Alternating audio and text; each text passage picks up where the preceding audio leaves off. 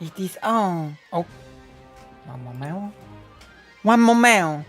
Wait. What the? Huh? Ba-bam. Ba-bam. It's so hard.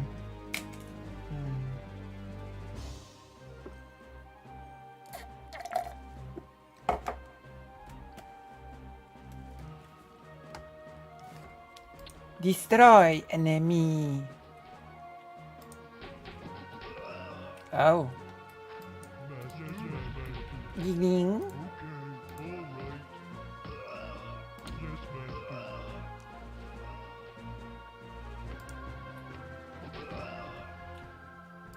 Okay, okay. Giggling.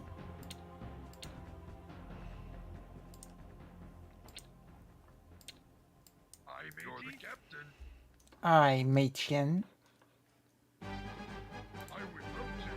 I would love it. Arg.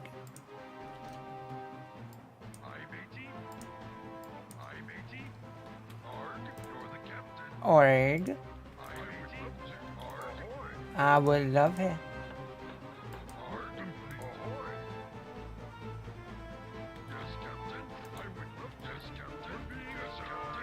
Yes, Capitão. Yes, Capitão. You're the captain, Capitão. I would love it. Destroy. Where are you, Captain? You're the captain.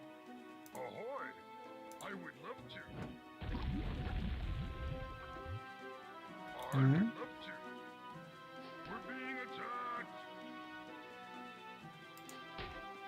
Uh-oh. I choose you. Two-headed butthole. Nobody's in the chatting.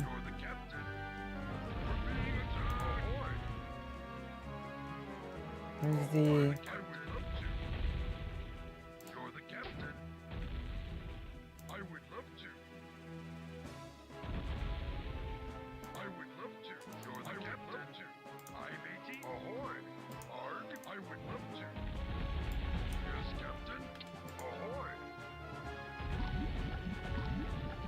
Wait, hold on. Oh no. I missed the mark. Hold on. Zonton.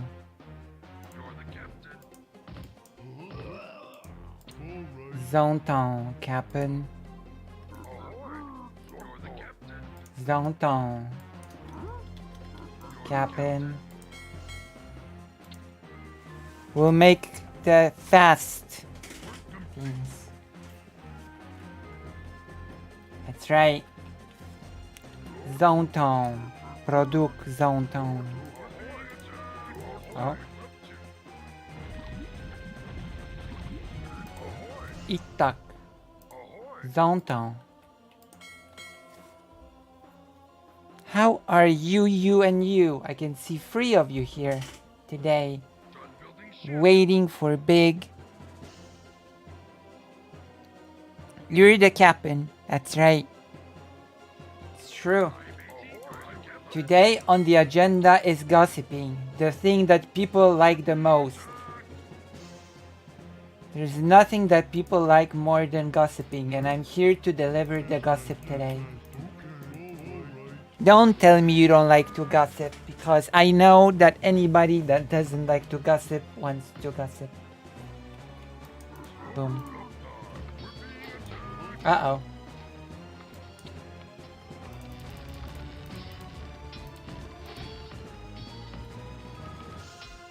If you say you don't want to gossip, then you're the biggest gossiper on the face of the universe. Because the universe has a face.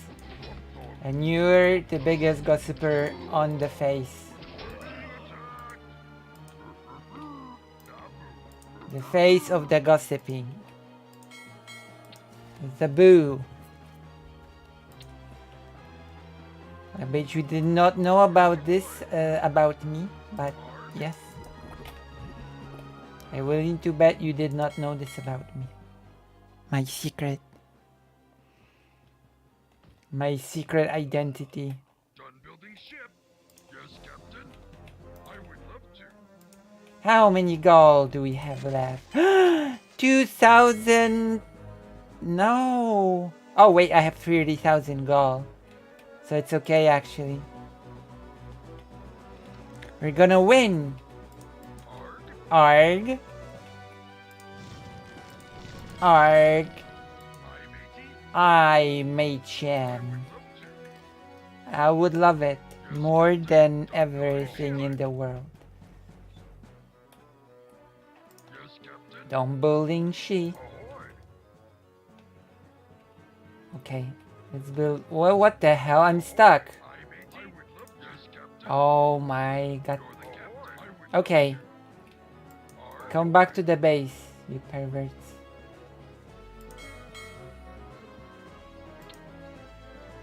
Can you believe this? They got stuck. I destroy the innocent peon. No, that was a peasant. The orcs have the peons.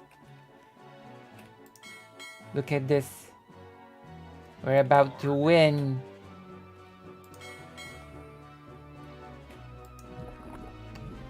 And winning feels like the opposite of losing.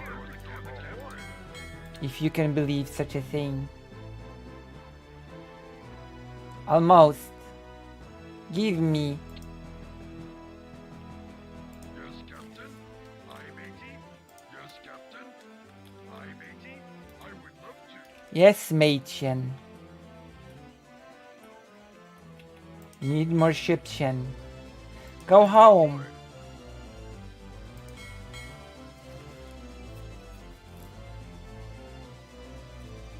People are not excited for the Warcraft 2. Burp. Building ship. Okay, we're almost at the threshold of the universe.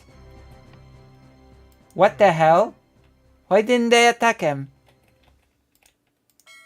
I don't understand this.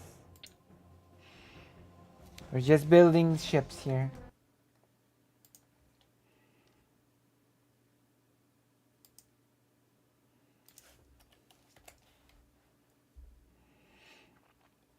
Where's the... Oh, right. I forgot. Maybe I forgot. Oh no, I didn't forget. I guess it's okay. Wait, is it? Oh. That's strange.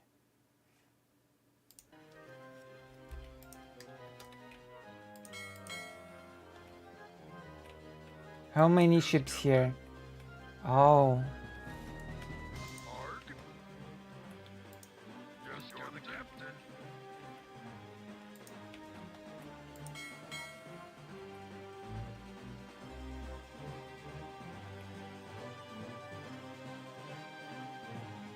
Done building ship.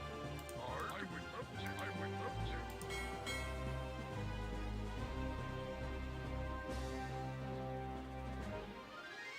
Ta-da!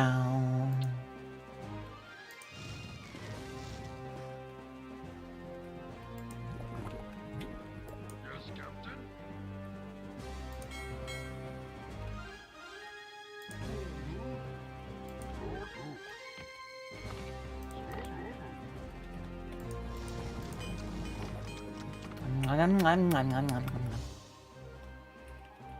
We won. Yes, Captain. Our victory is here. Ship. I'm the captain. You're the Let me out, pervert. Destroy! Okay, that's enough. captain. I think we've got enough stuff. Let's go. To win this mission once and for all. You know what I mean? Understand my feelings. Hello, Maya Mayor. You're here just in time to win this mission. Forever. Or even more. Are you here for the gossip? You here for the upcoming gossip session about Mr. Donald? Imagine having a president called Donald.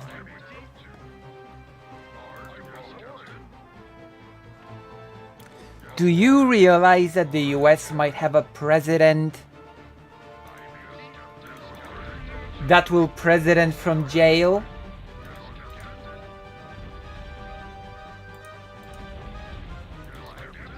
You realize that you might end up with a jail president? Have you considered this fact?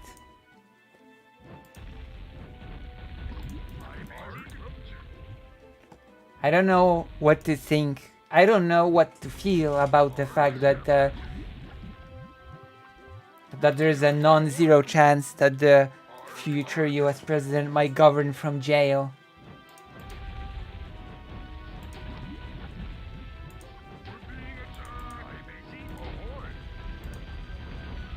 Isn't this the most bizarre thing ever?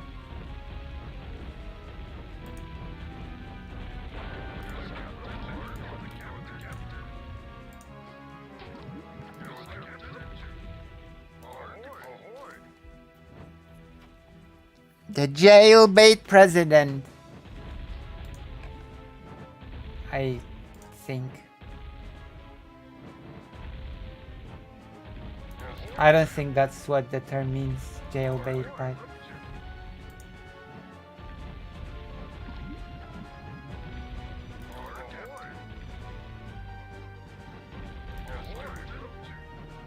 but yes. How does the chat feel?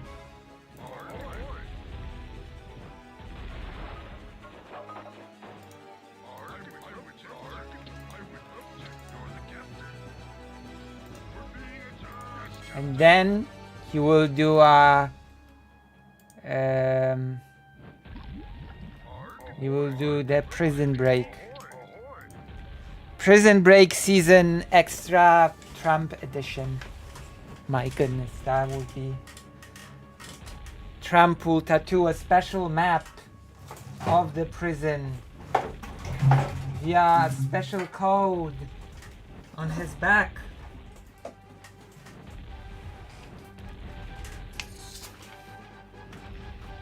Oh.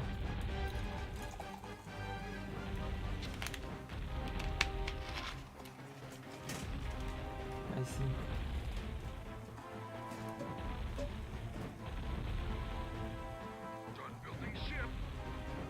Well then, in that case, Trump will be a prison break president. Prison break president.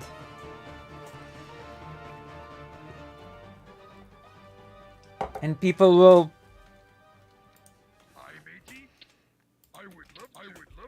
insert Trump's face on clips from Prison Break.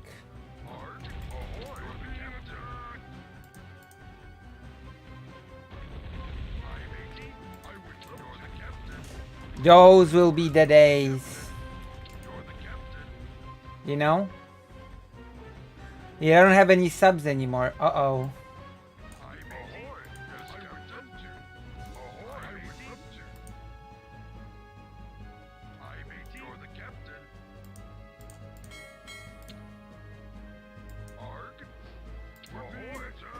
My goodness. Do you think Trump will get arrested? Or no? Yes, Captain. You're the captain. Okay. You're the captain. You're the captain. I guess we've got enough to finish this. Uh-oh. Ahoy. I wonder if you can hear the music well. Done building ship. I would love to.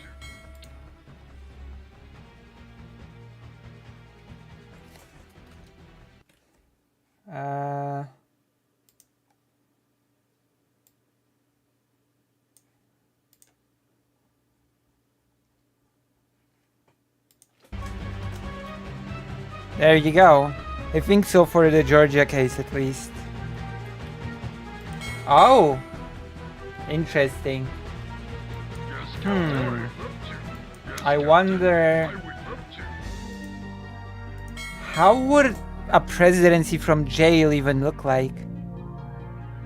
Trump will probably just get a slap on the wrist. If Trump went to jail, would he go to some VIP prison or what? Matey, ahoy! I saw people go to some VIP prisons if they are rich enough, You're the captain. with luxuries and stuff. Wonder if he'd go to a place like that. So weird.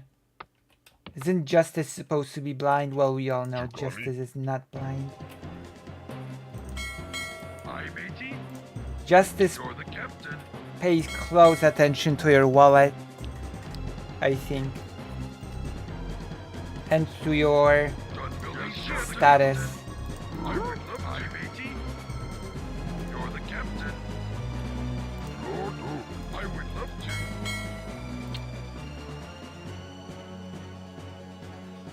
The poorer you are, the more blind You're the captain. justice is.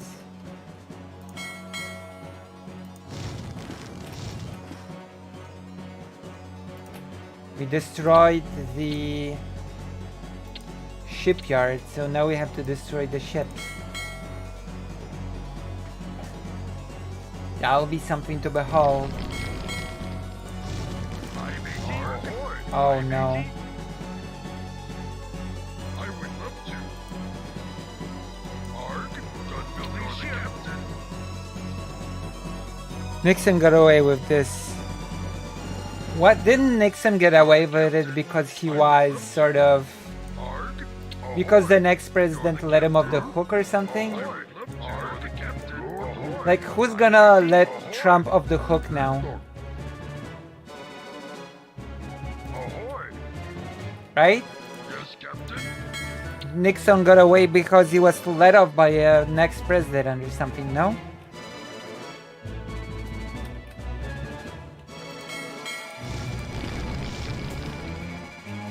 Or am I thinking of some different president? Was Nixon the Watergate one? Or... Arg. Aye, matey. Ahoy! I mean, I don't think Biden's gonna let Trump off the hook. I highly doubt it, at least. Done building ship. I would love to. Aye, matey. Yeah, so the Watergate one was just let off by the next president in line, and I don't see Biden doing this for Trump. Somehow.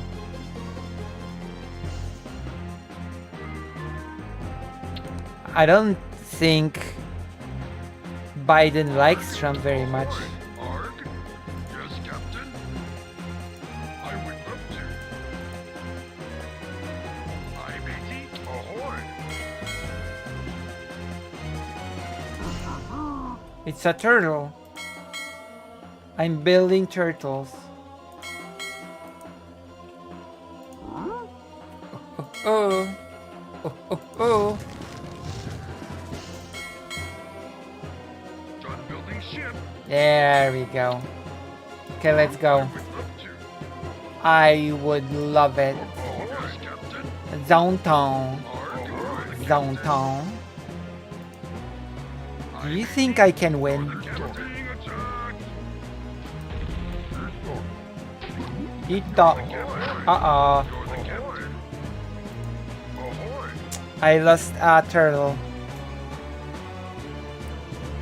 Yes, Captain. I would love to. You're the captain. I still think Trump will get off with and will probably run for another 4 years and ruin the country. Yes, Captain. Wait, why such negativity? You think Trump will win the election? Yes, Captain. Ahoy! Why so negative? Oh no.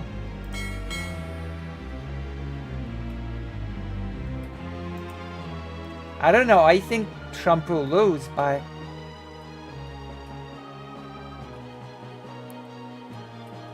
We're being attacked. Aye, matey. Ahoy! Does Trump have a big chance of winning the election? Aye, matey. Ahoy!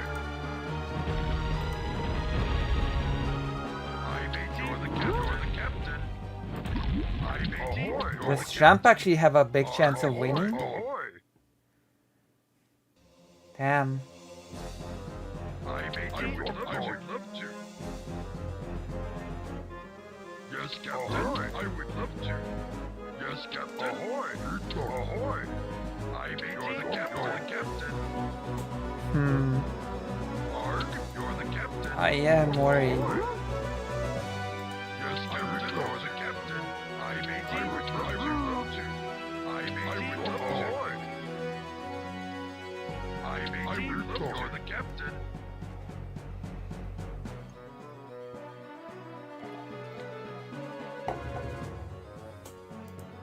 Yes, you're the captain. Yes, Captain. You're the captain. I would love to. Arg, you're the captain. I would love to. Yes, Captain. You're the captain. Enough of a chance to where the Dems shouldn't slack off at the very least. Last couple of polls, he's been fluctuating from 54 to 44 and winning the primaries. He peeped those stats, he has a good chance of... Oh god. I would love to. Didn't people learn that Trump is a fasci type? Captain, you're the captain. We're being attacked. I'm the captain. Ahoy! I you're the captain. Yes, Captain. Yes, Captain. I would love to. Yes, Captain. You're the captain. I cannot believe this. You're the captain. I would love to. Yes, Captain. Ahoy! Has the US not learned its lesson with Trump? Yes, Captain. Ahoy! Arg, you're the captain. What's happening? Explain to me, please. Arg. Ahoy! You're the captain. Ahoy! You're the captain. Because I cannot believe. Arg. Ahoy! You're the captain. You know? Ahoy! I would love to. You're the captain. What? We're being attacked. Oh. Yes, Captain. You're the captain. You're the captain. I expect those numbers for the primary. I didn't think that will transfer over to the general though. You're the captain. I wonder. Why, do you think they will get smaller or bigger in the primary? Or in the general, I mean. Do you think they will get bigger or smaller? Hmm.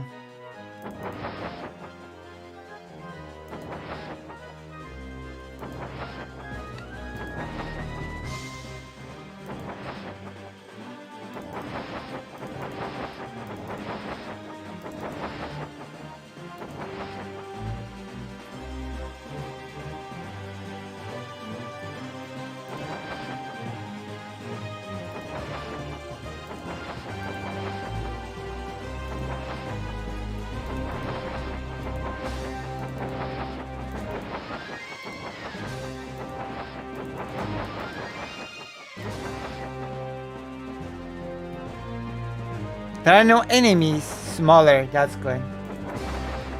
So you actually think Biden will win? Joe Biden.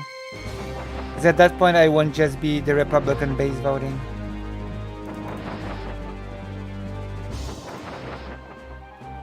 So do you believe Biden will win the story? Joe Biden.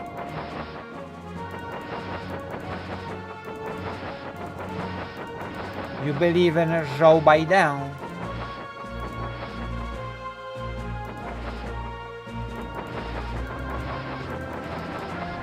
See, this is the problem with Warcraft 2. Somewhere out there, there's a single enemy or something, and if I don't defeat this single enemy, the level will never end.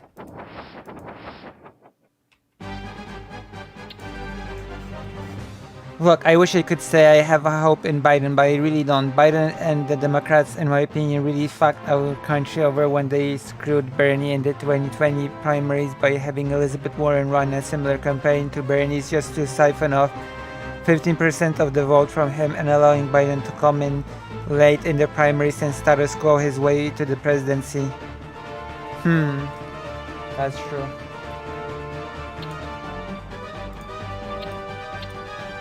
But I'm afraid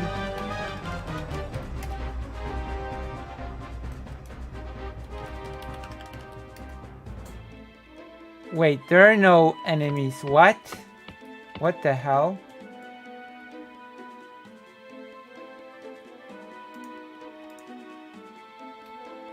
That's a foundry. What the hell? I'm afraid it's not about having faith in Biden anymore.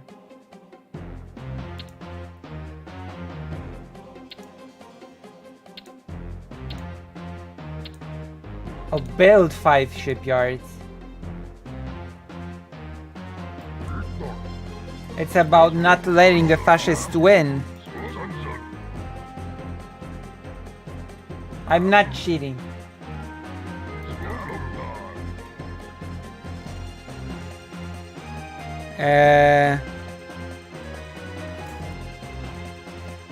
You know? I wanted to see if I missed any enemies, but I didn't.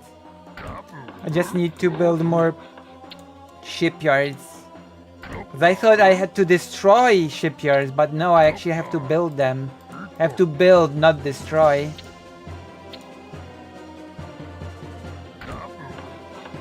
My mission is to build, not destroy.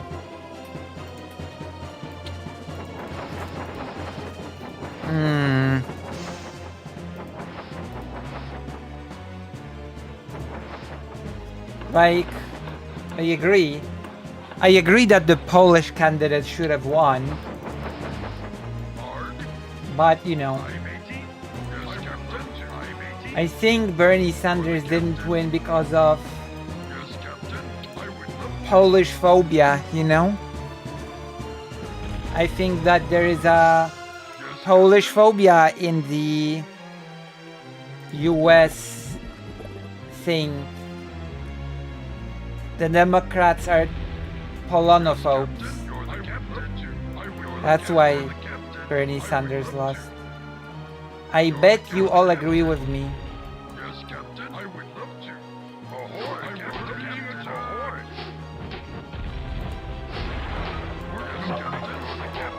I bet you all agree with my assessment.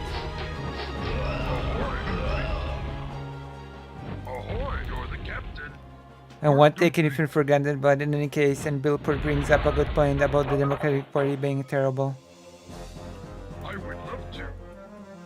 True! Terrible Polonophobes. That's right.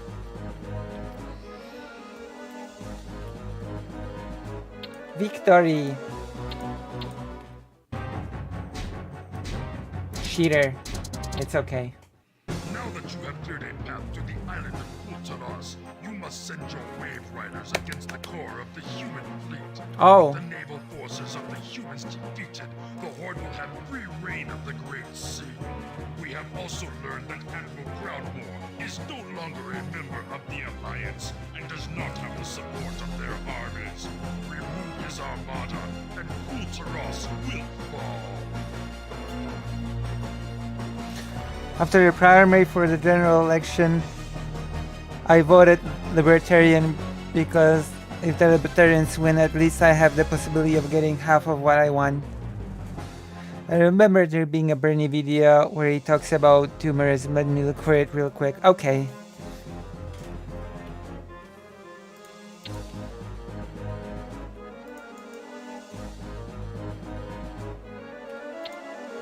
You know, Bernie's parents left Poland when there was still a huge Jewish community there, you know? We're being attacked! Arg, you're the captain. I'm 80, you're the Bernie captain. Sanders' parents left when Captain. Arg. Ahoy. things were still different, you know, You're the captain. You're the for captain. Jewish people. Ahoy. Ahoy. Ahoy. I'm not even sure what year they left. Ahoy. I would love to. You're the captain. You're the captain. You're the captain. But you have to remember that Bernie Sanders is a Ahoy, Captain. second generation immigrant. That would be, it would seem that way.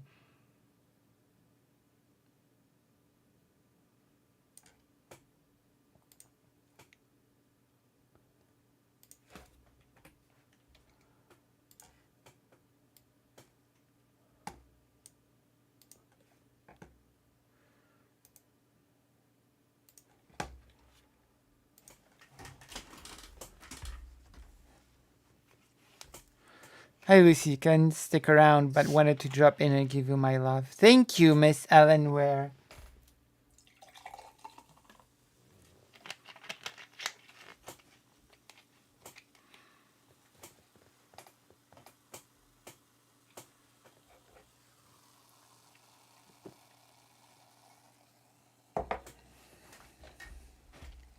Okay, let's see the topic. We're gonna change to React.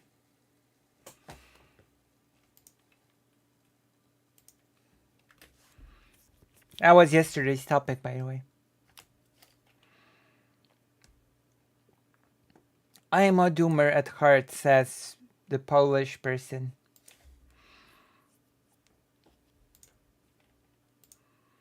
Still muted. A question from, probably mispronouncing it, Gemma, and she writes, I have found it hard to avoid doomerism. How do I avoid losing all hope? And then another question that comes from Patrick, is it ever going to get any better? Should I maintain any will to live? Now that's a little bit, makes me nervous, Patrick. Yes, you should maintain a will to live. And, you know, look, these are very tough times, and I think what we have to do is be honest about it and say these are tough times, but these are not the only tough times this country has experienced, or the American people have experienced, or the world has experienced. You know, the 1930s, 25 during the Depression, 25% of people in this country were unemployed. You know, you had children working in fields, children not going to school, working in fields, in factories. You know, in 1941, when we had to deal with both Japan and Germany, and the rise of Nazism and Japanese imperialism, we weren't prepared to do that in 1941, but the country got its act together. And literally in a few years built the economy and the armed forces that we needed to save the world from Nazism. So, you know, these are tough times, but it is not appropriate for us to live in despair, because what all of this is about is not just us. It is about our kids. I have 4 kids. I have 7 grandchildren, and you do too. And we are fighting for not just ourselves, but for the future and future generations. So it seems to me that despair is not an option. This is tough stuff, and the victories are not going to be easy. We are facing enormously powerful opposition. But throughout history, that has been the case. You know, people have faced enormous opposition, and things change. Things get better. So, you know, and all we can continue to do is to keep fighting. Damn. That's true, though. That is true. All I can do is wholeheartedly agree. I want to show you something. A debate. I want to show you a Wick debate. Let's see, Wick TV. I don't want. Oh my god. Don't even at me with this creepy thing. Where is it? Hello. Welcome one and all to yet another episode of Wick be. There you go. Daedalus Media told Wick that he is a spineless bow-sider. Bow-sider. Bow-sider. That Wick is a spineless bow-sider. Do you agree that Wick is a spineless bow-sider? Cross-ideological space where we come together to talk about issues both political and cultural, from the silly to the serious. And, well, you will decide, dear audience, whether today is silly or serious. Wick said we come together. Get it? Do you get my innuendo? We come together. My goodness. See, I have humor as well.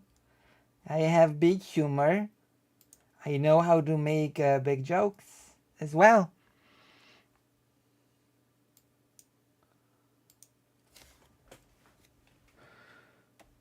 And no day we will learn if they all come seriously or as a joke. Today, we are being put on trial. By we, I mean me specifically. And do I both sides things too much? Am I a centrist? Yes. Is centrism bad? You said you were a centrist, you doofus. You described yourself as a centrist before. And now you're asking if you're one? You said it multiple times. You said you were one. Is it bad to both sides say? Ouch, my Is that ears. even something we should be concerned about? Yes. Is the right graded on a curve when it comes by the general populace to things? Should we hold the right to a greater account because they Ouch. have more power? All these and more. All these and more. But as it is a trial, we have... It's basically on the level of asking, should we really hold a murderer more to account than a shoplifter? I don't know. Should we? a prosecution. Feels like we have a should. defense. The prosecution today, Josiah and Daedalus Media. And later, when he gets here, Portland is burning. But he has a... He'll be here soon. It feels like we should. For the defense, we have my Atticus Finch, Fairy Queen, Who? and my Johnny Cochran. Who? Who are these Yes, yeah. people?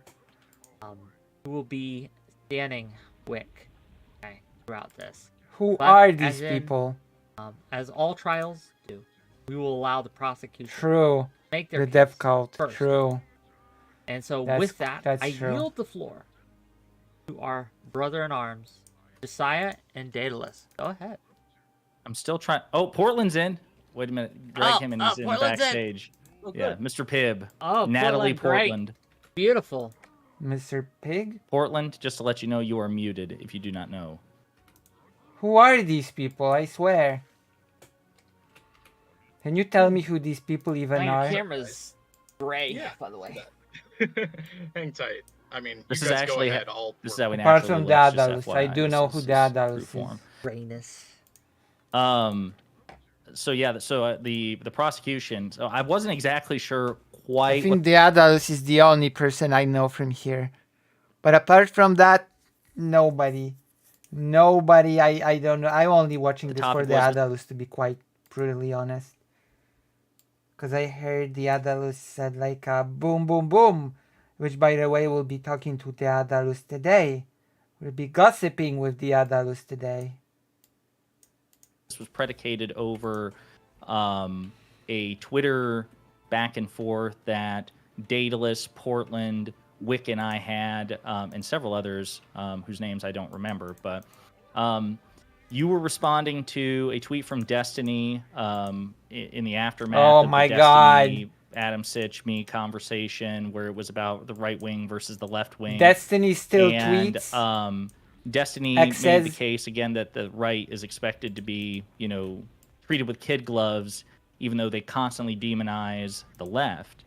and then you came in and said, hey, both sides demonize each other and we should probably stop. And then people were trying to make the case that you're both siding an issue where the demonization is greater on one side and has greater deleterious effects from one side. And so it triggered a back and forth. I'm sure we'll revisit the specific tweets, but just, I guess in a nutshell, if we're talking about centrism, Wix said that. I do think. I'm sorry. Wait. Wix, Ivanko, hello. This panel is about whether or not Wick is both siding everything, and Wick said that both the left and the right are demonizing each other. Wick, it's not demonizing when you point out things that are really happening. Okay? The right really is trying to take away rights from people. It's not demonizing to point that out. My God. Wick is such a bafu. Wick is such a bafu moron. Bafu moron, okay? Have you ever seen such a bafu? You're gonna hear a lot of my is Wick a damas or not? Yes. You're gonna hear a lot of Lucy language today. Wick is a bafu. Have to translate what he said to my language. Wick is a damo.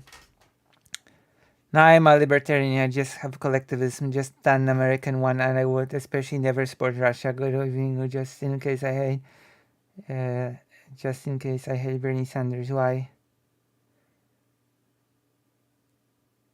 Wait, why do you hate Bernie Sanders? Why do you hate?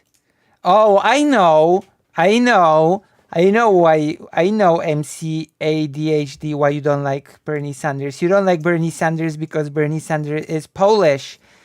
And we all know that Polish people abroad hate Polish people abroad. I get it. It's the old stereotype. I see what's happening here.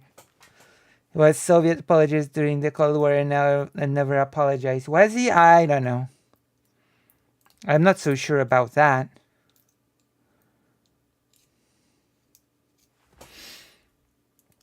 You just hate him because he's Polish, and Polish people hate Polish people. It's an old stereotype.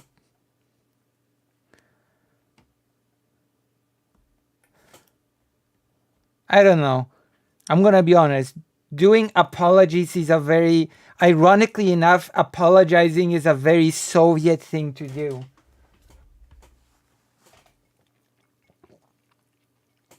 Doing the self-critique is a very Soviet thing to do.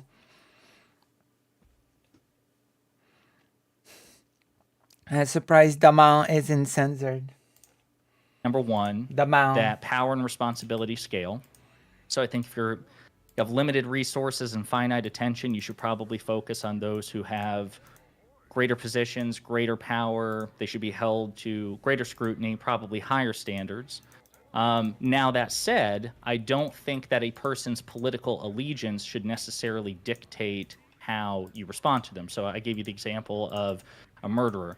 I think if a Democrat is convicted of murder and a Republican is convicted of murder, we were using the crime metaphors, they should be punished exactly the same because it's the same crime. The political allegiance is irrelevant. Don't kill my peon! Power and influence, that to me is the thing you should scale. So that's my position. I don't know where everybody else don't know agrees. who you you told are. me you don't agree with that. You don't think that power and responsibility scale, which kind of surprised me because Uncle Ben from Spider-Man says the exact opposite. Shame on you for rejecting Spider-Man.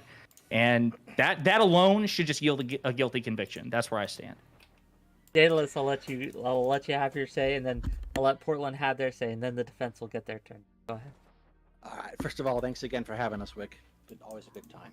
I essentially agree. Or I would say, Wick, you're a damal, you're a pervert, and I don't think you understand what you mean, what you say, and I think this is the thing that you are very, yes. And that would be my opening statement. My day-to-day reality since becoming a content creator has become kind of buck wild. So we started But this wow. because you responded to a tweet Destiny made, who was responding to Brianna Wu. and I Why would responded you to and respond so to suddenly here Destiny we are. tweets? But yeah, I just That's generally crazy. agree with Josiah here. Crazy. We have to grade people who hold more power and influence with a much more severe, maybe be more severe on them than we otherwise would have. And seeing as the vast majority of action that comes out of these days comes from And right-wing governments reaction. here in the United States, state governments in particular, I think focusing on them more is appropriate. Okay. Being here. Portland, what you got?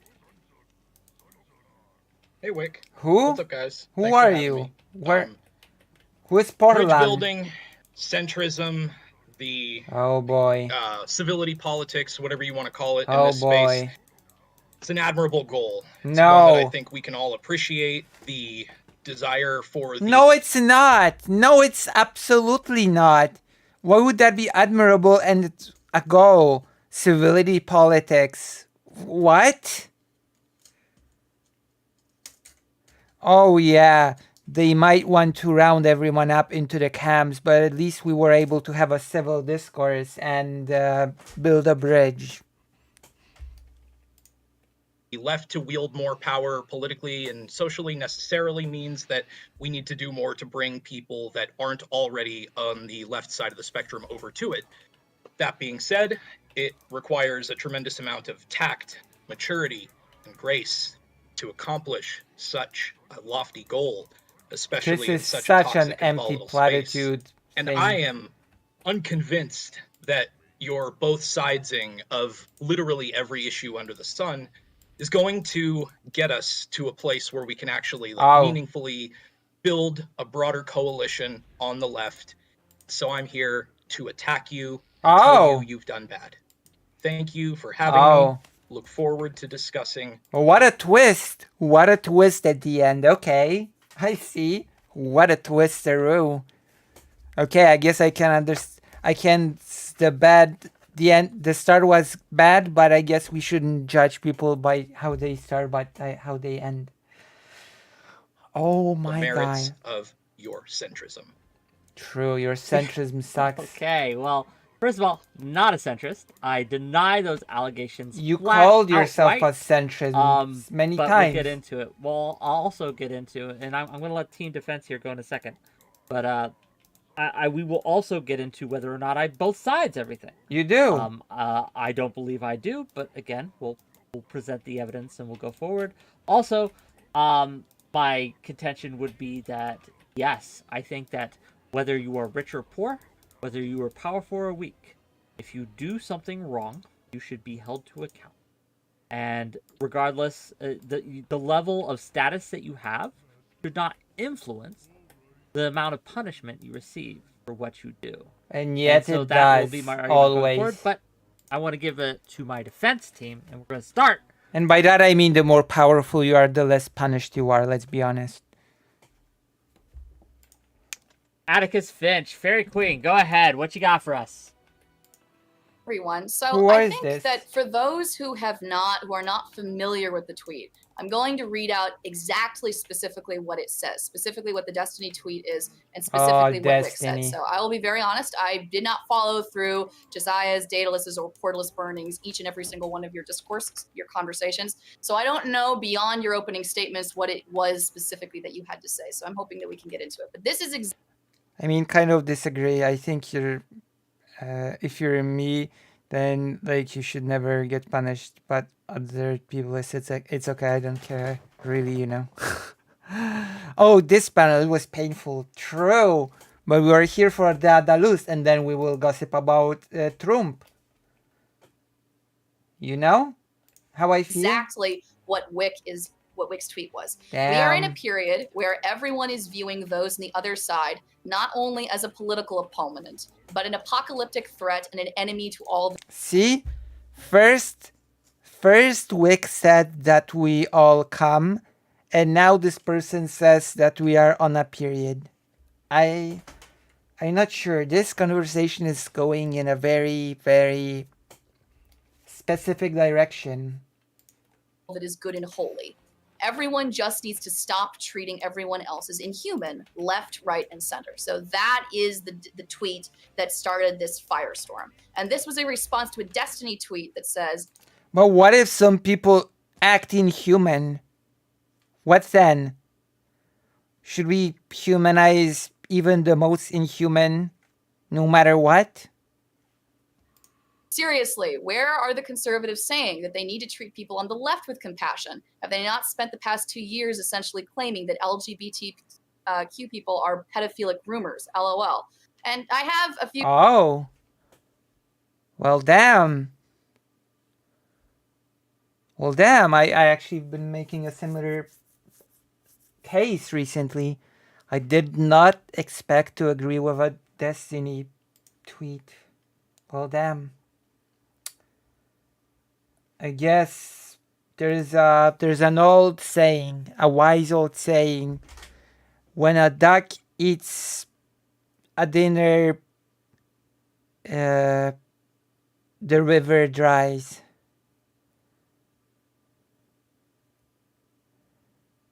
That's a super old thing. 1988, that was like a lot of time ago. Why should I care what Bernie Sanders said in 1988? My goodness. And this is my response to that. So number one, I completely agree with everything the opposition said about holding people who are in positions of power to account and to responsibility. We should hold people in positions of authority, especially. I don't care, he didn't apologize. Apologizing is a Soviet thing. For someone that says they hate Russia and the Soviet Union, you operate on a very Soviet mindset of, oh, I should apologize and, do the self-critique.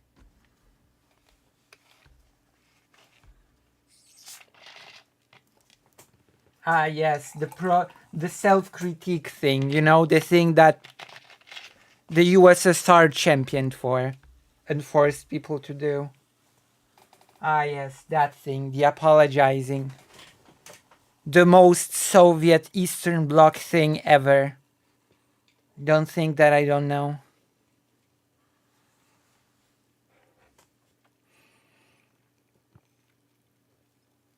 Unironically, the apology thing, the self-critique thing, it's the most Soviet thing ever.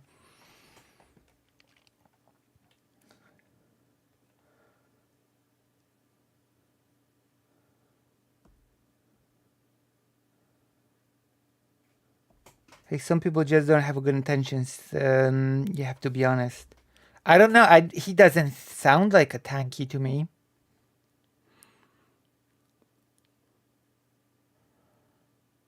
I don't know many tankies that are pro-Ukraine in the current conflict. If they are Republican politicians in positions of authority, to higher standards of account. However, there are a few things I have a question about. Number one, the perception of who is in power and the perception of who it is that we hold to account. So the example that was given by Destiny is groomers. If you click onto any libs of TikTok, if you click onto Michael Knowles or Matt Walsh, the overwhelming consensus upon each of their platforms is that it is not, in fact, the conservative right who is in power. The perception amongst many conservatives is in fact, that it is the left that is imposing influence upon the school system and imposing influence upon various social issues. I'd also like to dial back the clock to 2016. Wait, who cares about perceived thing? Who cares about what people perceive? From the Nazis perceived Jewish people to be in control or something stupid. To remind everyone of what the consequences of political polarization are. One of them has to do, and at that time, that was the election of Donald Trump. There's a great article on crack.com. It's very informal, but it's called 6 Reasons Trump's Rise That Nobody Talks About. And one of the reasons that it gives is that it's not about red states versus blue states. It's about the country versus the city. So the example that it gave, for instance, if you look at that time in 2016, Illinois, for instance, you'll notice that even though it's a blue state, the places, the counties specifically that turn blue are all located within urban areas. And if you look specifically at the conservative counties that exist within that state, all of those counties that are conservative, the vast majority of them exist in the countryside. That's a big deal. That means that a wide majority of people who are voting conservative, who identify as conservative, are living literally very different lives than those who live in cities. Their lives and the consequences and the trials they face are very different. And so when we're talking about this perception of power, I would ask everyone, if you're living in the countryside and if you're twice as likely to own a gun, you're more likely to get married younger. People in the urban blue areas, they talk faster, they walk faster. They're more likely to be drug abusers, but they're less likely to be alcoholics. What? People who live in these blue areas are less likely to own land, and more importantly, they're less likely to be evangelical Christians, which is a big deal to these What does that have to do with anything?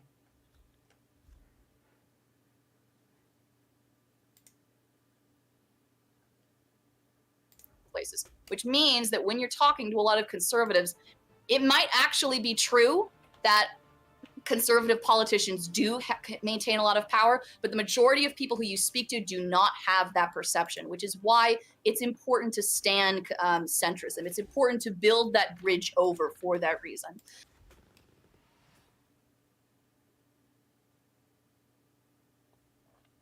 This is giving me brain freeze. What? Oh god. This is going to be so bad. Stand centrism. Oh yeah. If we care about democracy. Secondly, number two, the impact on personal relationships. I am realized To be a centrist is to be pro right wing.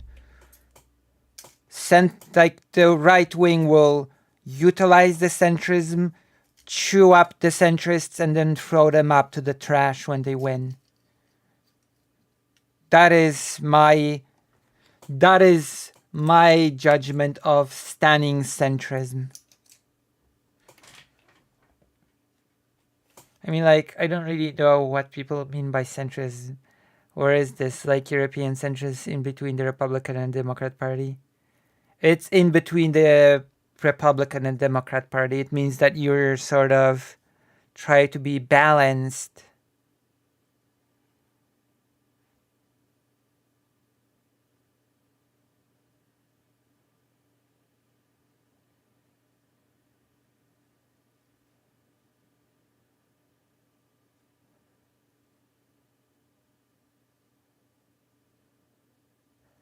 Wait.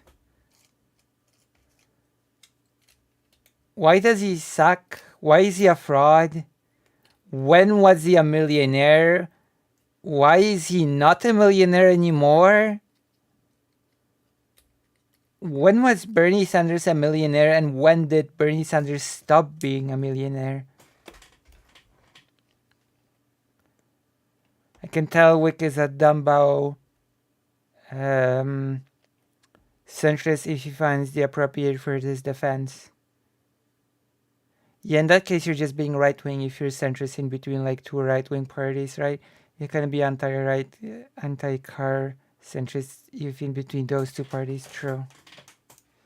that when we're just probably going to talk a lot about policies and legislation, I'm going to give you an example of one of the consequences of political polarization. Has everybody seen the tweet with Vosh where he's talking about liberal women who date conservative men? Yes. So yes.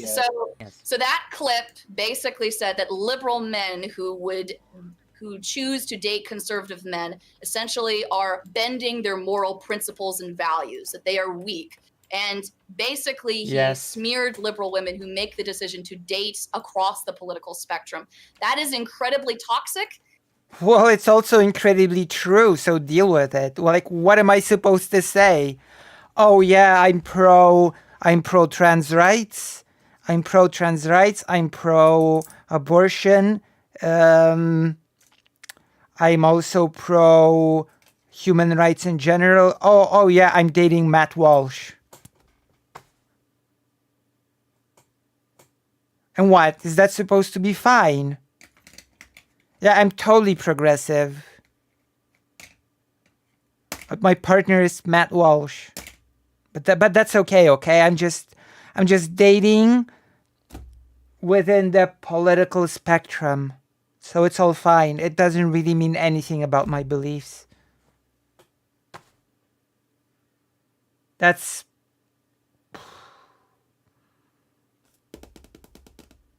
Okay. Vosh was absolutely correct in that tweet. Of course. Extremely toxic.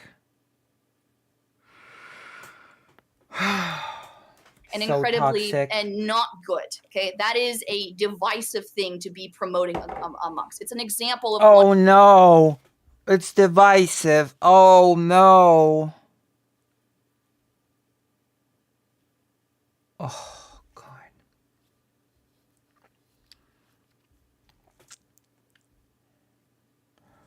My boyfriend thinks killing a puppy is okay, but I don't care. But I'm against killing puppies, even though I date a person that is super for killing puppies. But it's okay because I'm not for it. Is this a joke?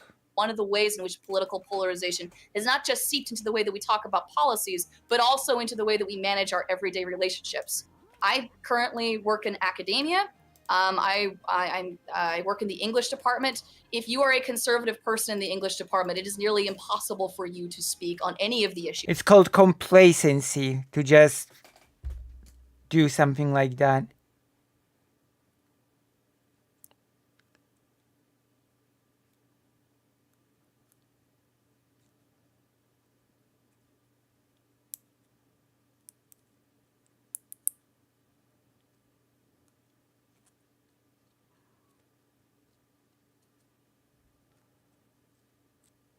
I don't know. People started buying up toilet paper when COVID hit.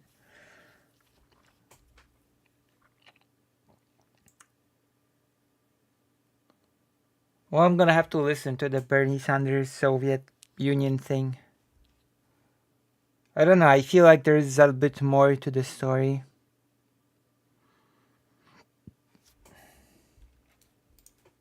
Within a class. It's very difficult for your work to be published from a conservative literary basis and in peer-reviewed journals. And for all of these reasons, and I don't want to talk for too long, I understand where the opposition is coming from, but I am still skeptical. And I worry that were we to support their ideas, that it would actually degrade our ability to exist as a democracy. Josiah is a threat to That was democracy. stupid. I like this take. We're gonna see how this goes. It It was works out such for you. stupid take. Okay, next Horrible. up, PF Young. What you got for us? Yes. Well, first off, well said, Atticus. I don't know what the tweet. I didn't know this was based off of a tweet. What Atticus read just now seemed perfectly reasonable. I don't see how anyone could disagree with what Wick stated. So, I also don't understand. I mean, this is a broader conversation about centrism and balance. And it is impossible for me to understand, even for a second, the perspective that the balanced middle way is not the correct perspective. Pick every single issue, there is a centrist, correct, balanced middle way position. On abortion, does life begin at conception? No, of course not. Should abortion be allowed up until 9 months? No, of course not. What is the balanced middle way between genociding and not genociding people? Genociding them a bit? Is that the balanced middle way? That's because a lot of conservatives believe words can have subjective meaning to dunk on trans people, like your moral beliefs can make some work impossible. True. On immigration, should we have open borders? No, of course not. Should we have no immigration whatsoever? Wait. No, of course not. Can I finish my opening statement? Sorry. Good grief. Please. Johnny Cochran Goodness is speaking right gracious. here. I have a high-end client I need to protect.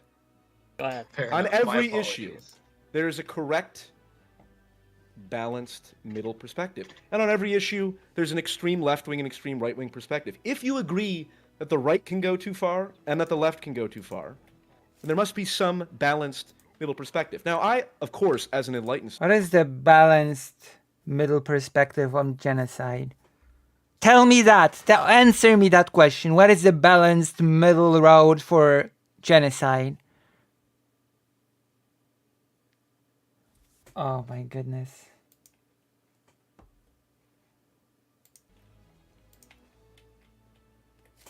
Oh, yeah, I have to unpause. Sorry. Centrist. Agree that, like Wick, no true centrist would identify as centrist. Destiny does more good than anyone for the centrist cause. By calling conservatives retards, he appeals to exactly the kind of left-wing He also says that trans people fight for too many rights, so centrism. people who would normally be swept up in the postmodern neo-Marxist far-left agenda. What? And push for, let's have 13-year-olds get their breasts cut off because they say, I feel like a girl. Destiny opposes that. And Who is perhaps this the only way person? that a significant number of people on the left would agree with that position is if someone like Destiny calls conservative retards, and then those people go, oh, I like this guy, so I'm also going to agree with his more reasonable opinions. What? His centrist, balanced opinions. So I don't even begin to understand how I know you don't understand. categorically correct or the right is categorically correct. Am I still here? Yeah, no. I you hope just, not. You cut out there for a I second. hope but you're think not we here got what you were anymore. saying, so it was only a moment. Okay, all right. Yes. Um, So, Wick, you can deny your centrism all along, but you're a good guy and you're doing a lot of good things, which makes you centrist by definition. Interesting definition of centrism. I don't know Johnny if I Cochran has agree with spoken. it, but again, two. Microphone. Real quick, I would argue the characterization that anything in between those two polar extremes is a centrist position. I don't think that that's enough. I don't think I didn't say Yeah, believe it or not, I don't care about the right tards or the left tards, as you put it. I care about what the whole movements stand for. And if you look at that, no amount of saying that there are right tards and left tards will save you. No amount. I'm sorry. You can cope about individuals being tards, but at the end of the day, it's about what the wider movement is all about, not some individuals. And when you look at what the wider movements on both sides stand for, well, it becomes pretty clear. It's not about teams, it's about ideologies.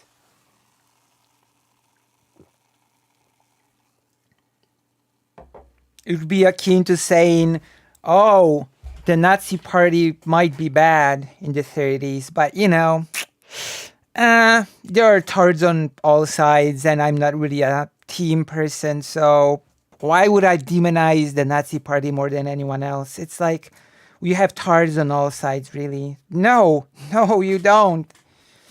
God. I'm surprised to hear that from a Polish person, actually. When we literally have the Confederacy Party, Konfederacja, over here. say anything in between. I said the correct You position. literally described positions that are very left of center, like abortion access up to second trimester, and things that are obviously left of center. They are positions that are between those two extremes, but to characterize them as centrist positions, I don't think that's correct. I didn't say all those positions are centrist. I said the correct position is centrist Well, because it is in I between think those two. what's more Yeah, but you problematic cited Well, how am I wrong? Does anyone here a think that centrist abortion position should be a illegal? centrist position is by definition a correct position, because what that's really describing is gray fallacy, where one side says X, the other side says Y, and you assume the answer is somewhere in the middle, which is not necessarily true. True. Yes, It's but the it golden usually means is. fallacy. So, Yeah, so but you don't. it's not a. Well, I wouldn't call it a fallacy. It's a rule of thumb, and it's a correct rule of thumb. So you don't think the golden means fallacy is like actually a thing that literally between any issue, I'm whatever, sure you can throw it around. Yeah, but just Well, I'm asking it's if you not, believe there's it. no meaningful statement in there's two extremes and the correct position is somewhere in the middle. If it's Yeah, 'cause 2 like degrees But right, that is true. of Does the everyone here extreme agree with left. that? Hold on. Does everyone here agree with that? No, that's obviously correct in like its Wait, you basic just- hold on. logic, Portland and just it's said it's also obviously not correct, an and intellectually Josiah- honest position to take. Portland just said it's obviously correct, and Josiah just said no. So why don't you two hash out your disagreement? Obviously literally correct in that if you accept that the two extreme points on the spectrum are probably not the correct points ideologically in any given space. Yes, technically the correct answer is going to land somewhere in between those two extremes, Right. but that doesn't make it a centrist Oh, boy. position. That just Okay, means it's then somewhere that's your on a- semantic game. No, I'm saying the spectrum of all possibilities isn't a meaningful insight. I don't Like- believe in the spectrum of all possibilities. I You don't think just- abortion should be. Can I finish my point? I don't think abortion should be legal after 1 day after conception. I don't think it should be legal 2 days after conception. Excuse me. I don't think it should be illegal 1 day after conception or 2 days. It should be illegal somewhere after, I don't know, a month and a half, 2 months or something, when it's reasonably assumed that the fetus could feel pain. That's a philosophical position that isn't just arbitrarily put between two extremes. That's absolutely arbitrarily put between two extremes. You have no basis for assuming a fetus between 5 and 11 weeks. I can don't want to get experience into very specific. Yeah, that's like you're giving us the both siding centrist position. Like, I'm sorry, being total Sims to EU is far better than Confederacja that isn't just Russophilia. It's also anti-Semitism. It's also anti-helping Ukraine. It's also anti-European Union. Confederation wants to take Poland out of the European Union. It's also against divorce, abortion. Like, I'm sorry, it's a ridiculous position. There's a big difference between being EU Sims and wanting to take people's rights away. Don't you think?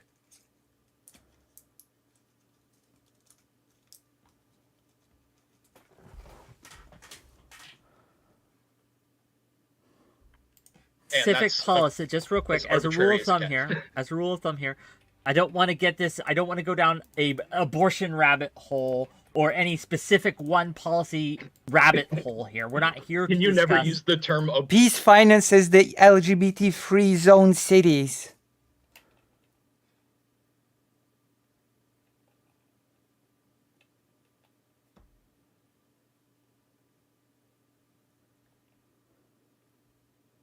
And no, peace is not socialism. It's a ridiculous thing to say. If peace is socialism, then the Nazi party was socialism. Socialism is not when the government does social programs, or rather, government programs. abortion rabbit hole again, please? It's just kind of like Fair made me enough, fair enough. uncomfortable. But the what we are here to talk about today is both sidesing, right? And centrism in general, as well as are both parties, should they be held to the same standards and should they be held to the same account? And Who I disagrees think with that? that Does anyone yes. disagree with that?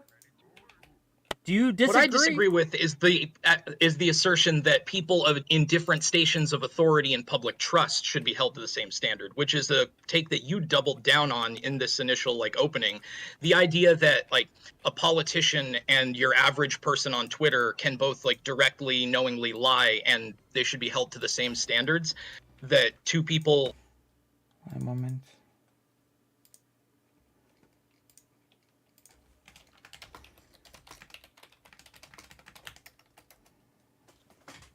My goodness. Like a police officer that murders someone and an individual on the street that murders someone, that there should be no difference in the standards applied, is just obviously something that I think flies in the face of putting people in, the principle of vesting responsibility and authority in certain individuals. The whole point is that they need to be held to a higher degree of responsibility with that authority that they wield. And I don't know how you Atticus can disagree also with said, Atticus, aka Fairy Queen Yeah, also Fairy Queen also seemed to agree. agreed to that. I'm curious if PF. What are your thoughts? What do you think? PF Do you think Young. powered? Yeah. Yes. Yeah, I don't actually agree with that. Well, I don't know. The example you gave of a cop and a murderer. If a cop kills someone, if a cop murders someone, he's a murderer. He should be held to the same Correct. standard as every murderer. But the cop is Obviously, already in a full extent of position the of law. public Yes. trust. If a famous, How is if- that? Are you joking? yeah, I don't If a- understand. Like So if a cop kills someone in Wait. cold blood, he should be held to a greater punishment than someone else who killed someone in cold blood and at the robbed very, a mother, at the a very, son, or very daughter? least, a greater degree of social scrutiny. Not necessarily legal scrutiny in every Well, case, okay, I but don't need to know- social well, what does scrutiny that at the mean, very social least. scrutiny? We, What does that that mean? we So- expect. That, what do you mean? What does it mean? That we condemn asking you, people what does social on scrutiny a mean? level of, like, based on the level of responsibility that Complain society about is it on vested in Twitter them. more? Holy Let- shit! let me- dude. let Be me- a- let be me- a little let me- bit more reductive and Yeah, like let me clueless dial on it the back. conversation. Let me- please. Let me Please, dial it please, back. quickly. Let me dial it back a little bit. and Twitter. maybe we can explore it further. So PF, I'm sure you're familiar. There is no Twitter anymore, so that's with not the, a again, thing. I call it the Uncle Ben ethic, but you could say noblesse oblige. You could say whatever I you like want. that. The idea. Great power comes great responsibility. Yes. And with Do great you- power You like comes it great now that it's a Do you comic agree book with that? metaphor. No Well, I shit. think- How have you not tracked that yet? Young He man. already said it once. Young man, Wick, I'm gonna need some time to make my Please. response to Portland here. Portland, you gave a Well, shit example before of you the do, cop and the before you do, murderer, before you do. which is why I disputed that. I gave you a very Stop, clear both of example you, of stop, the stop, politician stop. and Okay, the is this on? Gang, is this on? I wanted to make sure that Josiah finished his point before we could respond to him. And then, so once Josiah finishes his point, I would like to hear from Young, uninterrupted. I'm looking at you, Portland. And then you can respond if you want. Yeah, I just thought that maybe that. What 'cause I feel platform? like we were close to consensus with the Oh. exception of Wick. The four of us here. Twitter. I mean, yeah, Twitter. You wanted to well, your wish has been granted and more. You know, your wish has been granted.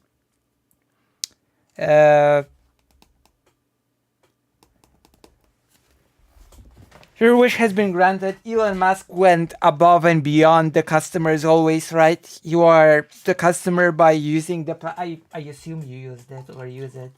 So as a customer, you wanted it dead. Elon Musk obliged the customer, which is you, me, or whoever else, and decided to kill it because the customer is always right. There you go.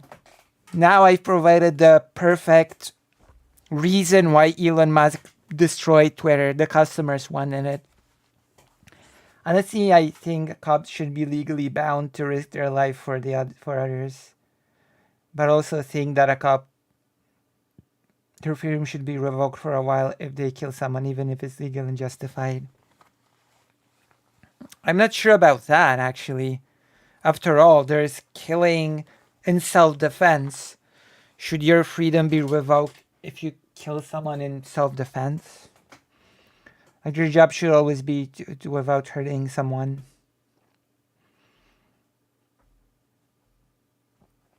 Like, if we would give cops such a big standard, then they probably should, I don't know, earn more or something. It needs to tone it down a little bit. Twitter was bad before Musk, and after him, it went like Titanic. True. It's X now. Let's not misname. Let's not dead name the. Hello, Greater Rain. Here, three of the prosecution and one of the defense agrees with the idea that with great power comes great responsibility, and power and responsibility scale. The more power you have, the more responsibility. Do you agree with that? True. Okay. So we've got at least a foundation in terms of like how that should be actualized, like in terms. So for now, we're watching Wick both siding and being a cringe centrist. I'm gonna be honest. I'm not gonna mince words. Wick is being a cringe centrist. We're watching Dia Dallas Media from Two Guys Talking History rip him a new one. That is why we're here, to see Dia Dallas Media rip him a new one. And later, we'll be gossiping about Trump with Dia Dallas Media. Wick is bottom right.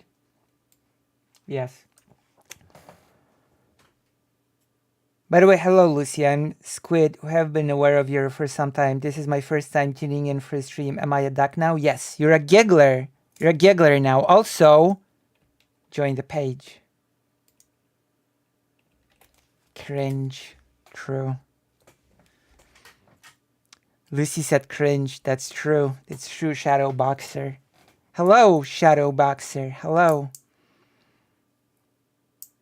That's right.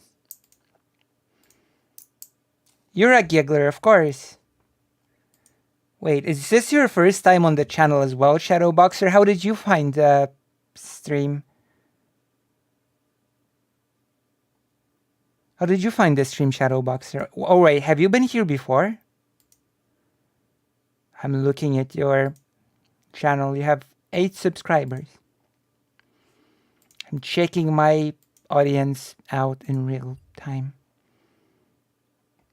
Yay, you know, silly. Wait, it's not your first time? It's not your first rodeo with...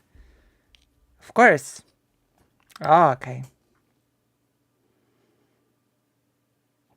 Hello, hello.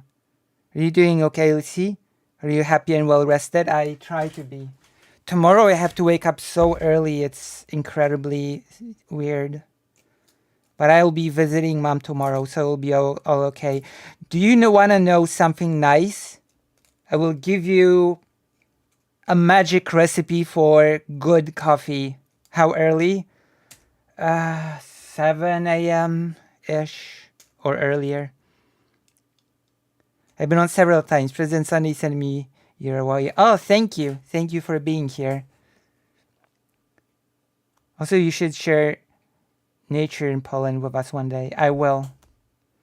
I'm gonna share with you a recipe for a good coffee. Okay? Are you ready?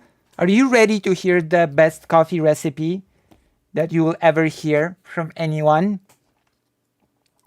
Even in self-defense, I think the government shouldn't let you off instantly. Like, the sentence doesn't need to be hard and long. I just don't want carries out and about after killing someone. But that would apply to civilians killing in self-defense as well. Alright, ready, yo. So you take a coffee, a black coffee. It's the best recipe. We've been doing this with Mom for a few days now, and I've been loving it. So you take ice cream. It can be either warm or it can be cold. And then pay close attention, because this is the crucial step. You take a scoop of ice cream and you put it in the coffee. Enjoy. That's the recipe. That's the recipe for the best coffee. You take ice cream. I will leave the flavor of the ice cream to your taste, but probably chocolate something is best. Or maybe vanilla with chocolate. I leave it to you. And put the ice cream. The ice cream, if the coffee is warm, it will become, the ice cream will become cream. So it sort of becomes similar consistency to whipped cream. So that's okay. I hope I have shared with you. Also, okay, I'm gonna show you something. Speaking of coffee, I'm gonna show you something really good. Because that's why you're here. To see me show you the best coffee. I can see how that would be good. International Delight Creamer will have flavors like waffle cone, ice cream, hazelnut, mice. Exactly. Look.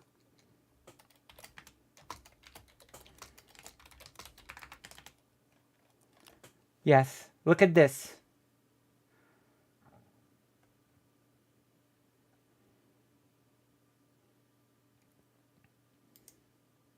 Happy Monday, everyone. It's Monday morning in Hanoi, Vietnam. And you guys can see the hustle and bustle of the city here. But before I can get that kind of energy to drive around, I need a cup of coffee. And if you are coffee lovers, this video is for you. Because today I'm going to introduce you to a very special coffee called Egg Coffee. And it's a must try when you come to Hanoi. You might wondering like egg and coffee. Hanoi. How good can that be? All right. Amazing. I had this in Hanoi. You know? Let's follow me to find out. Hanoi. I mean, follow me here too. All right. Oh, that's delicious. All right, guys. This looks sexy. Look at that. I don't know if it looks sexy, but I know it's delicious. You can see the egg foam is so airy and puffy. Oh my gosh, it looks really, really good. And this coffee looks like the Dalgona coffee that we invented during COVID-19. But a similar story though, this coffee was invented during the shortage of milk due to the economic crisis, and the owner of this coffee place is actually the inventor. He was working in like a five-star hotel, and during the shortage of milk, he was thinking of substituting I did not know that history of this coffee. milk with egg yolks. So this is his invention, and I'm so excited to try this one. This is a very well-known place, and you can see this place is packed with locals, and I guess everybody just want to I'm not sure if I drank it here in particular. try the egg coffee from its inventor, right? I would have to see the street. Oh my gosh. This is so good. Wow. This is more like a dessert than a cup of coffee to me. You know, It's so good. Oh, okay. Custard? Maybe. I know it's really, really good. Okay, let's continue roasting wick. We're not here to have a pleasant, nice time. We're here to roast wick.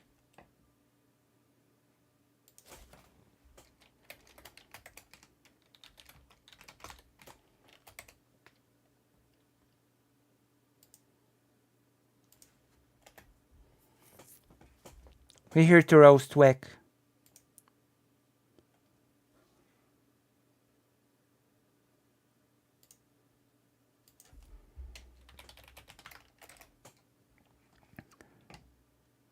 Wait. I have to check something real quick. Huh?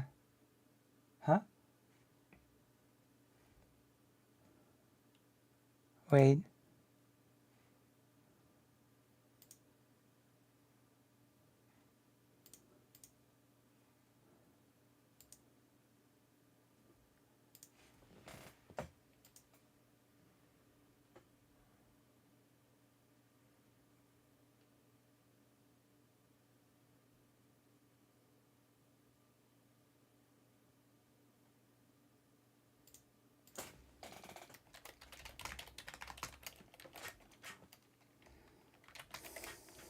All right, let's continue. Let's just go. Oh my god, gigglers. You have me laughing out loud. Oh, thank you. What if I assassinate Wick and just... No. We don't talk about violence. Violence is, of course, not our way. We debate. Okay, we debate like both sides, good stuff. Yeah. In terms of policy, in terms of scrutiny. Actually, if you're interested, we can go for some food videos, because Vietnamese food videos is amazing. Okay, it's an amazing genre. Vietnam food videos. I can show you some great Vietnam food videos, which will just make you want to go to Vietnam, which I, of course, recommend, because Vietnam is like the best place on the planet. In terms of accountability, what does that look like to you? Because you agree with the ethic, at least in principle, but when Portland, Mr. Pibb gave you the example of yes. So where's the disconnect? Terrible example. Well, that's fine, but where is shit? the... It's a pretty easy example to track. I'm sorry you can't. I'm sorry you're having such a hard time with it. I forgive you. I'm Taking having a hard someone's time with life. it, yeah. Taking someone's life. To have to do something on principle, you have to have principles. Got 'em. is Got him. arguably the We've got most them. significant moral crime one can make. Okay. So for us to say, well, let's take the most extreme moral crime that one can make and say, well, if you have a cop uniform on, it's not as bad. Or No, which is worse. effectively what you're saying. No, it's No, worse. you do the have a cop. opposite. Just real quick. Oh, I'm Say sorry. that So again. if you right, so if I break into someone's house and murder someone, but I'm not a cop, that in the final analysis, that's not as bad as if a cop did that. I reject that. No, that's not what's being said. What is being said, okay? Dawn of War sounds fun to play. This is Warcraft 2. So, what is being said here is that the crimes of breaking in and murdering is the same, but a cop has in theory, a specific function, a specific role, a specific responsibility, a specific standard to which we hold the cop. And in addition to committing the crimes, the cop, I'll quiet you. The police person, the police person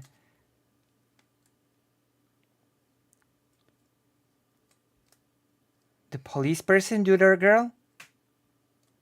The police person is any gender. The police person breaks that responsibility and that faith that we have in them, even though in reality nobody has faith in the police, but you know what I mean.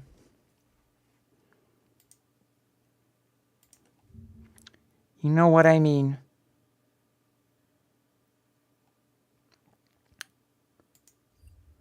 What are you what are you asking, Luxemi?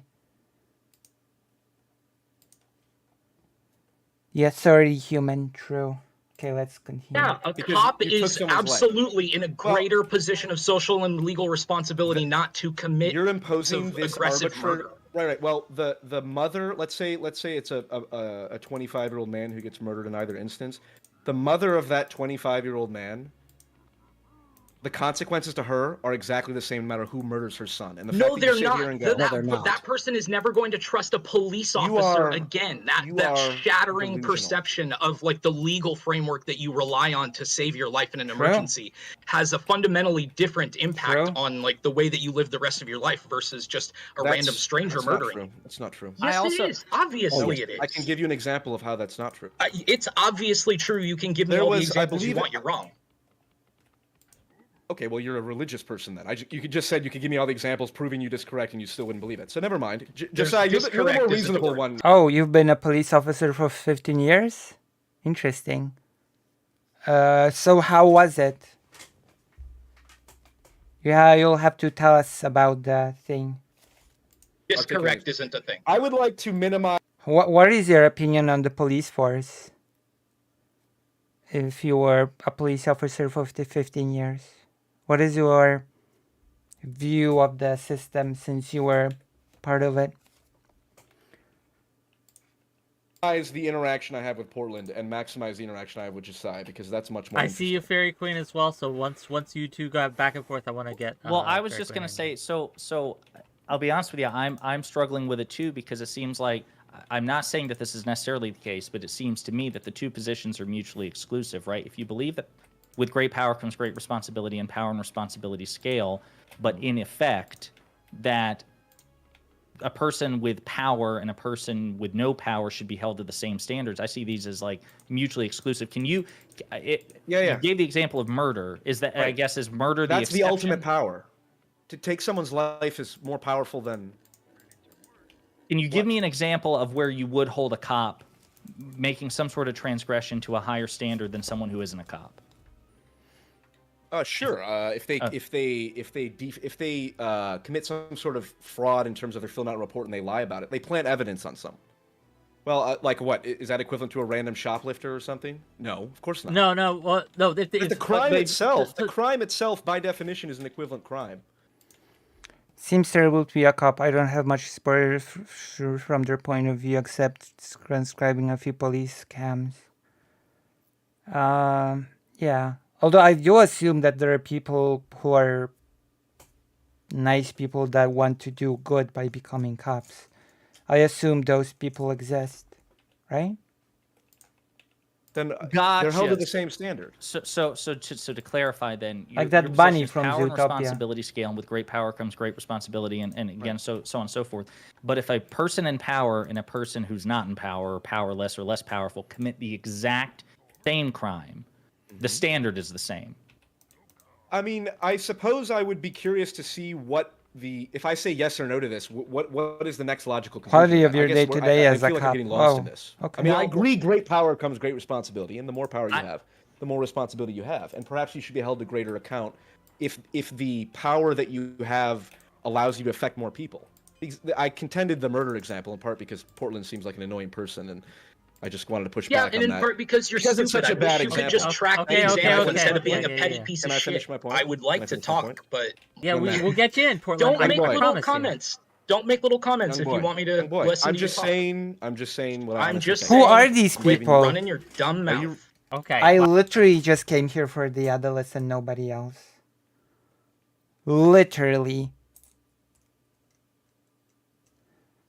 They seem like their work yo-yos between pointless BS and just the most heartbreaking and traumatic stuff ever. That's actually true. But then keep in mind that that's actually the same for doctors, even more so, because like heartbreaking and traumatic stuff for cops is like it's random on whether or not it will happen, but I would say with big confidence that for a doctor, heartbreaking and traumatic stuff is basically inevitable when you work at a hospital. And it is possible to be a cop and basically never encounter anything horrible and traumatic, in my opinion. You know? I used to work a job related to the police, but there was no authority to arrest and we were not armed, right? Sounds like either being called in to deal with Karen or telling a mother that their child has just died in a wreck and they can barely identify the body. Which I've seen both, basically. Interesting. Yeah.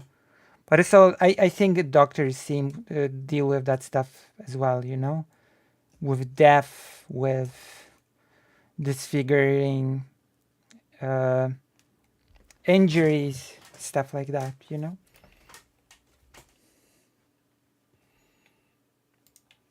Wow. Gang. How about we scale this out? This is, I think, that, Take it from a let's go- 10. I agree Let's with take the it from a premise. 10 to a 5. I agree with the premise. Great power comes great responsibility. Wick, what do you disagree with? Sure. With So me on that? again, what happens is by responsibility, I have to interrogate what that means because in most cases, I would agree with you. But when it comes to what I feel based on the conversations I've had before with all these gentlemen here of what they mean by it, I think it's substantively different things. So I am absolutely with them when they say, and with you, when you say anyone who murders, regardless of who is doing the murdering, should be held to the same standard as anyone else. You have any cop stories, right? Lucy? A lot of these. I actually do. I have a story of my apartment being raided by a bunch of cops. If that's a cop story, isn't it?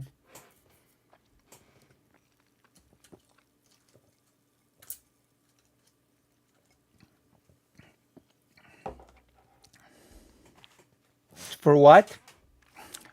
So my friend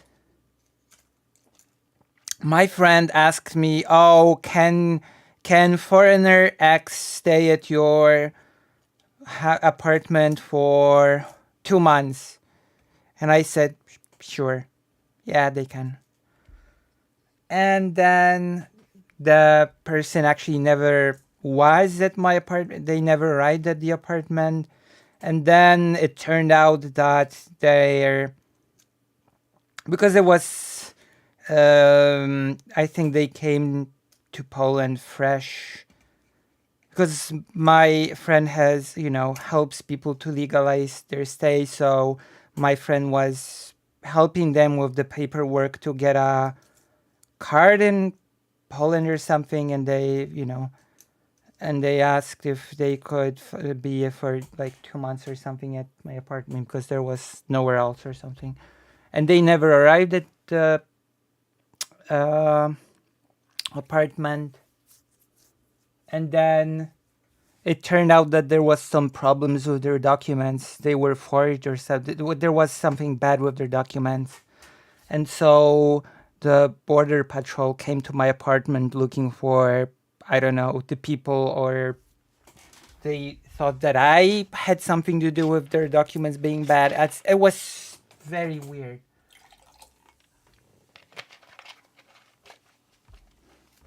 So it resulted in me waking up to a machine gun pointed at my face at 6 a.m. in the apartment being searched. So I guess I was raided. And thinking back, because they were like, whoa, hands in the air, because I wasn't bad, I was sleeping. And I was like,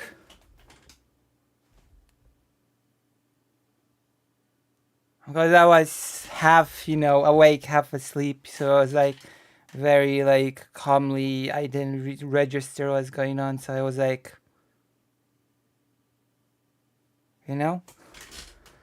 but from time to time, I keep thinking, what if I made a sudden move? Would they shoot me? If I made some sudden move, would they have shot me? It's so weird to think about, And they searched the apartment thoroughly, supposedly. And then my mom mentioned our kitty. The one that's on the photo here. My mom mentioned our kitty, the one in the upper left corner. Kind of sounds like they came prepared for some extreme violence, so that's a possibility, I guess. So that's a kitty on the upper left corner. And my mom mentioned the kitty. And the cops said, what cat? There is no cat. There is no cat in this apartment. Because my cat hid so well that they could not find her. And then when the border patrol left, our kitty just came out of hiding as if nothing happened, which I found to be hilarious. She hid so well that they didn't even register her presence in the apartment. Wild. But yeah.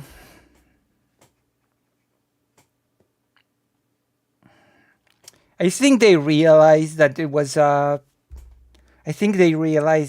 dead end, because at first they said that they were confiscate our computers and laptops. And by the end of the search, they basically said, yeah, we're just gonna leave everything here. It's really not worth confiscating. That was basically the end of their visit. They basically said that it's not really worth even confiscating anything. So yeah. It was wild. People keep guns by their beds here in the state. Police breaking in. It's a terrible idea. Oh my goodness. They actually didn't break in. They knocked at the door and my mom opened them. Like they didn't break in. They knocked and my mom opened.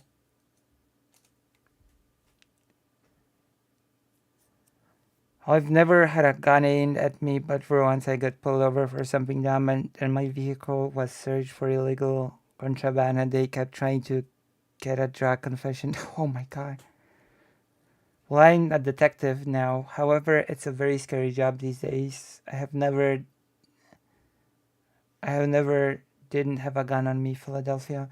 A detective, like on those TV shows when you crack cases and look for clues and tail people in a car or plant like a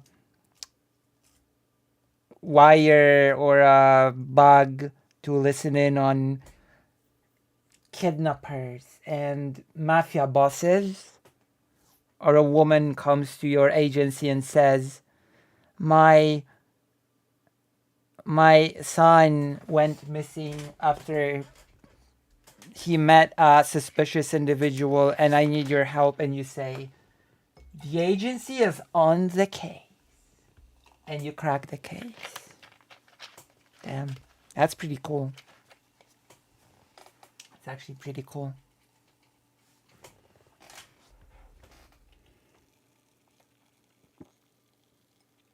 Detectives are a bit different than like cops that are abuse authority, right? Detectives are sort of, especially in those agencies, they're sort of like, their role is to help those who come asking for help, right? Thanks for liking me laugh, kiddo. No. I actually said today that my humor was flat and dull, but I guess I do have some humor in me. That's not bad. My brother got in a bad wreck once, and the cops started searching his car for drugs and slicing cushions and what? Why?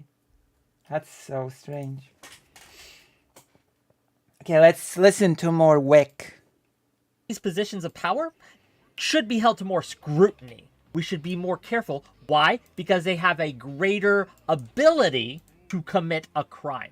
But Agreed. if I, as a non-officer of the state, non-ward of the state, no one of any consequence or responsibility, was able to plant evidence somehow into a police precinct that led to the false conviction and accusation of I'm usually undercover. a citizen, okay. I should be held to account for that just as if a police officer had. So whether, again, the harm is the same, whether or a cop does Agreed. it, whether a rich man does it, or whether a poor man does it, whether a politician does it, or whether a random person on the street does it. If you do a thing that causes harm, you should be held to the same standard. Because how this works out... You can be held to the same standard because there's a higher level of scrutiny to some people.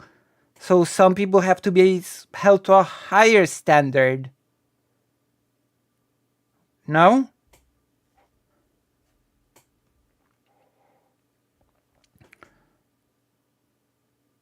If a random person hurts a child and a person whose job is to take care of children hurts a child, then do we really hold them to the same standard? I would think not, right? Because there's a certain level of expectancy from people whose job is to take care of kids, no? Like a kindergarten teacher. Who says I'm in court for trial? Oh, that sounds dangerous, actually. Unless the trial happens that you were, sort of, your identity is hidden, if that makes sense. That does happen during trials. I once got stopped for talking Chinese with my brother, I suppose. Like they didn't stop anyone except for us because we talk a foreign language. Okay, that's a bit bigoted. A bit. I better got in a bad wreck. Okay. Okay, let's continue. In principle, when we have these different standards, is the rich get away with it. The rich get away with it. That's what happens.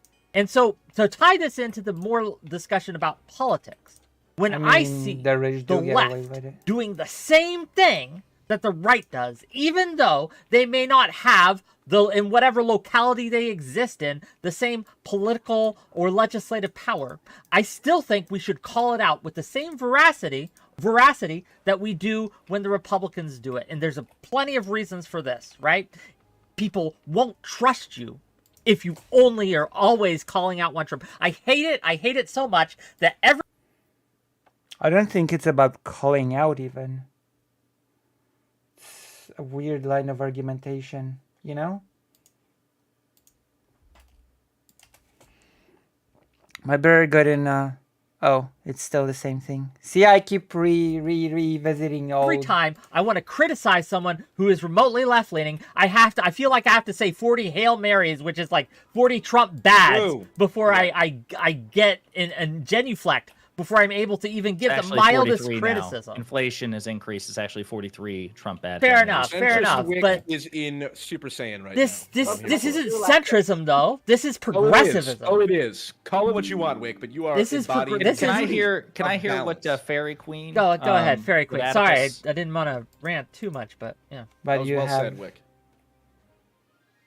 Was I'm it? going to have to Oh. disagree with the first half of what Wick said. And I'm sorry, PF Young, I know that you're on my side, but I am going to have to disagree with you that the idea that like we hold private individuals exactly the same in all in terms of law is when we're talking as public officials. So I'll give you a very concrete example of where this is not true and it's inscribed in law. So libel is an example of this, okay, right? So if you are a public figure, in order to actually prove that Public libel has occurred figura. against you, you actually are held legally at a much higher standard.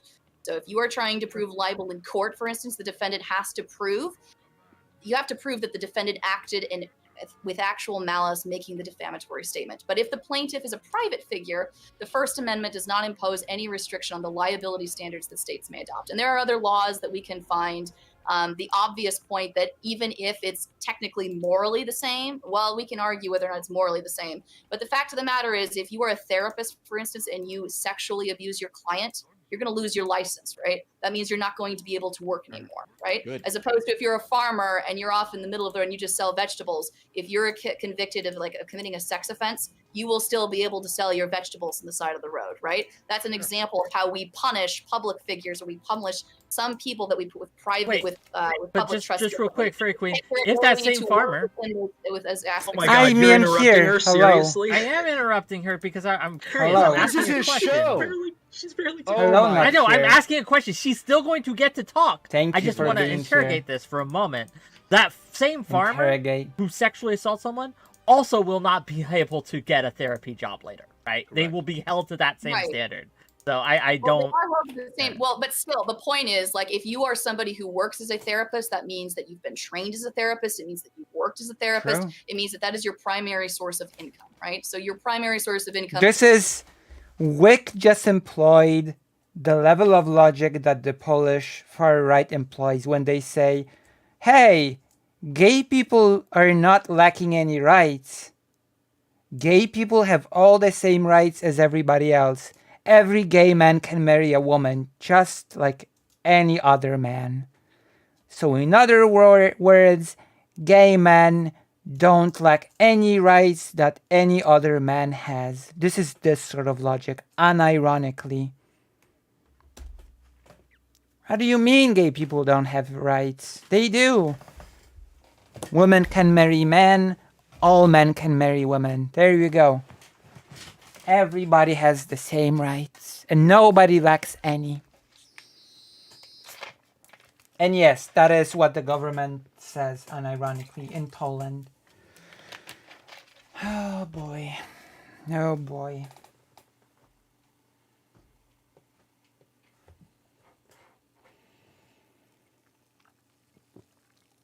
And we just saw Wick utilize this logic in the video.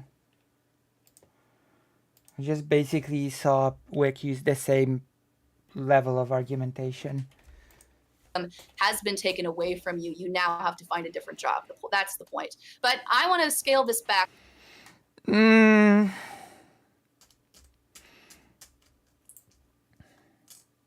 That's a good question, actually. Not many. Basically none. I mean, you have the right to transition since, you know, I'm doing it, so I guess that's a right that the LGBT has. That's a thing, so I'm using that right.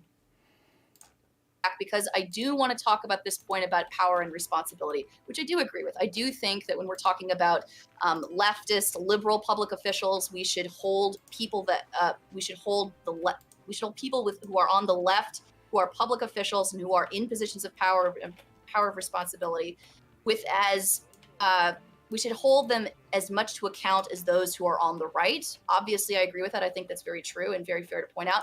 But here's my question to you. Who is it that you are talking about when you say those in power and responsibility? Are we talking about politicians? Are you talking about political pundits like Matt Walsh or Michael Knowles? Depends. Because as I mentioned before, I promise you, if you go to many of the districts and the counties for the people who are voting and who support these content creators and who support these politicians, these people do not feel that they are full of power. Most of them feel significantly disempowered, right? It's the reason why people like Matt Walsh or Michael Knowles have great sway over them.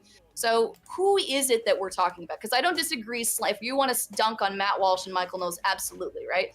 It's a different thing, though, when you're dunking on an average conservative person in a small town. I initially was referring to elected officials. Okay. As a very narrow case, I would hold elected officials at a much higher standard than I would people who are not elected. Well, and we have a pretty high-profile, pretty immediate, relevant example that we can point to with, like, the ongoing charges being filed against the Trump, against Trump for his election efforts in 2020. The tweets that he put out, the things that he said that he's being charged for, obviously you wouldn't be charged for if you were just like a normal person saying them and trying to rile up individuals. He's being charged for them because of his platform, his ability to... But on the other hand, if Trump did not have the protections that were bestowed upon him, he would have been in jail a long time ago. No? Like, politicians also have special protections that often give them immunity against being charged for certain crimes. That's a thing. Unfortunate as it is, that is a thing.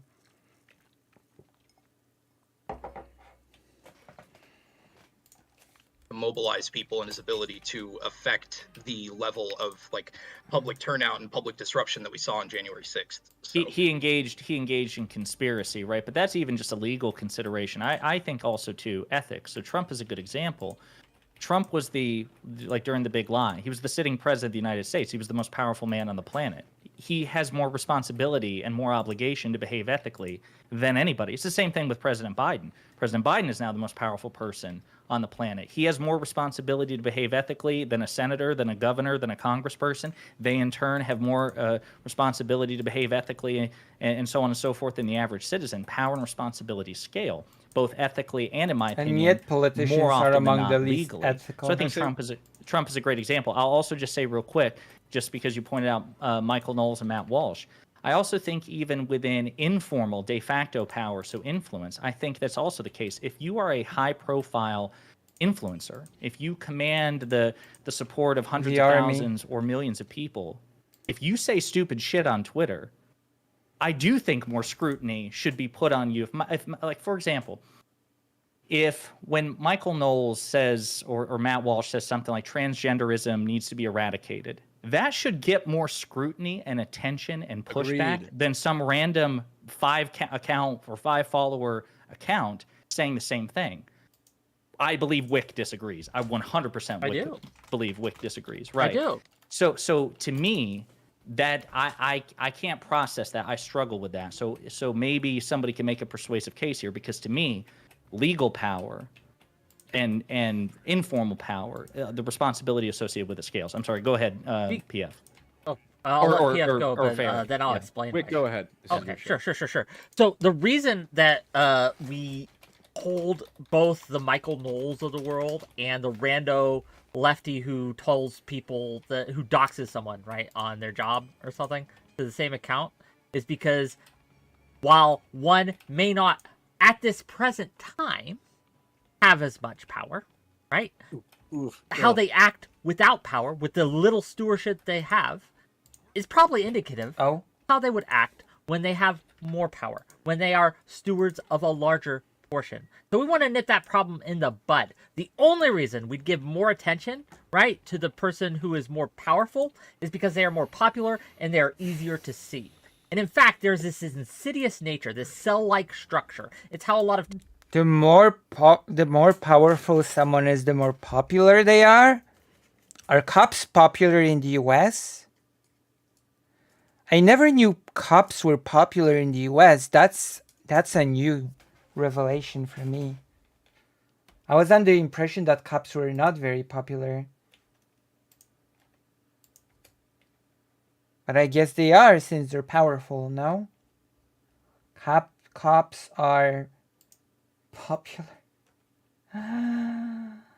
Oh boy.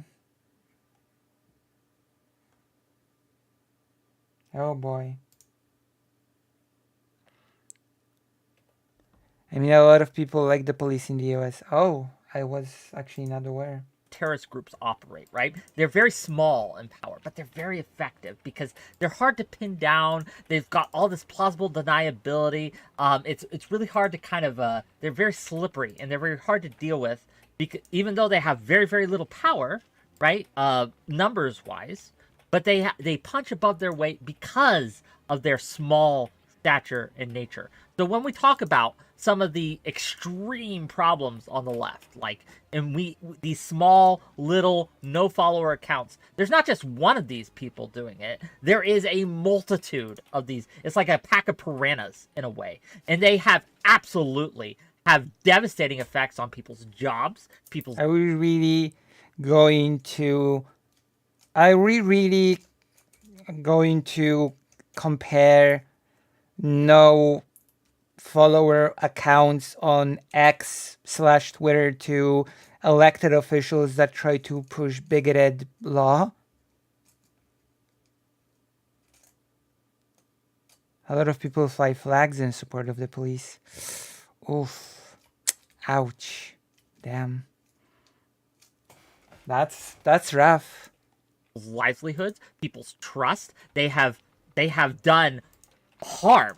And it bothers me that we can rightly point to the harm that the right does and is currently doing and say that's wrong and bad and we should condemn it with all our hearts, and we should, but then just sweep it under the rug when the left does it because, oh, they don't have power. This power dynamic thing is wild to me. Like, just because this person has less status than this other person, we're going to hold them to a different standard? Why? This is incredible. Triage. Like, We are actually going to compare a no-follower account on Twitter to an elected official pushing bills. Oh, we are going to do it. Okay, that's fine. Aside from doxing, what specific issue does Wick have with the left? He hasn't said anything about it. Well, he just said that the no-follower accounts ruin people's lives.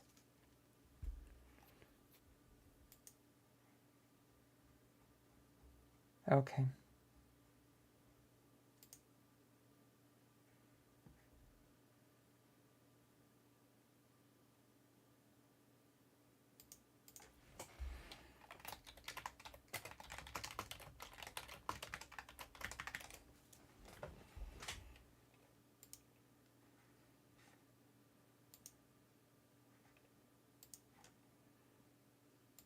Guy, you're the physician in the ER room who gets a patient wheeled in with a stick of rebar through his chest, and you're complaining about his cholesterol.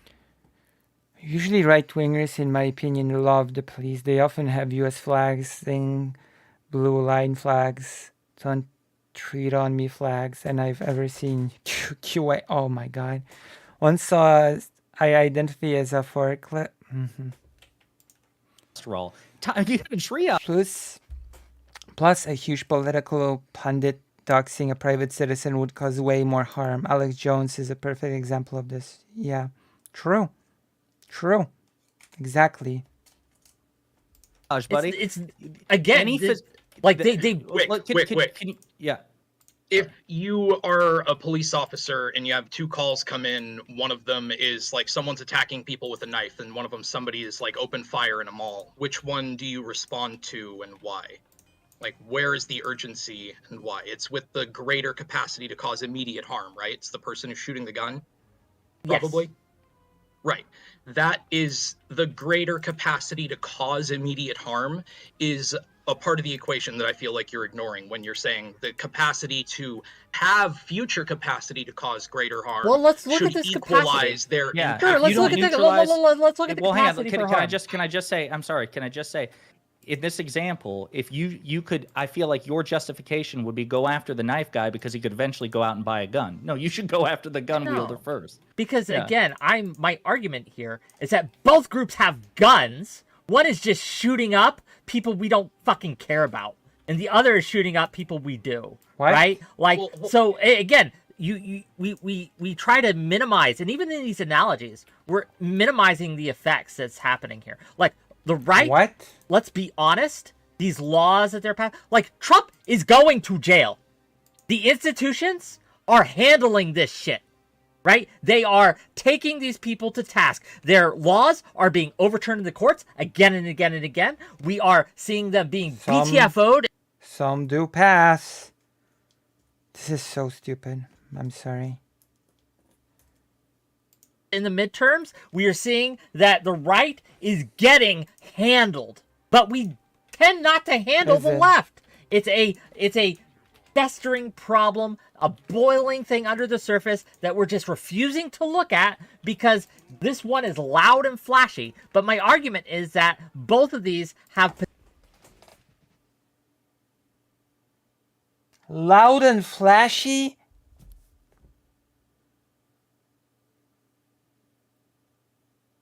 Handle the left.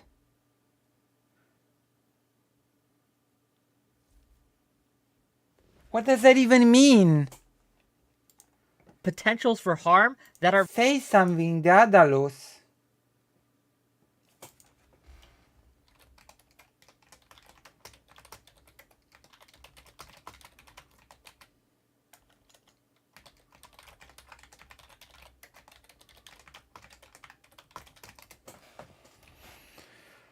Oh, I cannot.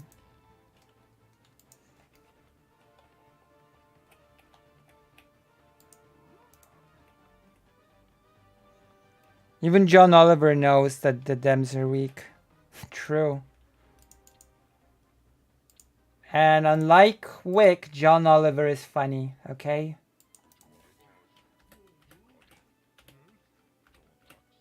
John Oliver is funny. Wick, not so much.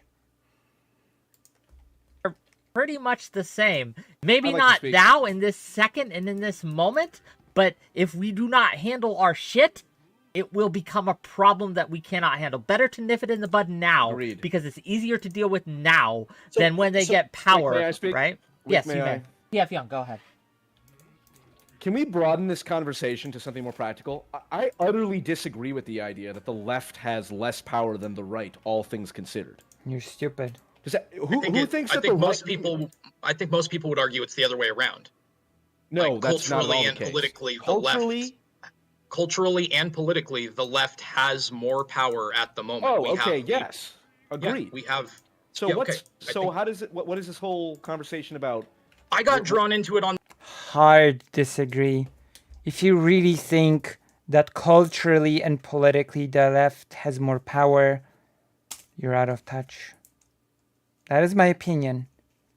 If you really believe that the left has more power culturally and politically, then you're just out of touch with reality. Flashy, the Dems are the least spectacular people ever. Like the whole Democrats being on the left is debatable to begin with, right? It's debatable to begin with whether or not like the Democrats are even a left on the left politically.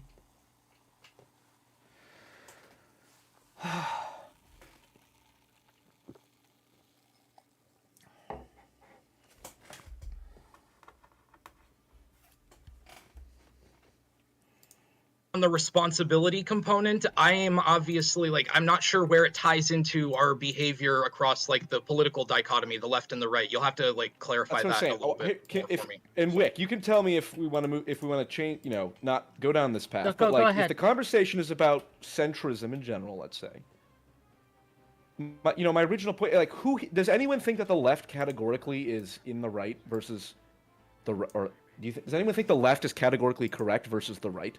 Yes. Yes. Yeah. Oh, 100%. Yeah. Yeah. Explain that. Explain that. Oh, I just think that they have better values, policies, record, and rhetoric compared to the right. I think that. Do you believe in open borders? Yes. No, but I don't think the left does either. You'd have to show me where the left does. Who's the As left that reclined, believes? well, I'm gonna say it. I believe in open borders. What now?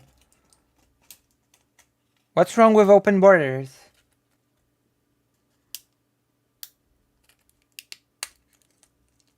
We operated on open borders for hundreds of years and things were okay. There we go. I'm for open borders. What now?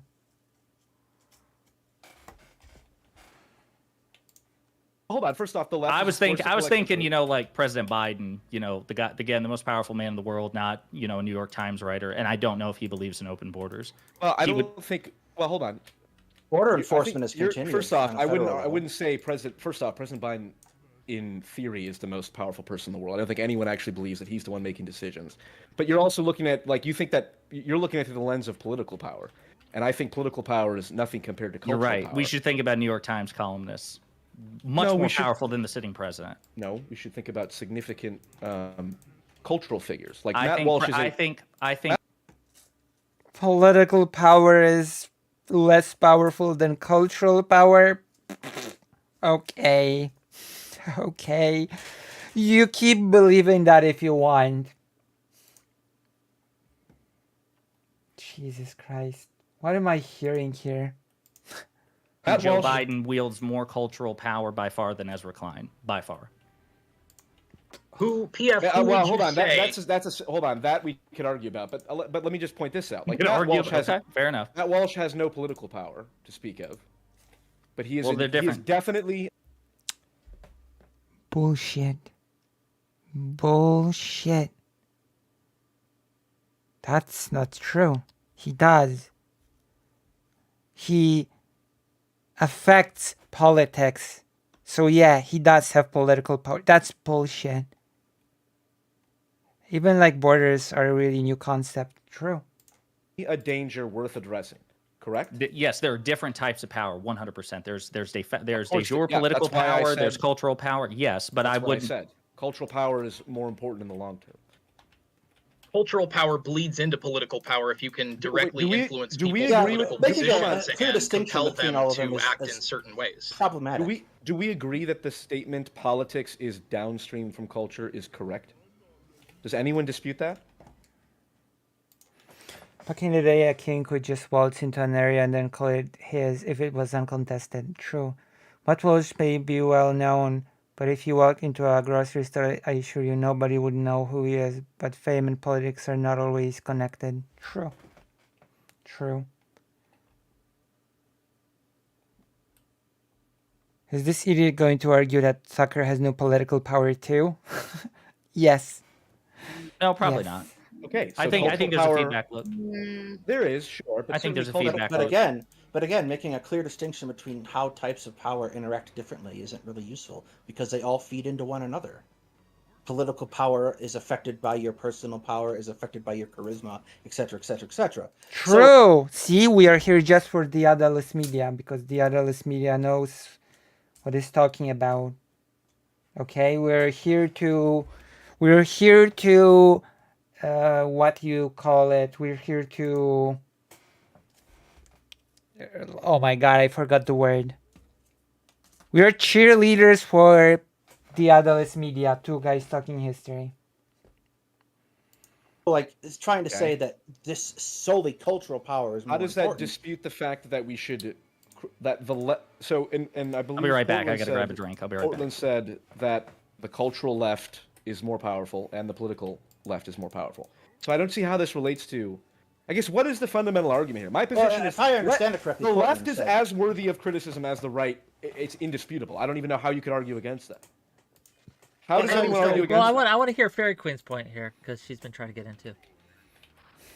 Again, I have a question for the opposing side. So if we're really talking, so I understand and I completely agree that I'm glad that Trump has been indicted. I agree, dunking on Matt Walsh and Michael Knowles based.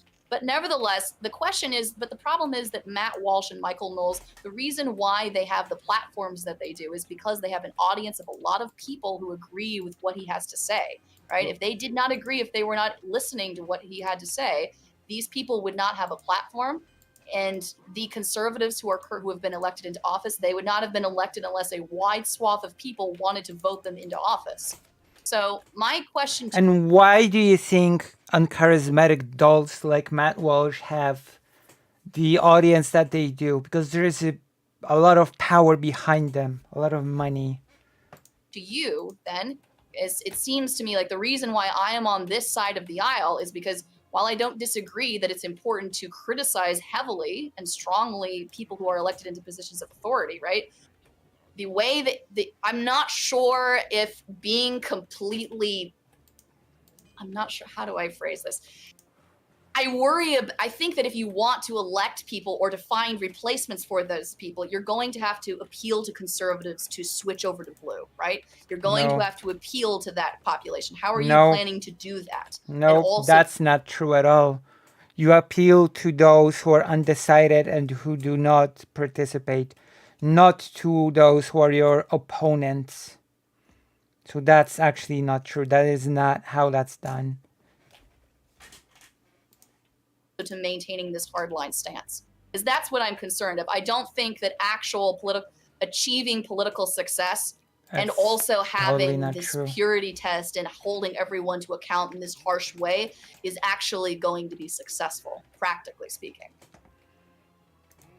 Well, for the record, I mean, I'm not sure because I was like, unfortunately, I was gone for like the first half of that, but I don't think that. I think your rhetoric and your approach depends on the circumstance, right? So again, this kind of goes back to the conversation that Destiny and I had with Adam and Sitch, which ultimately was like the initial predicate of this entire thing because he was going back and forth, kind of relitigating this issue.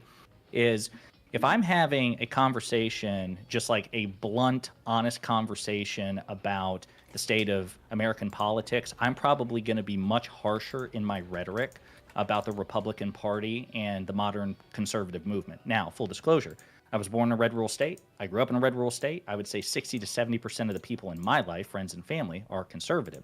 I don't go up to my four sisters and say, you are demonic pieces of shit, go die. Number one, I don't believe it. Number two, even if I did believe it, that would just not be an effective approach to de-radicalize them. But I also think, as Destiny... Well, those are two different topics, aren't they?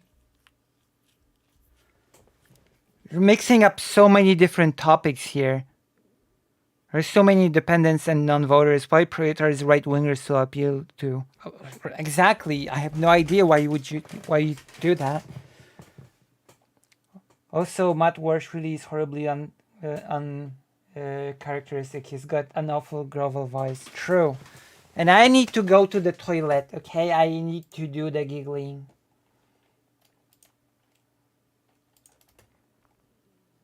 The toilet awaits me.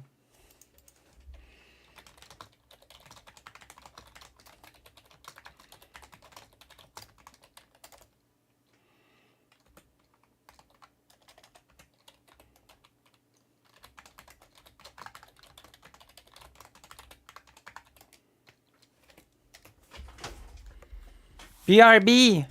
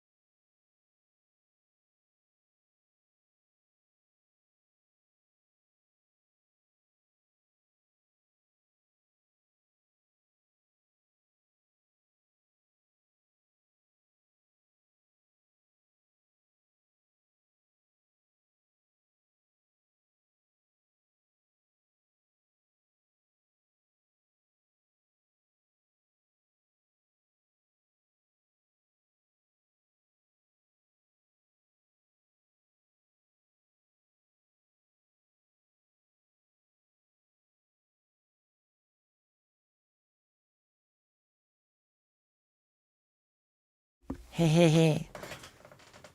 Hey, Lucy has to go to the bathroom, so listen to the Lucy has a bathroom song. The stream 2 hours, days, and 9 weeks, so let's give her and her butter a little ducky break. True. But unfortunately, I don't have the singer to sing the bathroom. Who sang the bathroom break? Can you remind me who sang the bathroom break? Do they have a name? Does the bathroom singer have a name?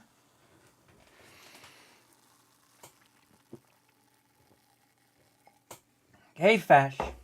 Well, K-Fesh has a nice voice. I certainly have to say that K-Fesh has a nice voice. And the whole thing has a nice rhyme. See,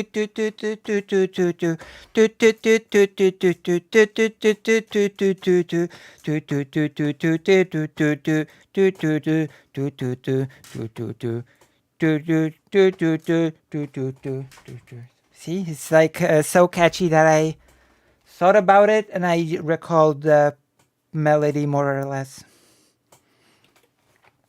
Damn. I don't know, it's such a catchy song.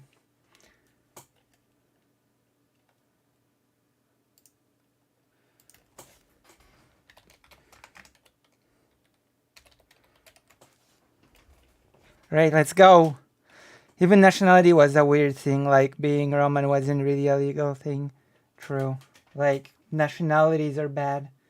I'm just gonna say Pointed that. out in that conversation, there is a time and a place where you just have to call a spade, right? So I'm not going to pretend, unless I feel like it is rhetorically effective to do so in a certain situation, that MAGA, which I consider like the core of Trump's base, the people who thought the 2020 election was stolen, that What want to percentage overturn... of Republicans is that?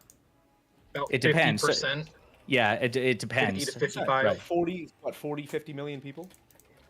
That's not. No, I mean, there's about How 40. many people voted for Trump in the last election? 70 million, right?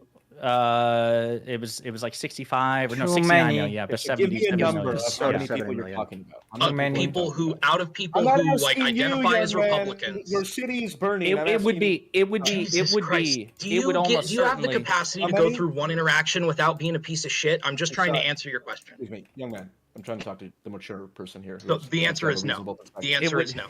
Sorry, I'm how many- immature, motherfucker. You can't get through Mother one sentence quacker. without being a petty Young prick. boy, young Don't talk to boy. me about maturity. May I Just cut in there? People just claimed they were, and no one fought them over that claim. They just were. True. Actually, unironically true.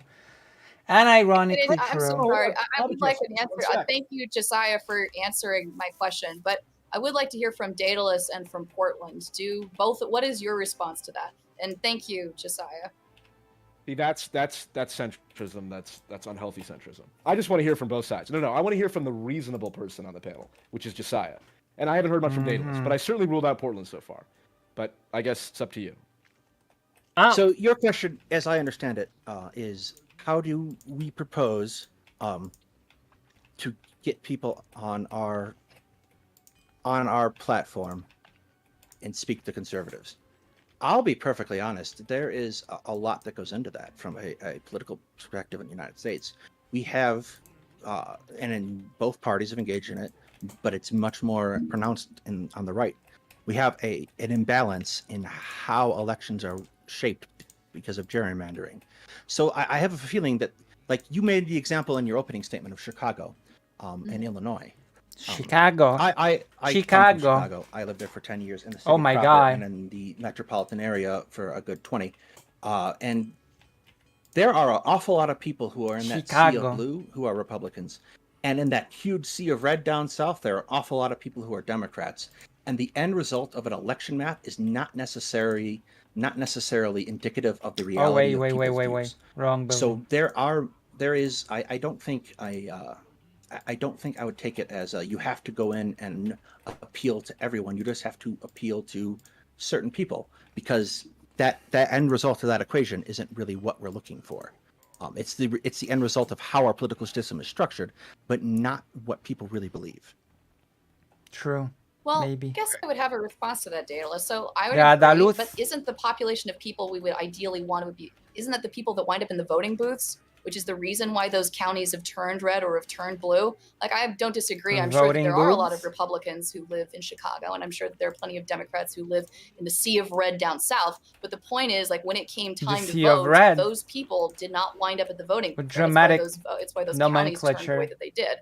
So The if sea you're of so red. if you mean like we should specifically target The Sea of Thieves. you know, a campaign towards who is actually going to wind up at the voting booth, right? I think you're still going to wind up with the same problem, right? How are you going to get the people that go there to vote differently? You're still back to square one. Well, so there's another part to that too. Is not everyone votes. There's this weird, naive thinking that everybody is neatly divided into either the left or the right, and the only way to win is to persuade the people from the other camp to switch sides. No, that is actually not the reality. A huge portion of people don't vote or are undecided, and that is the group that usually is targeted for persuasion of any sort. Votes, and an exceedingly small number of people actually vote in elections. So like, you can change those things by making some structural changes to the way we do elections. Like make election day a federal holiday. Everyone's off. No one has to leave work. No one has to try to get off work and lose pay. That is a thing in Poland, by the way. Most voting days are on 3 days. Like, voting is not organized during a working day in Poland. It's organized during a day when everybody can just go and vote. So that's actually another thing in Poland, voting when everybody goes to work, you know? That sort of thing. That would make a huge difference in who is voting. Make permanent COVID era accommodations with respect to voting to maximize eligible voter turnout. I live in Colorado now, and we have a very high election turnout because everyone here can mail in their ballot. Yeah, we live in Washington, just north of me. Their mail-in ballot system has worked very well and is basically like the universal method of voting for the state. It's been working well for a very long time. Why would you make voting during to address working Fairy days? Queen's point, I think it is really Dave important Fesh. to have civil discourse with people on the right and people in the center. I just don't think that it's intellectually honest or helpful to the left cause to treat people who equivocate between the rhetoric following the 2016 election and the rhetoric following the 2020 elections. I don't think it's politically or practically helpful to treat people who say, well, Hillary called the election illegitimate too and did the exact same thing that Trump did. Like, Sure, that's that both is sided. intellectually. I agree with you. Yeah. I agree with you. Yeah. That's both sided. But that's not what I'm talking about, and that's not what I do, right? I don't Isn't give it? credence to that. You've seen my tweets. You follow me. I think all of you follow me on social media, right? I don't do that, right? I don't engage in that kind of both sidesism. What I do is when I see the left doxing people. Well, I'll give you two examples that happened just recently. Okay. Recently on the left that I got very angry at because Oh, well, when the right does this, I get angry too, right? But I saw it on the left recently, and so I attacked it on the left.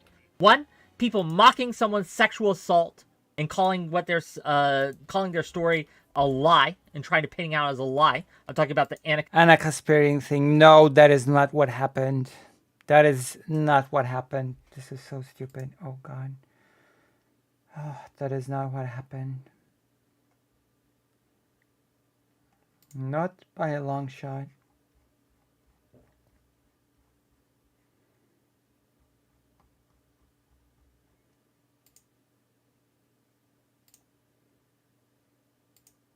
Kasparian thing, right? That was disgusting. Okay. Yep. And I stand by that.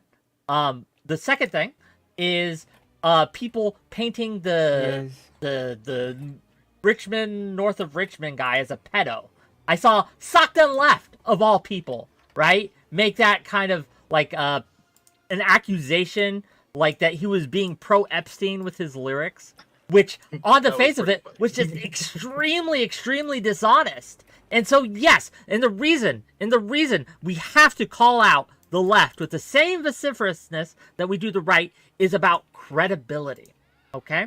Because we want people to take us seriously when we call out the right. We don't want to be seen as shills, ideologues, cheerleaders, etc. What we want to be doing, and what will actually win people over, in my honest opinion, is being seen as fair, balanced, and an honest actor in this space. And I don't think we can be fundamentally an honest actor unless when we see something, we say something, and we don't check to see if there's a D or an R in front of their name before we decide how vociferously we respond to what we see that is wrong.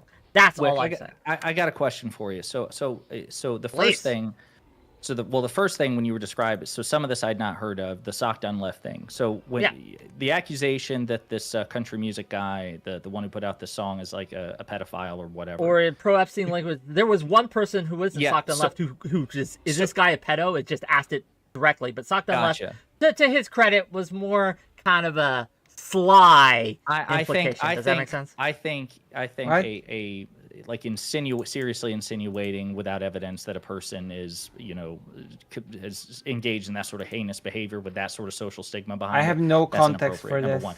But I'm curious, what makes you angry? No idea. This is the first question. What makes you angrier? When Sock Done Left or somebody insinuates that a country music singer is a pedo, or when Marjorie Taylor Greene calls every Democrat a pedophile? Both which one is angry. Which one I understand that, and they can make you both angry, but is there a degree? Do they make you equally angry? Do they make you? Well, I know Sock Done Left. He's been on my show. Retards. Does that also make you angry? And you can answer that question too. But let's try to pin him down on the Marjorie Taylor. It doesn't Greene make thing. me angry. Go ahead, Wick. So I know Sock Done Left. He's been on my show, so obviously that makes me a little angrier because So this is all over tweets, really? Yes. Right. Marjorie Taylor Greene is a joke. That's right. In a lot is a joke. She's a joke. She's a joke that got like 80%. She's a joke in a who is very small area. She's a joke who She's been talked about as a vice presidential legislation. candidate. Just real quick, what legislation has Marjorie Taylor Greene authored that has been passed? Marjorie Taylor Greene has been rumored to be little. considered as a Trump running mate in 2024, man.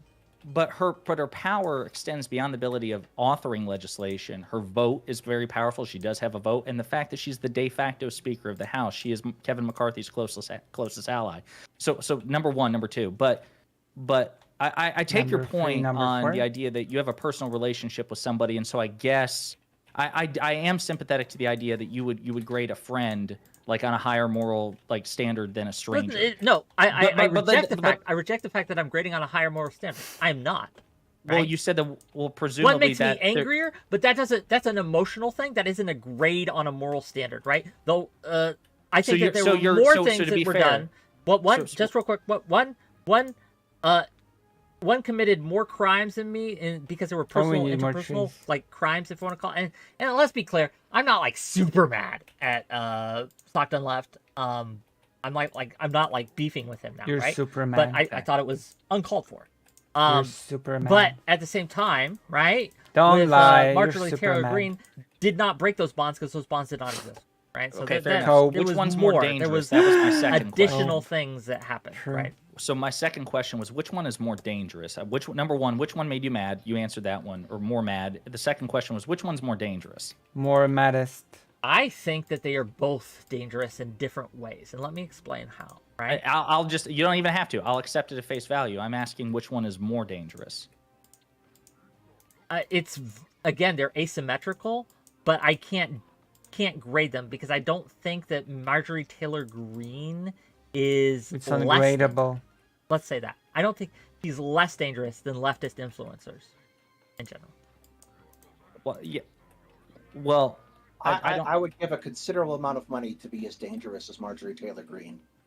Again, to me that's kind of you kind of cast your net pretty wide. I guess I'm potentially open to that. Yes. I guess I would certainly be open to that. That if you aggregated all the influence of every leftist influencer and compared it to one particularly dangerous congresswoman, I think you can. Well, make I'm taking boy. I'm kind of combining her with the Lauren Roberts and all that kind of that wing of. Or you kind of hit it. You're hitting the point that I would argue on the head right now by just kind of using those two names and then hand gesturing vaguely at a bunch of other people. Those are two of the most recognizable Congress people in the United States. They wield a tremendous amount of social power and potential Once again, political what power. legislation have they offered that has gotten authorized? It's that not has just gotten passed? Wick. It's not just about specific pieces of legislation that they have authored. I don't have any of that. Can you give me? also- well, can wait a you give minute, me- it's also- no, wait a minute. Stop. So it's not just about that. So give me the specific danger, right? That they have done, that they have, the harm that they have specifically caused. The specific danger that they have. How do you do a danger? If you do it, then it's no longer a danger. It's a. I don't know what to say to this. We're talking about a member of Congress versus some guy on the internet. Yeah. I know. They have further radicalized their base, the Republican Party, Republican leaders like Kevin McCarthy, for example, the Speaker of the House, and also the downstream influence they have on state Republican parties. We see wholesale the ever increasing number of anti-trans legislation sweeping the nations. Yes, some are getting struck down, others are not. All it does is increase the radicalization.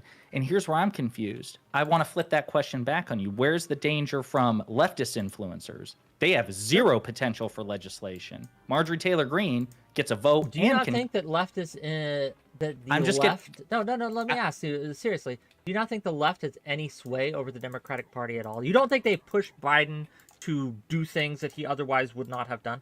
I think I think the left does have an influence on the president. Okay. I think no, because wait, the very do you think the rationale. left doesn't? Wait a minute. Wait, see, this argument is silly. That the left has it's no not. It's influence not over silly. their politicians, Not- while the it's right not silly. has all this insidious not all or power nothing, over theirs. sweetheart. Like the left is all- simultaneously it's not all or powerless nothing. and saintly It's not that does all or nothing nothing. wrong, but the right is this Sweetheart. all-powerful, Not great. all or nothing. Believe it or not, it's entirely possible to have that one party can have influence over another party, and another party can have even more influence. Just because the left has some influence on democratic policies doesn't mean that it's equal to the influence that the far right has over the Republican Party. Why do you think some sort of weird cosmic law dictates the two things I'm that asking you exist in time?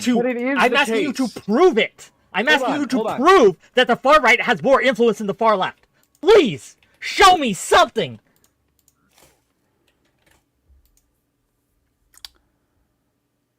Wow.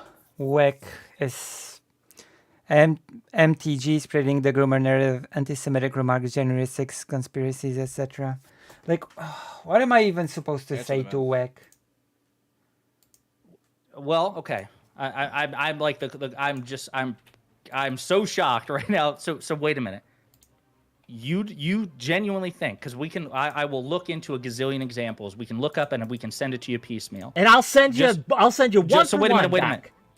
So you think the far left Yes, has as the much left. influence as the Democratic Party as the far right does Florida, on the Republican yeah. Party? Yes. Of course, Wick, they do you own the consider- culture.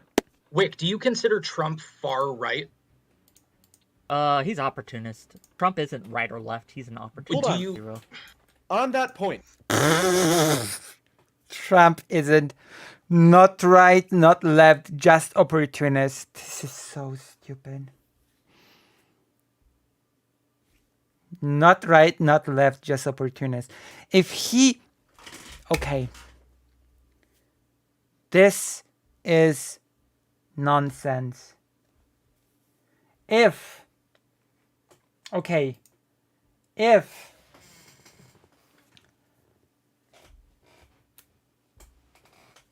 If the left is ruling the culture, if the left has more power, then the opportunist thing would be to the left. So is Trump an opportunist or not? Even if the left owns the culture, we can seem to legislate at all. True. the left, we all agree the left is the more cultural, powerful force. So of course the dominant culture is going to have massive influence over the politics of the left and the center. Then why Like, am the I still fact- paying for health it's insurance? funny, and it's funny you said there's anti-trans legislation. I've looked into some of the anti-trans legislation, like in Texas, and it bans surgeries for minors. So I would say the fact that that's even a norm right now is a evidence of the effect that the left has on We've got on culture. legislation trying to ban trans surgery for adults into That's like too their far. near Right. 30s.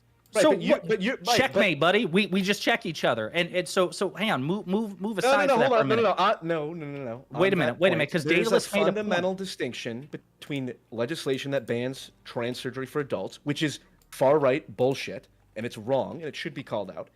And anyone who thinks that a 13, 14, or 15-year-old child should have access to surgery is just as extreme on the left. And so legislation that stops that from happening is not anti-trans. And yet everyone who cites there's 40 anti-trans bills, there's 20 anti-trans bills. They're mixing those two up, and that's bullshit. So hold on. You're saying that if a legislator agrees that like a doctor, a parent, and a 17-year-old should be able to make their own medical decisions about trans healthcare, Yep. that is just as far left a position as the position that we should ban even like the use of transgender healthcare at all. No, that's not what I'm saying. Okay. I'm saying Okay. anyone who thinks that it is okay for a 14-year-old child to have their breasts surgically removed is far left. What about a 17-year-old? Probably. What about gay conversion? Should a 14-year-old should be allowed to go to gay conversion therapy if they agree to it and their parents agree to it? So Probably not. Probably wait, not. hang on a second. We have. I'm just checking real quick. Yeah, there is no floor on the age for breast augmentation, for example. So we offer some gender-affirming surgeries, and that's fine, but not others. Uh-oh. For children? No child should be able to make that decision when they're 14, 15, 16, And yet, and Should 17. a child is a probably. child competent enough to make a decision about a life-saving surgery? Conversely, is a are you child talking competent about? enough to? Conversely, is a child If a mentally child has competent an enough? incurable form of cancer, is it reasonable to do experimental surgery because we know the incurable cancer will kill the child? Yes, in that circumstance, which has nothing to do with the increasing Well, rates that's of not the children example I being used. referred I don't to want to. I don't gender want to get roles. stuck. I don't want to get stuck on a Well, specific. but this is, issue. but fair enough. But Wick, to your point, this is exactly a piece of evidence that the far left has just as much cultural political power as the far right. Well, No. think it's again, absurd we've to already say we've otherwise. already stipulated to the fact, or at least Portland has, that the far left has more cultural influence. So again, Agreed. this idea that the This far is left so has stupid. no or little influence over their politicians. doctor would authorize it? It I don't know. flabbergastes Doctor Who. me, right? We obviously Same. have seen over the last 10, 20 years a shift to the left as a nation. Yes, Overall, yes. right? The Look, fact us that we are centrists, you we and are I even were having confused some of about these this shit. discussions, and I think it's good. To be clear, I think our shift leftward is good. But again, we have Boom. to recognize that this is a form of power. This is a real thing. This is really Agreed, an of course. issue. It is a How could anyone sword we dispute that? have. So I'm curious because I want to revisit this, but obviously PF and Wick say that the far left influences the Democrat has just as much influence on the Democratic Party, their political proxies, as the far Ridiculous. right does on the Via Republican, their culture. political proxy. Yep. The So, fact that I'm curious. defunding the police is even an issue on the ballots is evidence that this is true. And it happened in Minneapolis. Where did defund the police become a serious piece of the Democratic agenda? Almost And Hold on, you every, know like that they almost. made- talking Wait a minute. about, Wait a like, minute. Wait a minute. Wait a minute. Wait a minute. Wait a minute. Wait a minute. Wait Hold a minute. Wait a minute. Hold on. Who's the leader Josiah. of the Democratic Party?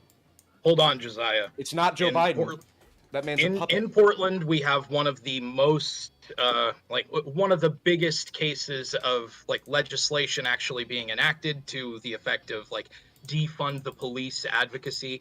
It amounted to about a $17 million cut in the police budget that like took immediately from the divisions responsible for responding to violent crime. It's been pretty disastrous for the city of Portland. It was effective in actively like creating legislative movement here to the effect of about an 8% budget reduction that was then undone during the next legislative I'll stipulate. cycle. I'll stipulate to all that. Well, look I'll at- look stipulate at to the all fact that Was we have Wait gay a minute. marriage Was that? now. Wait a minute. Was that Portland or Oregon? Portland, Oregon. So so the city of Portland, Oregon. Yeah, okay. the city I of will Portland. stipulate that you can give me some examples of. Couple really I think localized examples. yes. Thank you. I will stipulate to that. Bite that bullet easily. So, but again, I'm curious. So Wick's example was defund the police. So Portland, Oregon, and I a can couple use of other local, examples if you don't find that sufficient. What was Joe Biden's position on defund the police? What was the National Democratic Party? This is a sleight of hand that do No, well. of These course. politicians Wait, on the hold on, left Wick, don't can I- say can I it, and they respond? kind of No, poo-poo Wick, it. I Hold don't on. understand. No, Wick, I Let me am going to respond, hold your heat. Josiah. To the, Let me respond, wait a minute. Josiah. Wait a minute. Let me respond to Wick, and then you can respond to me. Wick, Okay. you take umbrage with the fact fair. that I recognize distinctions between two things. But you don't.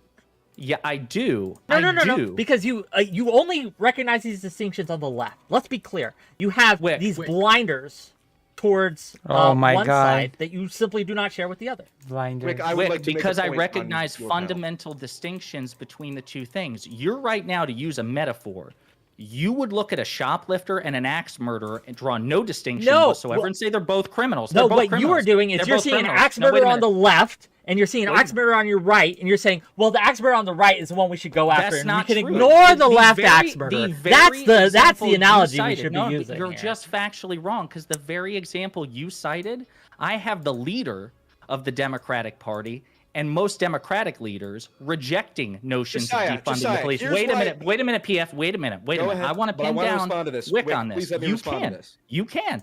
But Wick, that is a fundamental distinction worth noting. I'm sorry if I don't hold Portland, Oregon in one hand and the Democratic Party nationally, led by the President of the United States, on equal playing field. It's insane that you do. When in Portland, 2010, Oregon in 2010, defunded who was the leader police. of the Democratic Party? Portland, Oregon Wick. defunded In the 2010, police. just real quick. Therefore, In 2010, who was the leader of the Democratic Party? 2010? Barack Yeah. Obama. Yeah, Barack Obama. What It was was his George position on Soros. gay marriage before he was elected? I think he was opposed to it. Yes, and then through the influence of the far left, what was his position during his presidency?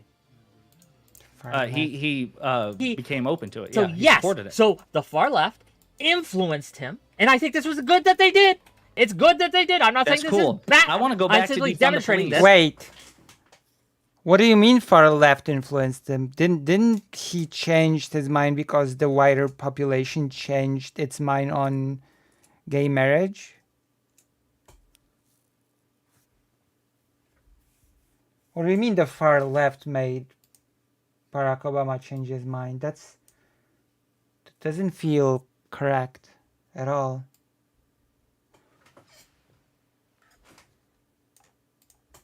Can you This at is least a just- example, I- a fundamental national example, where it's not localized to a fucking city or a fucking state, but nationally, the whole culture shifted because the Shout far left so much. exerted and exercised influence on its politicians to pull them to a side, and it was successful, and it was good that they did.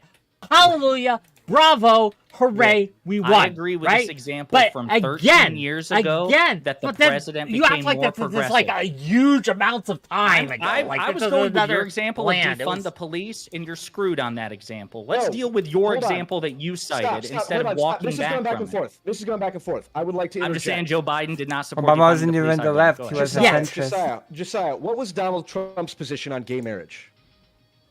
It was already legalized by the time he ran What for was office. Donald Trump's position on gay marriage?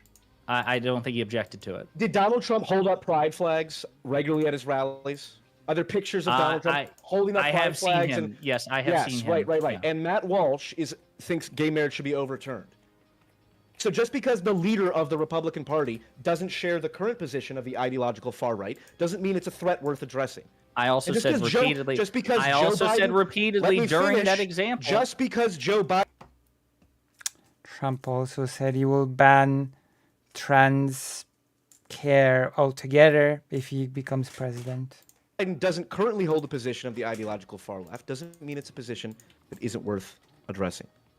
Number one, it was the example he gave. Number two, I Trump mentioned chose more than Ben just for Joe Biden VP. because it's not like Joe Biden himself was so now alone. you're backing up. So now you're Well, backing up. no, It's not I about even Joe said Biden. repeatedly the Democratic Party writ large. I identified Biden specifically, but I also made the case it wasn't the position of Nancy Pelosi and Chuck Schumer and other Democratic leaders to defund the police. As a matter of fact, Okay. police funding increased under Right. Democratic leadership. So no, that's the difference. You're citing Trump. You're citing Trump as an Right. example, and No. I will cop to that.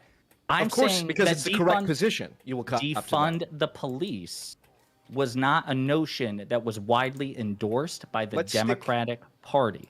Here's the more important, broader example. The far left is capable of influencing the people in power, regardless of if the people in power don't happen to share their opinion at the time, which is exactly the reason What? why, as you stated, it's important to go against people like Matt Walsh, even though Donald Trump doesn't share Matt Walsh's views at this time. So to say, What do well, you- it's not important to go after Matt Walsh because Donald Trump. He No, supports I gay agree. marriage. I agree. It is Right, it is because still important to centrism attack. Is the correct view. Josiah is a centrist, by the way. I've determined this in this conversation. Absolutely not. But Josiah now, is very Dairy reasonable Queen, and I'm well curious. respected and seems like a nice guy. You So- didn't. wait- Yes, Trump's anti-LGBT bigotry is okay because he.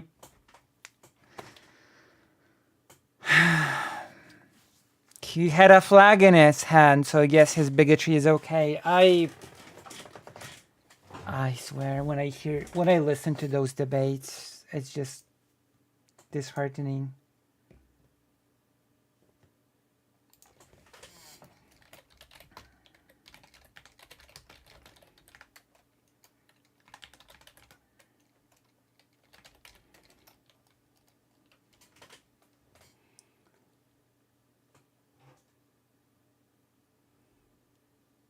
Oh my god.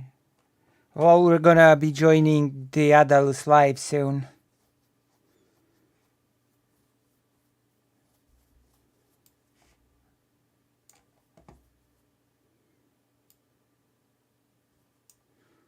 Damn. Weigh in He's on a this, Fairy centrist. Queen. Do you think that the far left influences the Democratic Party as much as the far right influences the Republican Party? I'm going to give the milk toast answer that nobody wants, which is that I truly don't know. So we're talking a long time. Boo! Well, so here's the This is reason an why. entertainment show. Just make up something up. No, Don't listen. make something okay, up, no. listen. I don't think that it's good.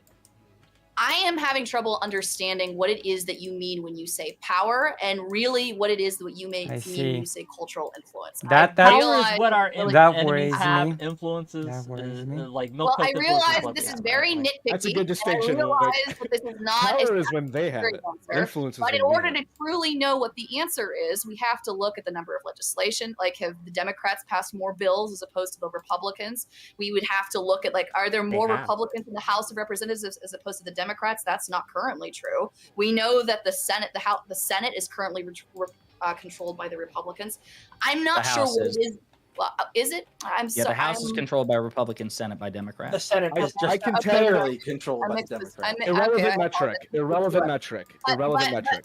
Okay, but my point is, what are the metrics that we are using to determine this to be true? Like, I think that we need to, like, for Intuition. me to know whether to really answer the question, I would have to know what the metric is, and I would have to honestly look at it. And I can't, and I don't know what metric we're using. What's and your therefore I don't intuition? think it's What's your answer. intuition? I don't think that that's relevant. My intuition is garbage. The only thing that matters is what the numbers have Oh, to say. I Okay, wouldn't sell what do the yourself numbers that say? short. What does the data have to say? Okay. Do What you does think? what does the evidence actually show? Does the evidence actually show that to be If true? it I don't know helps, that it I'm shows that, pretty okay? sure there's polling to indicate that attitudes like pro-LGBTQ and like gay marriage attitudes among Republicans have actually decreased. I in the wonder why past, that like, is. two or Why f- do you think that is, Josiah? Probably because they're bigots.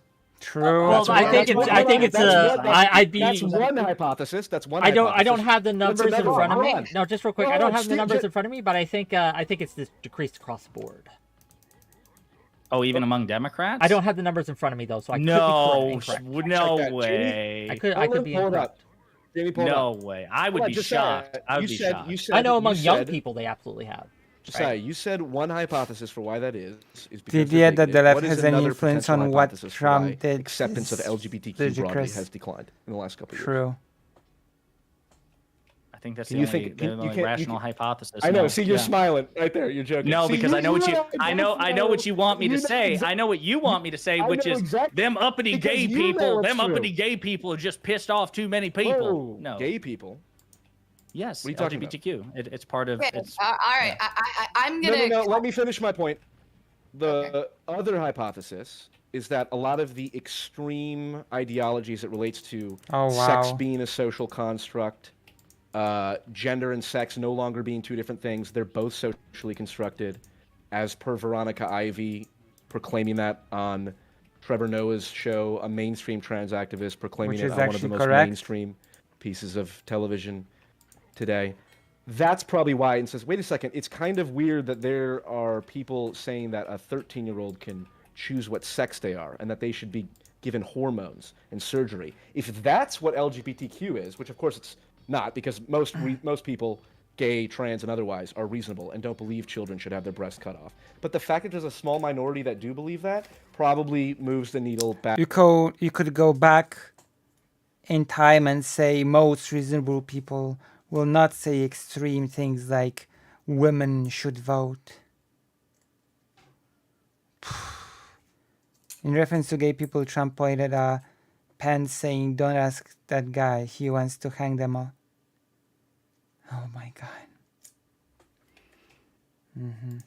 Back towards less acceptance. That's another Why hypothesis. do you think that the small minority of people, if your hypothesis is correct, do you think that happens organically, or do you think it's because bad faith Republicans blow those people out of proportion for political benefit?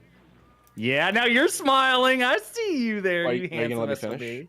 I'm sorry. Are yeah, you go going to ahead. finish? It's, Yeah, of please. course, a combination of both, but it's primarily an organic development. Obviously. Oh. That's exactly what the ideology. It's like saying, when the... It's like saying that the persecution of Jewish people was an organic development. What does that even mean, an organic development?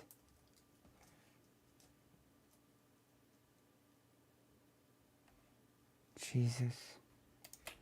left says, oh, there's Christians who believe that, God hates you-know-what, that represents all of Christianity. It's like, well, there's Democrats that exploit that media for their benefit, but there's also real ideological reasons that people are led to believe that. That's Christian fundamentalism, and it's a real problem.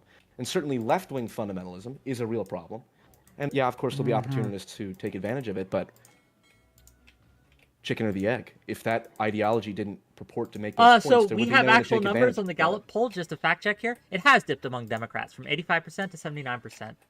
For gay marriage, what For, are the exact no, issues? for found same-sex relationships acceptable has dipped over the last year from among Republicans from 56% to 41%, which is a larger dip. But it has also dipped among Democrats. No, I agree. from Dips are the 85 same. We don't to 79. numbers and What is, values are all the same. The fact what is that the there's a margin of dip is a error? dip. So are we judging power and influence based off of polling data of what, or are we basing it off of what actually gets passed as legislation? Like, what do you mean? Like, I think we're all over the place. I think it goes back to power manifests in a variety of ways: influence, legislation, executive action, polling, culture, attitudes. I think there are like multiple vectors that power manifests. So I don't disagree with any of that, but I'm going to return it to what I was saying earlier, which is that at least I truly can't give you an honest answer, right? I could give you my impression and intuitions, but I'm going to do that. Do you think that has no value? It would not be honest of me to declare to something to be true when I don't know for a fact, right? I'd have to look at it, right? So that's the first thing. But I do want to reclaim the conversation for me, Daedalus, and poor Portland, because I think that we haven't been able to speak quite as much as I've appreciated the back and forth between Josiah and between PF. Yeah. So I would like to return to what I was saying a little bit earlier, right? You three all mentioned, when I mentioned, how are you going to appeal to conservative voters? The response that you gave me, Daedalus, was that we should have a federal holiday, such that people wouldn't have to work, such that it would be easier for people to vote.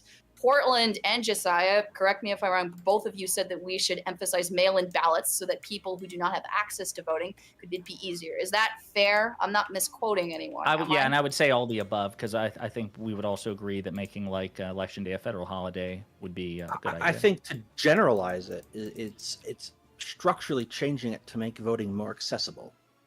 Well, and I also said on a cultural and socio-political level, we definitely need to be willing to engage more with Republicans and people on the right side of the spectrum civilly and in productive conversations about issues that are relevant to our communities. But we can't do that in a way that maintains an air of intellectual dishonesty where we allow equivocation between fundamentally different principles and arguments and actions. So I think we just need to be honest, and we need people who are completely bought into the Trump cult of personality to be, unfortunately, there is a level of not dismissiveness, but just like built-in frustration that's going to come with engaging with anyone who's so bought into that narrative. The narrative that the election was literally stolen in 2020. Trump is going to ride in on a white horse in 2024 and make it all better again. And that's about half of the Republican Party, about 15 to 25 million people, depending on which poll you look at, and it's a pretty significant amount that we still need to be able to engage with, but just in a more honest way. And I want to be clear. I am well said. I am pro calling that shit out. I think that we should not hold back. Destiny's tweet, right? My response to him was agreeing with him. Because his tweet was that both sides, like the right isn't any better than the left when it comes to empathy. And I agree, right? The right isn't better at this. They aren't doing well. They aren't winning like the hearts and minds and being empathetic. No, they're petty little crooks, right? But the thing is, if we are going to be honest, when we see the same crime happening, even if one may have less localized power, right? We call it out equally. That's all I'm advocating for, is when you see a crime, you say something. When you see someone do something wrong, you call them out for it. And you don't check their skin color, you don't check their check their sexuality, you don't check their political affiliation before you do so. That is it. And I it blows my mind that I'm getting pushback for this. It blows my mind that people You're definitely not getting pushback on when it comes to like checking immutable characteristics. I think we are all in agreement. Well, even political, like so political affiliation, right? We put so much into when someone sees an R or a D, we make so many assumptions, and I think that's harmful to us, right? Like if you were to look at my voting record and my voting record alone, the D next to my name, always been a D since I was registered to vote when I was 18. I agree. You've been a D tonight. Yeah, I've been a big D. Oh, you've been a centrist, a glorious enlightened centrist, whether or not you admit it. If you look at my voting record, from Gore on up, right? If you look at my direct ballot initiatives, which I voted on, right? Which it seems like the call is about to begin.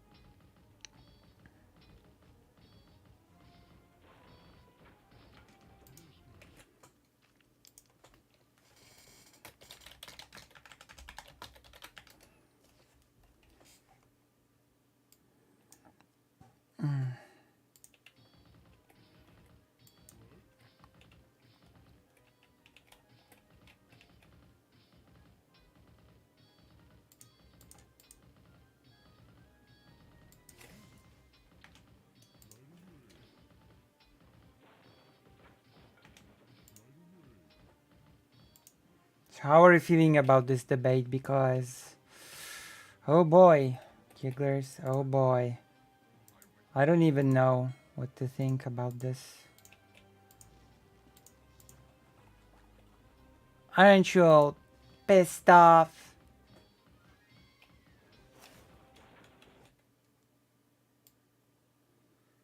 The idea that left has any influence on Trump is ridiculous. I agree upon having read this again.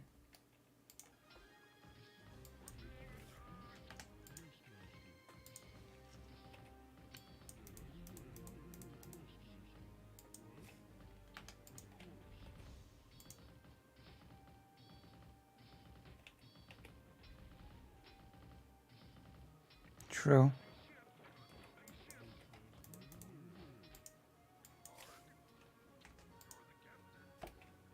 There we go. Let's go. We're about to win here.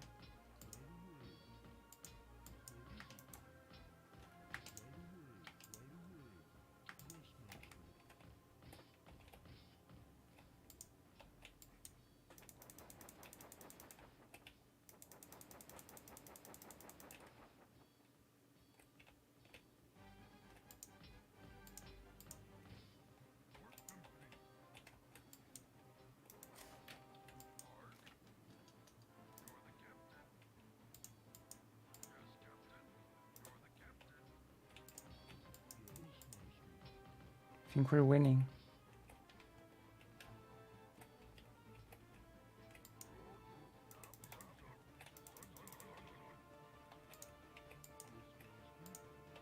There you go.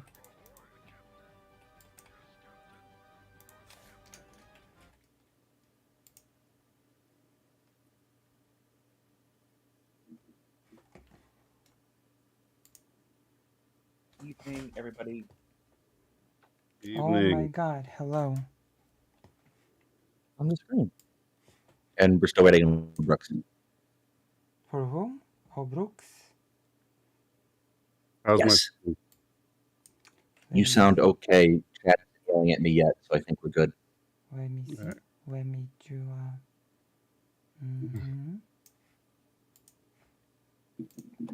Hello. Hello. How's it going, Lucy? It's been okay. Hey, there's Brooks. Hi, Brooks. How's it going? How you folks doing? Wait, I'm It's been a gonna long day. do a thing. It's been a very long week. I don't for have me, a so choice. I will do a thing. Yeah. You do all the things you need to do, Lucy. It's true. I'm coming through someone's speakers. You're coming. Yes, from- I am. I think it's your speakers, Lucy. Yep. Wait, None of what, us are activating. What's with my speaker? What's I'm happening? double casting. Once through mine and microphone and once through your speakers. Oh, how is it now? Testing. That's better. No, it's There you not. go. It's I not. still hear it. Yeah. Oh my God! How is it now? Now? Hello? Oh, okay. Nope. Never mind. Okay. Now it should be okay. Hello? Yep, that did it. There you go. That's good. Okay. All right. So it's kind of historically unprecedented. It is historically unprecedented to have a former president charged once, let alone over 90 times. Oh shit, are we live? We Yeah. are. Oh. Okay. Yeah. Yes. Yes, it is, and I am here to discuss such things. Yeah.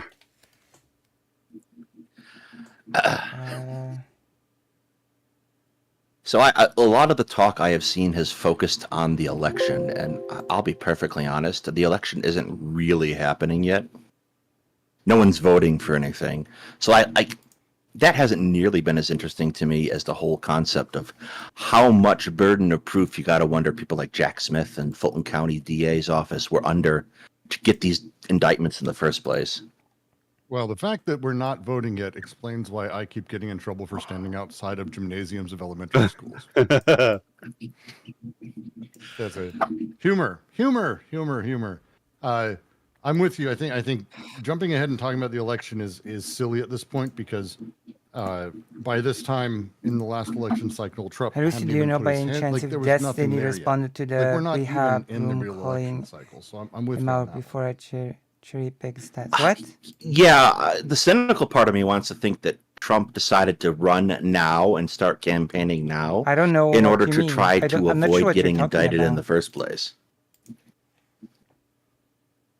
Well, he officially started campaigning several months back. I mean, he announced several months ago, and he had wanted to announce last year, but the RNC had asked him to wait and said that they would pull all their funding for his Oh. legal team if he announced early. They wanted to wait, and forget what they were waiting for. It seems so long ago. I don't remember what it was that they were waiting for. There was some benchmark they wanted to clear before people started announcing. But yeah, I mean, he's been interested for a while, but I do suspect that the biggest reason he wants to go is at this point he sees it as the only way he can protect himself from all the indictments.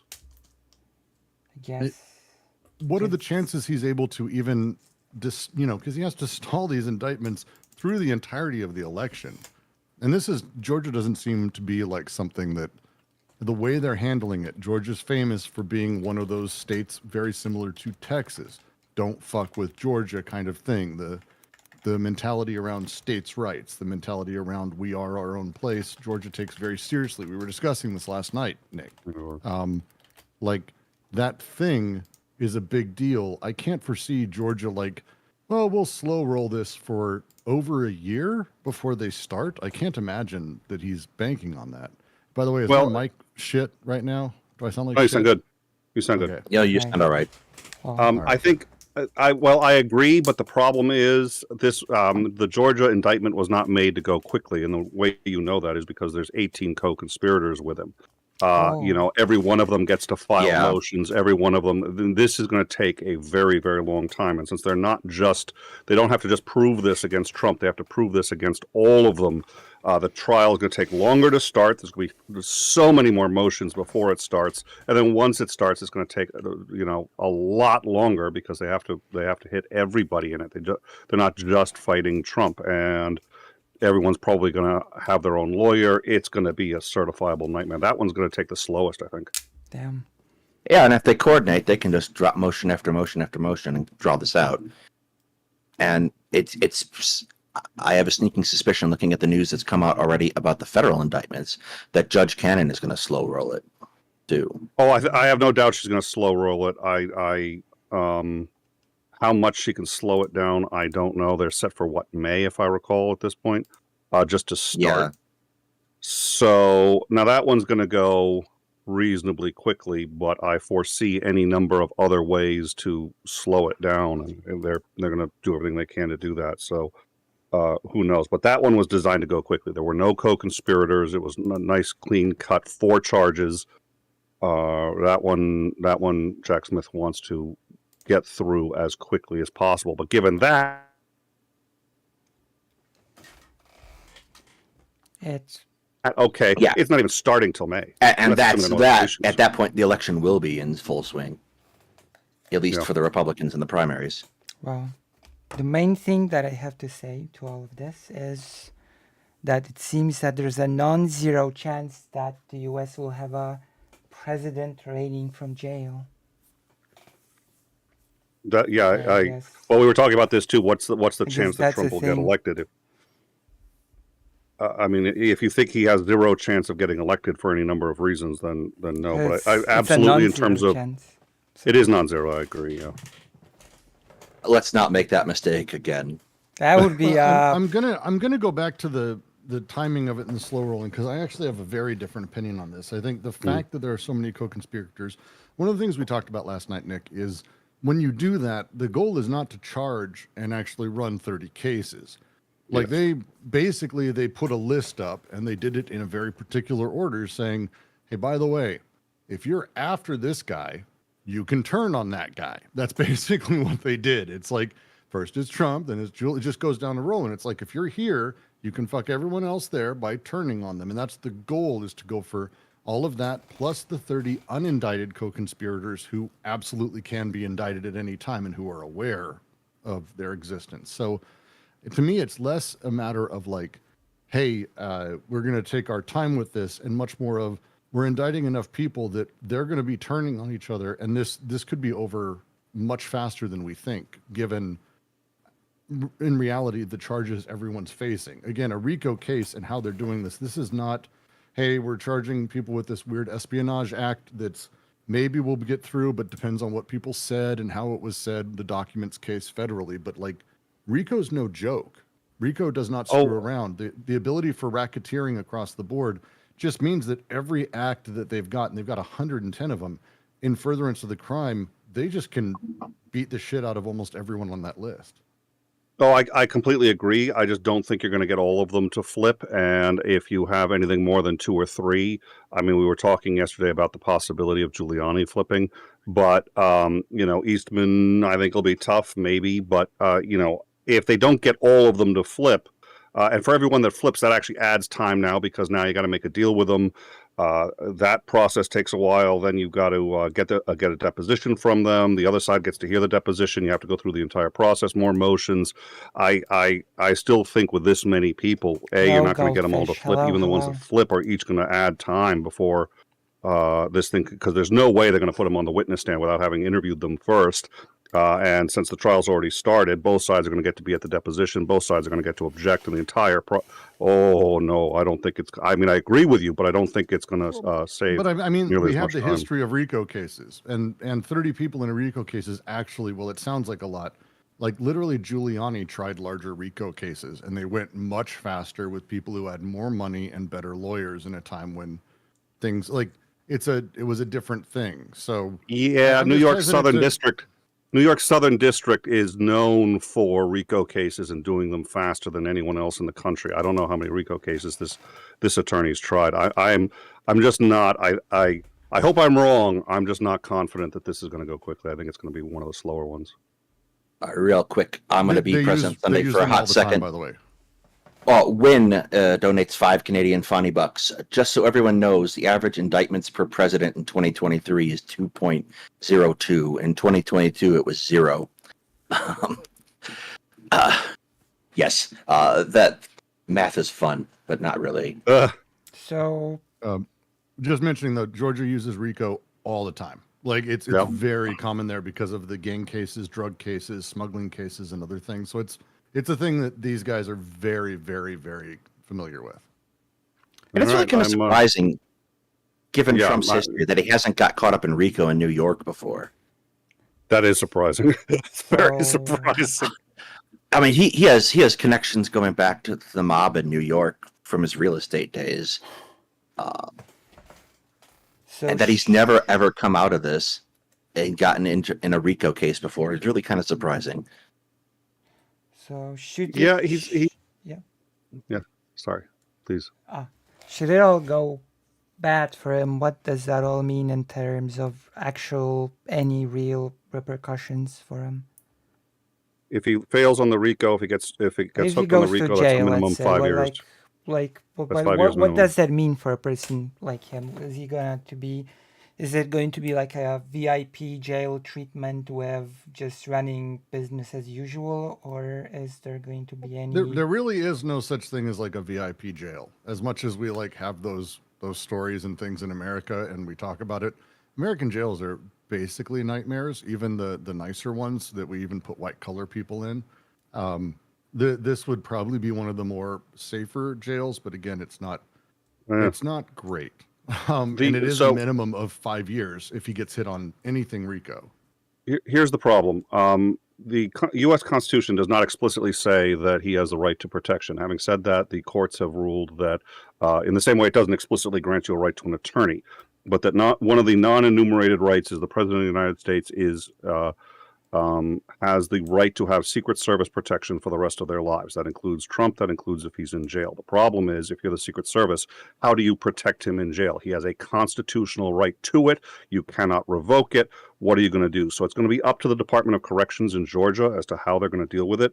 The general consensus, my understanding is they're just going to put him on house arrest. And the reason is because they can't make a jail where they can safely secure one person, but they're constitutionally required to do so.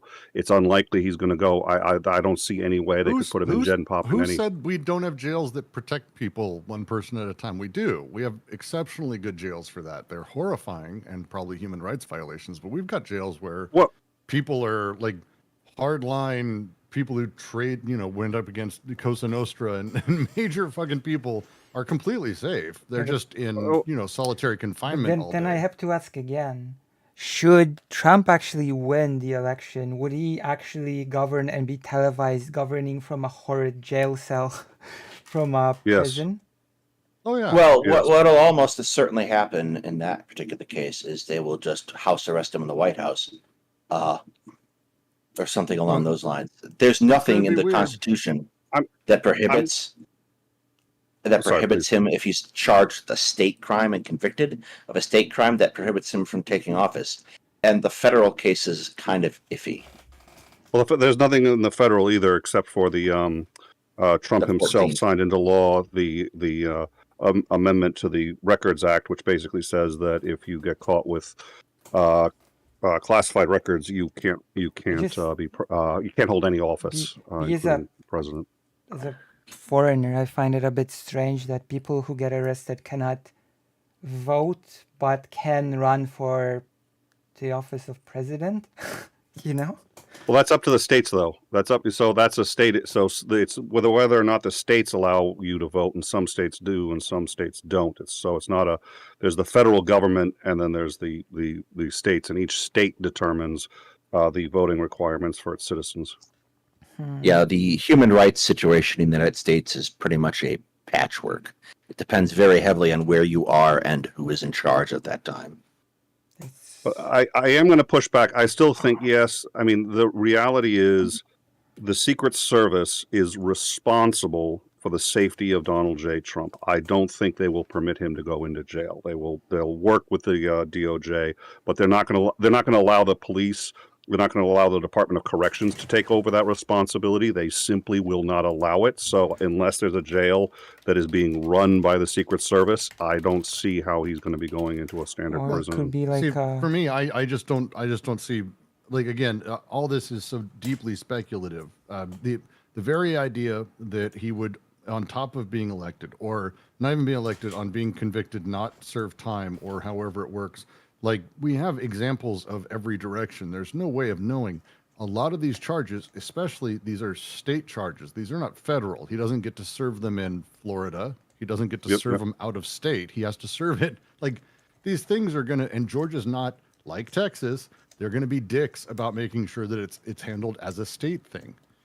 I agree. So it's one of those things where it's like, all this is speculation. I'm far more interested in talking through, like, the realities of what the charges are, the strength of them, and then ultimately how the American people seem to be sort of dealing with it, and how it impacts really where we're at currently.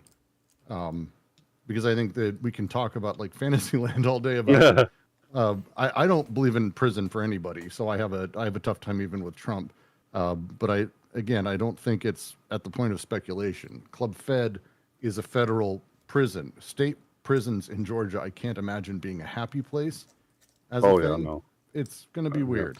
Well, I'm not sure if this is speculative, but what, like, in case of something like this, how often, well, it's not really precedented, but how much of a possibility is for there to be like a suspended sentence? None. There's a minimum of 5 years. It's the statutory minimum. The judge has zero discretion. Yeah, but like suspended sentence sort of doesn't mean that you don't have the 5 years. You get the 5 years. You just don't get immediately arrested. You don't get. You absolutely have to serve them, because what we have are certain sets of laws that are what's called mandatory minimums. So the judge in that case doesn't get to work around sentencing. They have to prescribe this sentence for this crime at the minimum. And they cannot usually. They cannot, no modification. Usually, these are put in place for particular kinds of drug cases that happen to coincide with people of color. But the RICO law in Georgia has the mandatory minimum of 5 years because, again, it's designed to address gangs. And the judge literally has zero discretion. One of the famous ones was California did a 3 strikes and you're out, 3 felonies, and you go to jail for the rest of your life. 3 felonies in jail for the rest of your life. One guy, I honestly forget what the first felony was, but he was a juvenile. He ended up getting tried as an adult, which he probably shouldn't have been, got a felony, gets out of jail. He is in a bar. There ends up being a bar fight, and they blame him for starting it. That's a parole violation, which is another felony. So he now has 2 felonies. As he's going out, he eggs the car of the judge. The car had the paint damage to the point of felony whatever. In terms of the amount of money for the damage to the car made it another felony. This guy's looking at going to jail for the rest of his life for egging a car, and there was no discretion. You cannot. There's no judge can change that. That's the and how RICO works. Minimums. How RICO works is it flows upward. It's the reason it was so controversial when it was kind of visited is we've used it in some odd ways.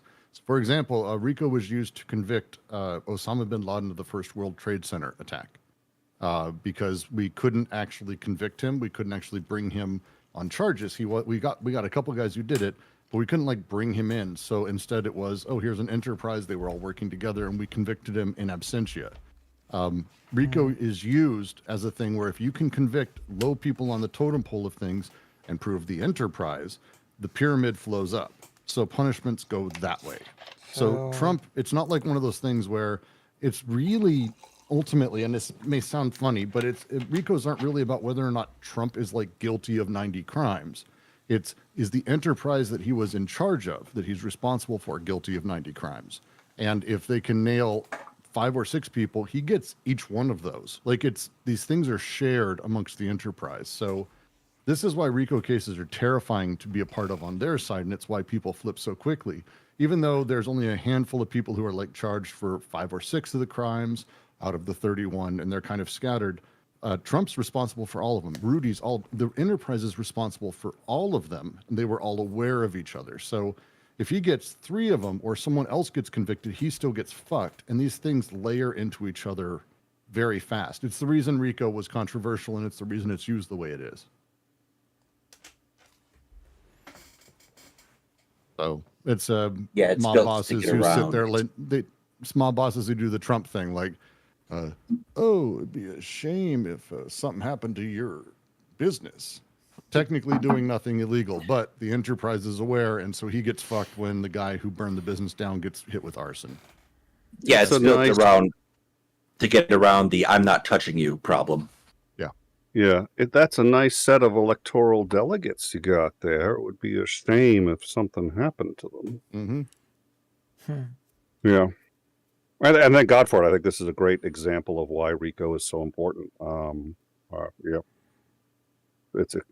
And he's mastered that, right? I mean, he's always, if you listen to that audio tape, it's just so smoothly. And the way he threatens the Secretary of State, he's just like, and if by the way, if you don't certify this, if you don't flip the certification, all these illegal votes, that could come back on you. It would be worse on you. Think of all the legal, trouble that you could get into if you don't flip this. Like, holy shit. That takes some cojones to say that to a Secretary of State. I mean, very much so. Or was it the State Attorney General just as bad? Yeah, sorry. Yeah, the other thing I think I've each time one of these indictments has dropped down, the Republicans in Congress have basically had the same argument. They are sitting here trying to argue that we are criminalizing speech or we are weaponizing the DOJ. I kind of wonder how much uptake. Criminal, simply speaking, no. Well, yes, kind of.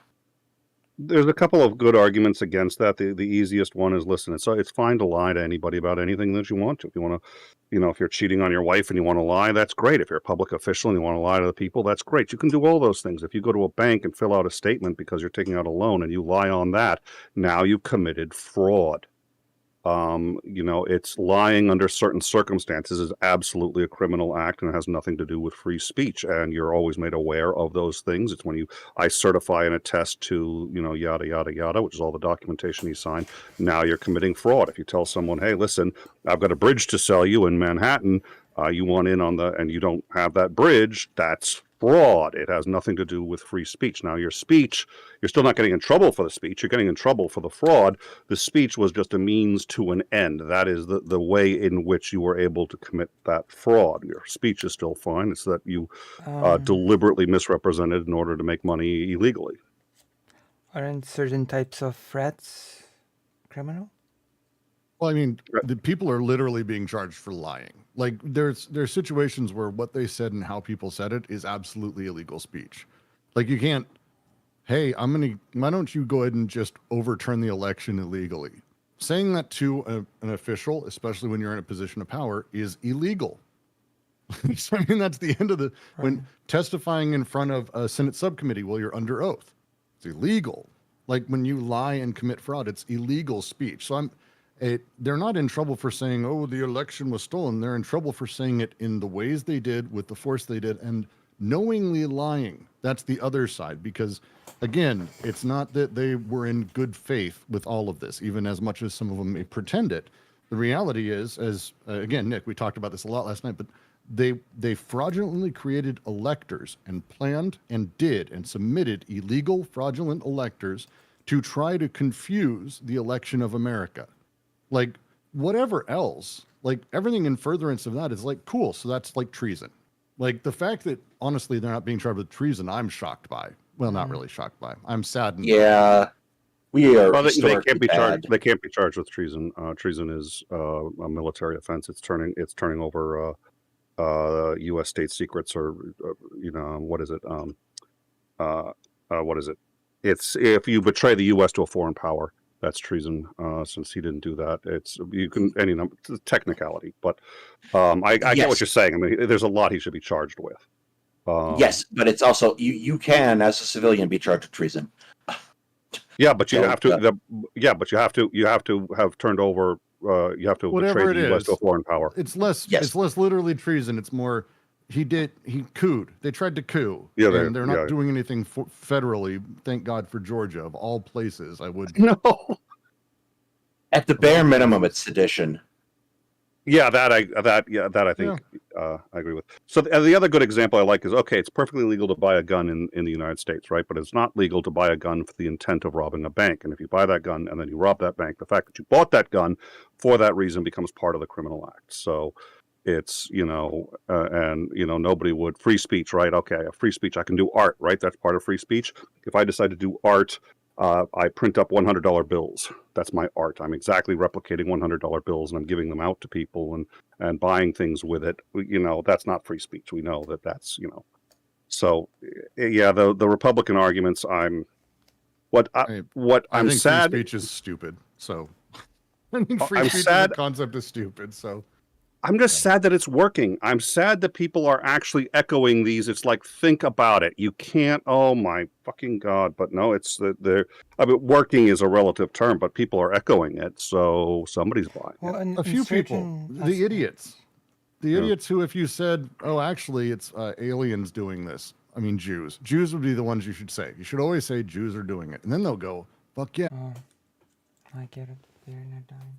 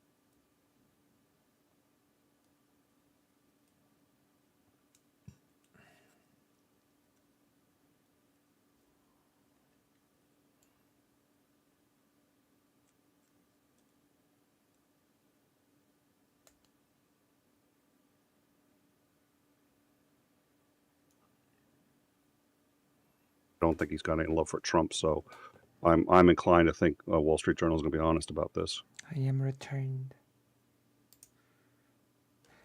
Hello? Yes, you are here.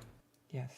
What I wanted to say before everything died was that there are certain merits to the idea of freedom of speech. As in like in a situation that Poland has been in the, I guess, 70s, 80s, when printing certain books or criticizing the government in any way was illegal. So in that sort of regard, I guess I can see the merit of being able to speak up freely about certain things or publicize certain things, no? Well, I doubt that Brooks is against the ability to speak. I'm sure it's something about the free speech as a concept in the Constitution. Although I can't speak for you, obviously, but I tend not to believe in transcendent rights that sort of obscure the reality of the situation of them or how they're empowered by the state against people. The very idea of free speech, sure, the idea we can talk, But the idea anyone should be able to say anything, no. Oh I yeah, think that's silly. There's That's like, I mean, again, Yeah, I'm there's not- a degree to which the state needs to have an option to protect itself from those who would misuse those rights to destroy the state and harm others. Well, I think people should have the right to respond to things as well. Punch a Nazi Day is a good thing. Yeah, there's another kind of weird argument that goes along, particularly in certain right-wing circles, and let's be frank, it's those libertarian kids who never read more than 5 pages of Atlas Shrugged when they were 15 and never read another book. They probably didn't even read Atlas Shrugged. Fair. But there's this particular argument that goes that free speech is instead something that should extend beyond protection from the government, and that you should be entitled to say whatever you want to whoever you want without consequence. And this is a particularly silly argument. Yeah. Like, imagine if you would bring it to its conclusion if a police officer would call out some family and say, you should arrive at the precinct at 7 p.m. or will have to come to your house and shoot everybody. Yes, Insomnia, it is the WIC argument. It's the WIC form of free speech. Well, we've just And it is- listened to the WIC debate, and that's... It's all very important if you have a Twitter account to go vote in yesterday's poll that says I No. won the debate. I won't interact with him anymore or anything around him. Free speech, human rights, things that liberal societies use like a cudgel against other societies that they need to get in line. Right. They're good things. I think people are wonderful and should have rights, but that's not how it's used.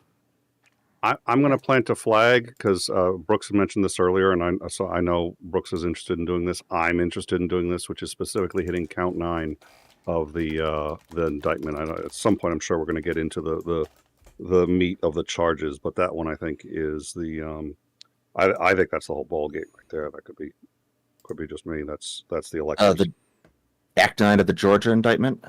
Yeah, count 9 of the Georgia indictment. On or about the 25th of November 2020, immediately after the meeting of Pennsylvania legislators in Gettysburg, Pennsylvania, where Rudolph William Louis Giuliani and Jenna Lynn Ellis appeared, spoke, and presented witnesses, Donald John Trump invited a group of the Pennsylvania legislators and others to meet with him at the White House. Later that day, Donald John Trump, Mark Randall Meadows, Rudolph William Louis Giuliani, and Jenna Lynn Ellis, I'm not doing Froze her names right again, when Brooks and said, did you use... unindicted Oh my co-conspirators, God. individual 5 and individual 6, So whose look like the identities are chat is known to the grand behind. jury. It will be met with the behind group of because Pennsylvania the stream legislators. restarted and my settings got means screwed, they turned. so it will be Yeah, yeah. behind. And discussed Okay. holding a special Apologies session of the for that. Pennsylvania General Assembly. These are overt acts in furtherance of the conspiracy. That's not the count though. No, that's those are acts in furtherance That's an of act, the yeah. enterprise. Yeah. Count 9. As the grand jurors aforesaid, in the name and behalf of the citizens of Georgia, do charge and accuse a bunch of these motherfuckers. I'm not going to read their names. Bunch of these motherfuckers. For the said accused, individually and as persons concerned in the commission of a crime together, blah, blah, blah, on the 6th day, willfully conspired to cause certain individuals to falsely hold themselves out as the duly elected and qualified presidential electors from the state of Georgia, public officers, with intent to mislead the President of the United States Senate, the Archivist of the United States, the Georgia Secretary of State, the Chief Judge of the United States District Court for the Northern District of Georgia, into believing that they actually were such officers. That's fucking hardcore right there. That's that's hardcore. Just real quick, just because the continuing defendants named in count 8, which I'm not going to read, acting as co-conspirators as described above, blah blah blah, sent by placing in the United States mail to said persons a document titled Certificate of the Votes of the 2020 Electors from Georgia in Fulton County, Georgia, which was an overt act to affect the object of the conspiracy, contrary to the laws of said state, the good order, peace, and dignity thereof. They actually, in the mail, said, oh no, I'm actually the electors, lying, in order to cause confusion. So that way Trump could say, well, we'll just throw it as we have him on recording saying, and he's talked about, like, what the fuck, man? We have this shit. Hey, we'll just throw it down the road. We'll wait for a few months, let it be confusing, and then we'll just take the presidency. That was their plan. by committing massive fraud, and we have proof. It was the concept of that sports concept. Whoever's holding the ball at the end of the game wins. You know, it's just if they just figure, listen, we're already in the office. All we have to do is beat out the clock and hold on to the presidency. And so that's it. Just creating a whole false slate of state officials. They're not really state officials, but everyone's, they've certified that they're state officials to overturn the election. It's absolutely insane. And then pretending to certify it, and then all the forgery counts and everything like that stem from this one. But this is I think the whole cornerstone of the entire thing. Yeah, it's also incredibly brazen. Like, let's write this down as a bad idea. I think it was so disorganized. So all of this, John Eastman had come up with there was a PDF that was floating around. Mark Meadows had seen it, thought it was genius, and it was Eastman's plan for holding on to the presidency if he should lose. And one of those, that part of that plan involved actually going to the governors of states where they lost, saying, hey, listen, because in some states it's actually the governor that gets to determine where it goes. In some states, the governor is not bound by law. It's just sort of tradition that they go with where the people in the state voted. So attempt to do that, and then attempt to get the electors to flip, and then barring that, attempt to substitute fake electors that they wouldn't claim are real electors. They'd just be there, quote, in case there was confusion, and then you could set it aside and set it back to the states and then just litigate the whole thing in court. And I think their idea, too, was to then just get Mike Pence to either say, okay, we're going to go with the new slate. I get to determine which slate is legitimate, which, of course, he absolutely does not. And then he gets to pick. And I think, they figured he'd go along with this. But it wasn't, they did this in, I want to say, 7 states. And in some of those states, the people just said, no, we are not actual electors. We're just there in case we're needed, which is also illegal. Well, it's technically not illegal, but if they were used, it would then become illegal. They can't operate that way. But at any rate, I don't think the plan was that well organized. And I think somebody on the ground, probably the head of the RNC in Michigan, and I forget who it was in Georgia, said, okay, no, we're going to really say that we're electors. And we're going to keep the documents to ourselves until or unless we need them. And then someone said, well, let's just send it. And it just snowballed from there. But it was so disorganized with so many states doing different things with these electors. I don't think there was a concrete plan that they were going to go that far with it per se. At least that's my take. And it's also how they're charging this is the one that makes it. All of these are interesting because of how they're being charged. All as RICO underneath its own thing. Minimum 5 years, like fucking overall, which is wild. And it's like per count, and it gets fucked up really fast. The numbers grow exponentially. But this one count of the entire RICO case, they're charging as both conspiracy and it's conspiracy to commit a crime and to defraud. And the other one is faking being a public officer. I can't remember the exact phrase of it. But basically, it's conspiracy to do that. That each one of those counts is a minimum 1, maximum 10 years for each count of that, the conspiracy, and then the other one's the other one stacks 2. So you're talking about, with just in this one charge, hundreds of years of fucking jail time waiting for people. It's incredible. Like, and it's just one count that we have absolute tangible proof of.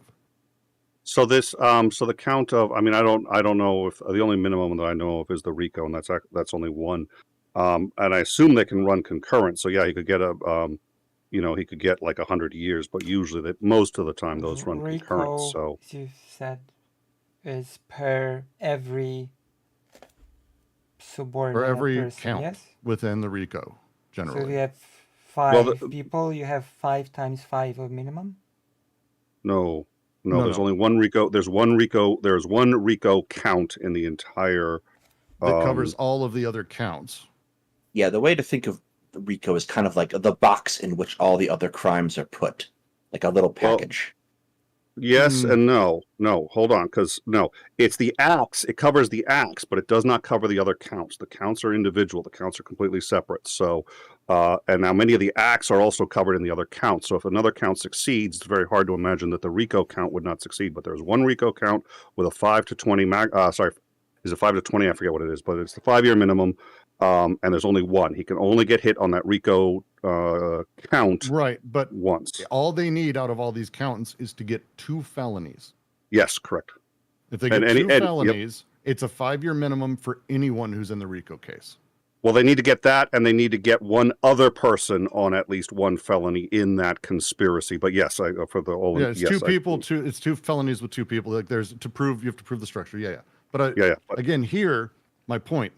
There's 9 people charged. One that we know already flipped because of how they word it, which is hilarious, I think. And then for each one of those counts, we have literal, tangible paper evidence they did this thing.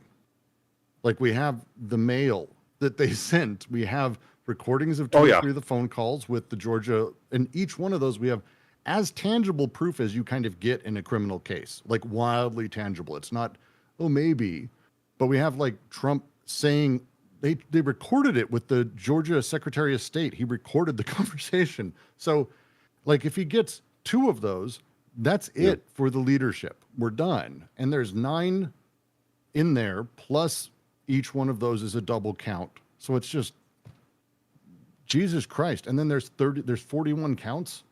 Well, and there's 100. I think it's 180 acts or something like that, and they only they only need to get it is very hard to imagine how he's going to get out of this in any meaningful way. Trump's lawyer better get paid up front. Yeah. I'm actually amazed people are taking these cases. The other fun thing to do, and it's worth going through, I've been doing it slowly, going through all of the acts and actually going and listening to the speeches that they were giving, what they were saying, because I think at the time, and I consider myself I'm a loser who watches all this shit. I know I am what I am. We all are, don't worry. But I was shocked at how much I wasn't aware. Like I hadn't watched 3 hours of each of these Georgia hearings. Like just in the first act, where they talk about Georgia's meetings on the 3rd, 10th, and 30th, which isn't even all the Georgia meetings, but they've broken them out.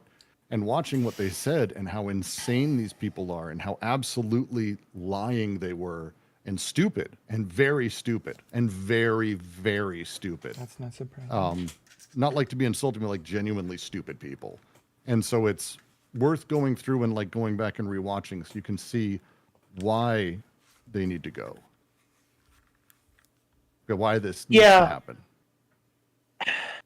Yeah, there's something I kind of felt, and this is a feeling I sort of had 2016 onward. How brazen Trump was throughout all of his presidency about just disregarding the law and norms. And so on one hand, it's shocking to see how people openly thought they could steal an election. But on the other hand, it kind of sort of became normal, right? To a really, really weird degree that you just sort of expected Trump to do something totally off the wall. He did the thing. Zizek, who's generally kind of a shithead these days and kind of was around this time, he made the point that kind of Trump, because of what he is, will sort of reveal the bullshit of politics to a lot of people and sort of open up their eyes. And I think he was right here, that politics is ultimately just handshakes. Like our lives are gentlemen's agreements at large, emergently amongst many, many, many people. And someone just needs to be a bad actor to like straight up, and there's nothing people will do. And I think Trump showed a lot more people that than they wanted. Like, this is why we're here, is he just did not care. There's a lot of stuff he didn't care about that I think we should have cared a lot more about, but like this was breaking all of it. Like it just broke all the rules, the gentlemanly rules, the ones we don't talk about. Well, Well, and like I remember the first time for me that became crystal clear was the Hillary email thing, where he was literally in a debate and said, "Russia, if you're listening, if you could, hack Hillary's email account and then release those." And I'm sitting there going, like, isn't it a felony just to ask, let alone doing it? But it was so brazen. I think everybody was just sitting there going, like, and it was almost the diffusion of responsibility. We're all sitting there going, like, whose job is it to actually enforce that kind? Is that is that your job? Who's But gonna where this? But if you want to go back to that, here's the thing that happened in the last couple of days. No one's talking about. It's what's his name? 1 sec, 2 seconds. Charles McGonigal. He was the head of counterintelligence. He was a big top FBI asshole. And he pled guilty to working for a Russian oligarch during the time of the campaign, the 2016. And he's the guy at the FBI who convinced Comey to go out after Hillary and basically tank the election for her. That was kind of another fucking one. weird, right? And told him to release the extra when there was more emails, like 7 days before. He told Comey, no, you got to release this, otherwise it's going to look like you're trying to favoritism. And the whole email thing was just another friggin' nightmare. Yep. I was genuinely shocked when they did that. A few days prior to the election, I was like, "What are you?" And people sit there and say that You're Comey shocked is a on. Republican helped a Republican get into the office? Really? The number of people who have defended or have said that Comey must have lied in his testimony because Comey testified Hillary didn't delete the emails and she didn't know those emails had been deleted, and the whole yada yada yada. And people say, and if you watch the testimony, it's crystal clear. And people say, well, Comey's just lying to protect Hillary Clinton. The guy who sabotaged her campaign 7 days out was out to protect Hillary Clinton. Are you fucking kidding me? Or maybe it's just because he's going based on the testimony of people that he gave a shit ton of immunity to figure out whether or not Hillary was responsible for those emails getting deleted. Yeah, he was also, if I remember right, put in charge of investigating Trump and Russia's collusion, which that was an issue. Comey was involved in that, but that got passed off. McGonigal. Oh, yeah. Oh, God, that would shock me. Here's I blanched because Lucy might have gotten to it. This came up yesterday. There is no doubt in my mind that Russia actively helped Donald Trump and that he was aware of it. Obviously, they couldn't prove it. If you read the between the lines in the Miller report, he's like, yeah, this guy's guilty, but he did a really good job of obstructing justice. But the way that the narrative has been manipulated is that people who don't read these things no longer believe that. Like, the basic facts of the Mueller report have been totally glossed over because of how that was handled. Didn't Trump also have that meeting with some Russian official that he sort of said, "Oh, it was nothing"? His son had a meeting with a Russian agent. And asked for just asking for it, by the way, it's like attempted murder, right? If you try to murder someone and you fail, you can't sit there and say, I didn't commit a crime because I didn't succeed in killing them. Yeah. Donnie Jr. asked for any dirt they could get on Hillary that had been obtained illegally by the Russian government and asked for it for use in their campaign. They refused to hand it over, and so he said, well, we didn't do anything wrong because they didn't actually give it to us. I'm going to disagree with you on this one, Daedalus. I think Russia interferes, but I would hope they do almost. Like, everyone interferes in everything. They're world powers with spies and assholes and global influence and people everywhere. Like, I much Thank you so much for the $25. I don't think Americans need help. Like, I think, like, they were doing shit and they were like, hey, you know what'd be cool is if you helped us out, because they just want money. Like, they're assholes. They're like, hey, we're going to do this. Why don't you help us a little? We'll get money from you and all that. Again, Roger Stone was one of the people who basically helped overthrow Gore's election. Like, this is not a new thing to these people. They love doing this shit. They get hard for it. Thank you. Roger Stone was one of the guys who stormed the fucking play. Like, oh, we're not doing counting Chads in Florida. the businessmen revolt, whatever they fucking called it down there, that basically helped the U.S. We had a coup already. We've done this. And it's the same fucking exact people on the same party doing the same thing 16 years before. It's not like we need Russia's help. Like, we don't need that shit. I do think the Russian interference was decisive in, in Trump's victory. I think it was sufficient. I think it was close enough that, yes, absolutely. Because the thing is, you only have to, Hillary Clinton lost by, I think, a total of about 2,000 votes in a couple of key districts. And so the question is, okay, what percentage of the people in that district were swayed by Russian interference? Because if it's just a couple thousand votes, that's easily sufficient to say that the electoral delegates from that area would have gone to her and should have won. So the question is, did they make that margin? And the CIA eventually came out and said, yeah, they believed that it was sufficient. Obama said that it wasn't, but I think he did that because he felt better to not contest the election on the grounds that there's no constitutional remedies for that. I disagree. I think actually the real president of the United States was Paul Ryan during that. I think for Trump's entire term, Trump was not president. Paul Ryan was, but Really? that's just me. Wow. Yeah, because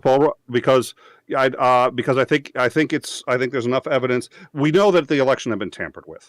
So Obama cannot give it to Hillary Clinton because it's going to look like he's just declaring that. But Trump was, I think, illegitimately elected, so it goes to the Speaker of the House, who at the time was Paul Ryan, just by order of succession. Yeah. There's also another kind of there's a good video by Niels Puck Anderson that covers it. But there's a methodology that's sort of been coming out of military analysts and the military theory community lately called liminal warfare. That very much describes how Russia was operating pretty much up till February of 2022. This kind of underhanded. Why? I would need. So let's start with a simple thing. I still need someone to explain to me how Hillary didn't lose it well enough for herself. Like, yeah, Comey doing what he did and the operants in America. How are these things not absolutely enough to have lost it herself? Well, it's what you can blame any of these things, right? I mean, if Hillary had just been a little more personable, should have won.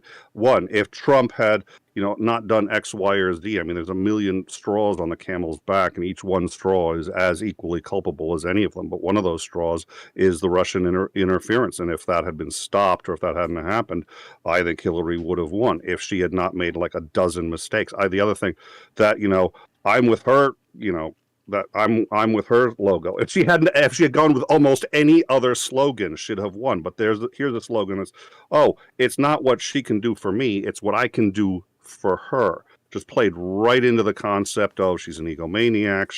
There's a million things that could have. She's done. always sucked. Yes. She's a piece Yes. of shit war hawk, like for sure, and she's proven that. But again, when we talk about Russia. Like, when we start doing that shit, I'm always just like, we're very much good enough at fucking up our own country. Thank you. I have did it affect it? Sure. I bet you China did more. Like, China had a lot more to do with a whole bunch of different business activities and other interests and the way debt was being played and their business moves and things in the Pacific that weakened Obama, that caused other conversations to happen. Like, there's a billion things that went into it. But, like, acting like Russia was even in the top 50 for me, I'm still confused by. So there was a number of social media operations that Russia undertook in the lead up to the 2016 election that were designed to suppress voter turnout. And the argument goes that this ended up being the deciding factor, is that the actual count, when all was said and done in the key areas, was so close that it was just enough to tip the scales. They had a number of GRU operations designed specifically around getting people uninterested in engaging in the election. And that was the kind of methodology that was being used. They get people to argue on it, they get people to be like divisive on social media, they get people upset, they get people dining not to do things, and that what causes. And releasing. But here's the problem: WikiLeaks. there were almost the same number of votes in 2012 for Obama as there were for Hillary. Like, Trump got more votes than Romney. He won because he was better than Romney in those areas. Romney was seen as kind of a blue Republican in a lot of those places, and an elitist and whatever. So like he suppressed his own vote. They're the same numbers. Like shit doesn't change that much. I still don't. I need like doesn't need to change that much. We are talking such small numbers in specific key districts. You're talking literally she lost by a couple thousand votes. Yeah, but again, in those areas, Trump got more votes than Romney got. So his numbers were up. So is it that they depressed votes? Is it that he swung people over in those areas because ultimately Hillary is a gigantic pile of shit war hawk and people in the libertarian view? I have family members who said this. She wants to go to war. He won't go to war. As stupid as that is, whatever they may say, like it was a realistic thing for people to say then. So like, again, what I just don't, No, and Titan's right. This is like way off topic. It's a whole thing to discuss. We're way off topic. I could rant about this with you guys though. I like talking to you. Well, it's too tough. I just hate the Russia thing because it's very. I mean, I would assume that the Russia thing fed into existing sort of attitudes, right? With its whole... Especially against Russia. Like, what I mean is, if the war hawk thing existed, then Russia probably through its interference tried to sort of elevate it, you know? I would think that would make some sort of difference. It's worth its own discussion, but to bring it back to the indictments. Sorry, Daedalus, for going down the rabbit hole. I apologize. The rabbits and the ducks. Yes, I was at least as culpable, but let's blame Brooks. Yeah, sounds good. I'll We're take doing the that. blame. I'm happy for it. It's Sunday stream. Everything's my fault. If it's bad, it's fine. What would be the next thing then to discuss around these? Because it's to me the interesting part, if I had to say, and I want to kind of know people's thoughts, is what's going to happen next when it comes to the fascist machine. What are the things they're going to be saying? Because I have a couple fake Facebook accounts on weirdo conservative pages because I think it's hilarious and I find it fascinating. Okay. And they're just saying the same shit. Trump's innocent. Like there's no log line. And I'm kind of waiting for the log line. I mentioned it last night on Nick on your stream where I was like, I'm waiting for everyone to say that Georgia's the left wing of the South and that it's like the Democratic haven, which it's fucking not in any capacity. But like, I'm waiting for them to say that shit. And I haven't seen it. So I'm wondering what log lines are or what you're hearing on that front. So I would be incredibly amazed if someone tried to argue that Georgia is a left-leaning state. That would be so absurd as to actually defy. Like, I would be incredibly incredulous if someone said that. Like you would expect that to work. The state that just banned handing out water and voting lines is the left-leaning state. You haven't heard crazier things in the last 2 years? Really? I suppose I have, but I mean, I expect the whole thing to be like a pariah messaging, right? Yeah, I mean, it doesn't matter what's true, right? What matters is what's a good soundbite that you can give that people will latch on to and regurgitate. It's the same with the free speech thing, right? Oh my God, they're going after him for free speech. That is absolutely not what they're doing. And if they were, you still got the fact that free speech is still limited in this country. You can't yell fire in a theater, yada, yada, yada. None of that. It's just not registering. It's just that is just a great soundbite defense. And Georgia has suddenly become liberal is going to be one of them. People are going to say that Trump is suffering for good old American values and that something must be done. That's going to be, I think, that's what's going to be, I think, the bigger argument is they're going to try to double down on the deep state stuff. Is that meme of him nailing himself up on a cross? I just put it, he's ramming the nail through, goes, I'm doing this for you guys. Probably. How does this work then? Because over time, as these things are said, conspirators are going to turn. Like there's no chance that all of these people are going to trial. None of these people want a RICO case. None of these people want to go to a Georgia prison.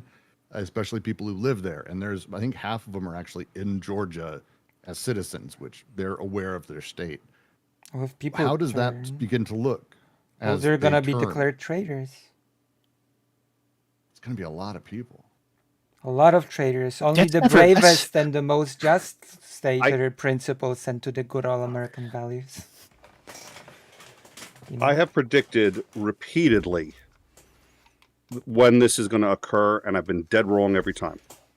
But I still think at some point we're going to hit a tipping point, and what's going to happen is sort of roughly the same thing with Nixon, which is all of a sudden, with Nixon, people forget that he was extremely popular. He had been extraordinarily successful, and people just refused to believe that any of this was true.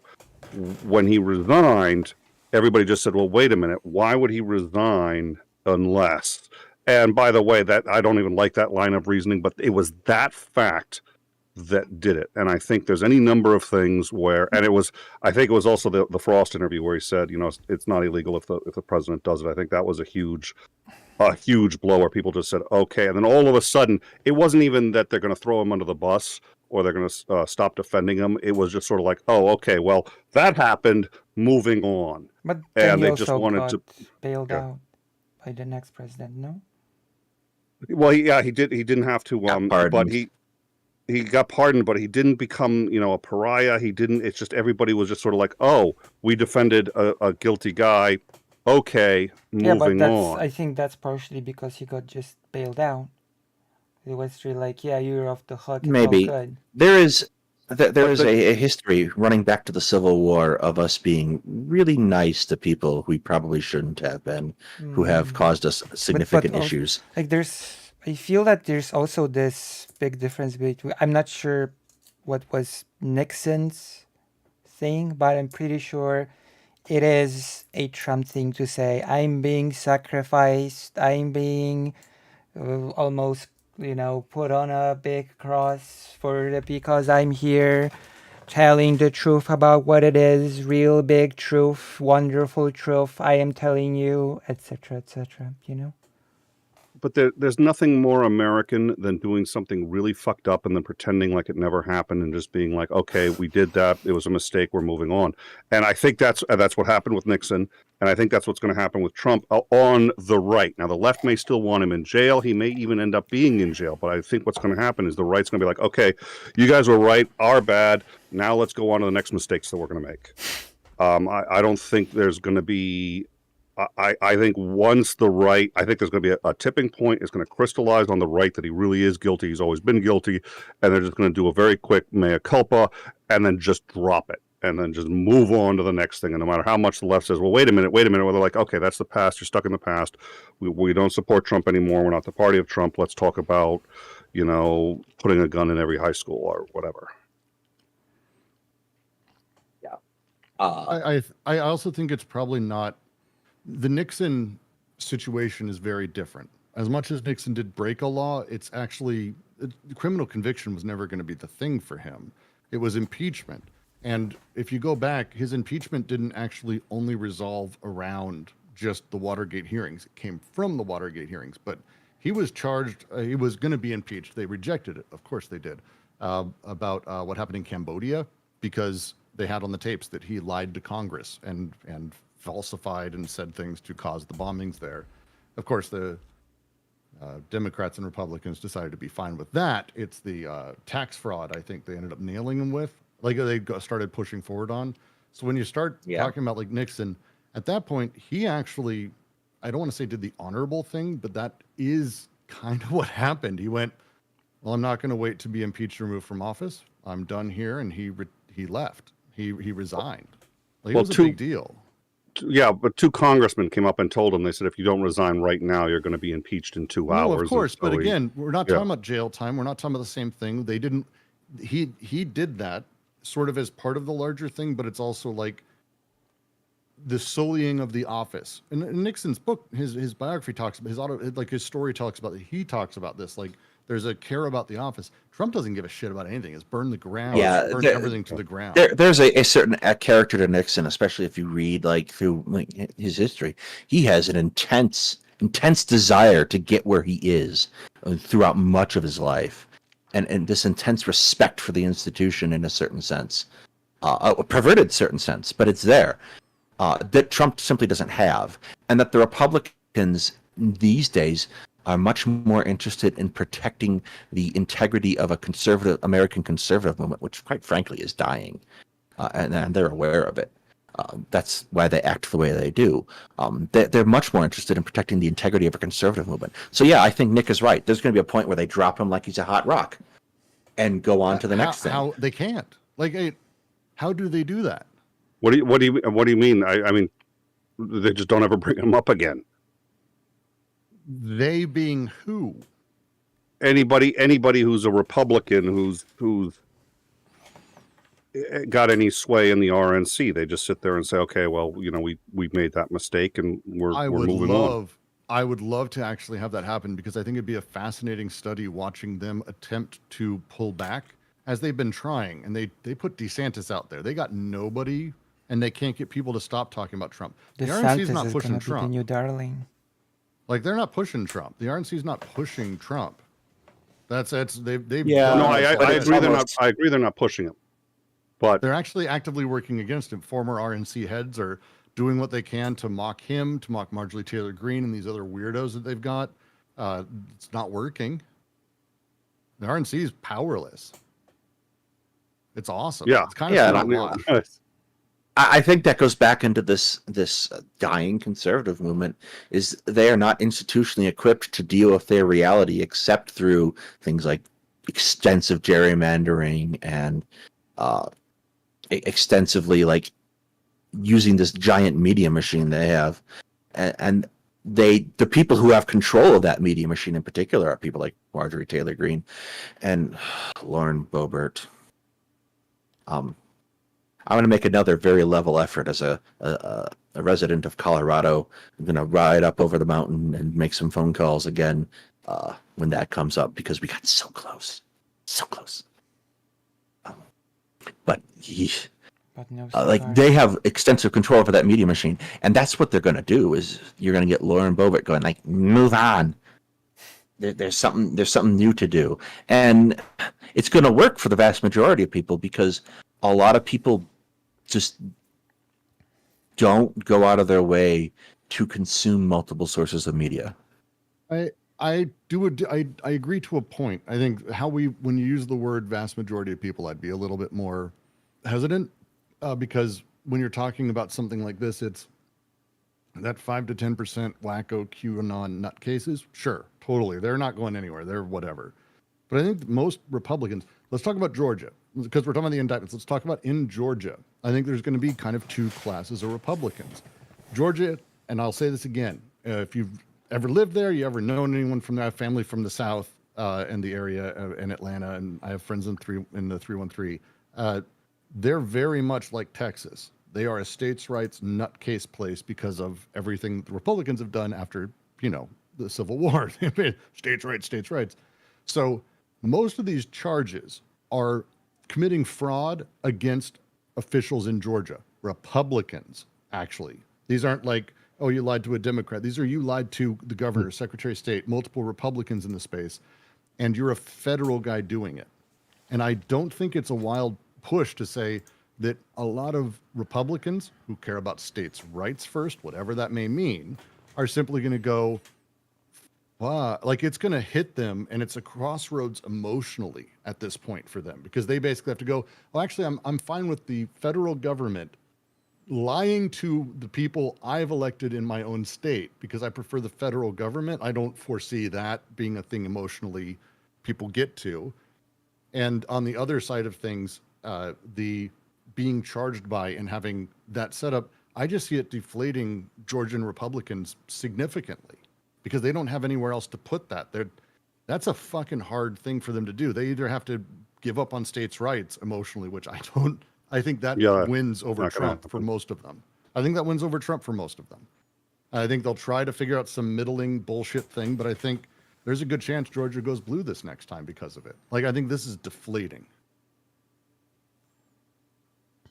I hope so. But I agree with everything you just said about Georgia. They are very much a yeah, that's and we talked about this again last night. Don't mess with Georgia, but it's the sovereign state of Georgia, and they're very serious about that. Yeah, they're all whack jobs about it. Like even the Democrats there, like they're all really nuts about Georgia is its own thing. Don't fuck with us. We're like they're big on borders with Florida. They do big. There's a huge bunch of shit happening there. They're very statist. Yeah, Well, I'll be perfectly honest. The only time I've been to Georgia is basically like everyone else. I've been to the airport Have you been to because all Texas? flights go through Georgia. It seems. Once. I mean, Texas. If I I said left Texas, as quickly as possible. Trump committed massive fraud against all the leadership of Texas, and they're charging him in Texas. Do people in Texas put Texas first or Trump first? I think that I'm not saying it's clean, but I'm saying the conflict alone deflates. Yes. What it does, though, I think, is it disinterests a lot of people in participating again. Good. So if Georgia goes blue, it'll be because a lot of Republicans don't vote. That's good. Or Texas ever goes blue because a lot of Republicans don't vote. Good. I hope they don't vote. That's what I want. I want to get them to vote blue, but that's just me. I'd love it to go blue, but I don't care how. I don't want legal means. I don't want to force people, but if they're not going to vote because we basically took the passions out of their sails, that's a fucking win. Because tomorrow, if we get blue Georgia, that means we're set in a lot of fucking ways. Doing harm is always better than doing harm. Well, it's not doing harm for them to be tired of voting. Yeah, so it's not doing harm. Yeah. Yeah, and the other thing I'd point out is, like, we have been predicting a blue Texas for quite some time, and I just have a really hard time seeing it happening. It came close. I mean, if it came close, what's it? You think it's a bridge too far for it to go all the way? It's one of those things that would shock me again to see it happen. Although, looking at recent history you're pushing so far uphill. Like you're just trying to push a rock uphill in that case, and Georgia. The beauty of time is that old people die. And that's who Republicans are.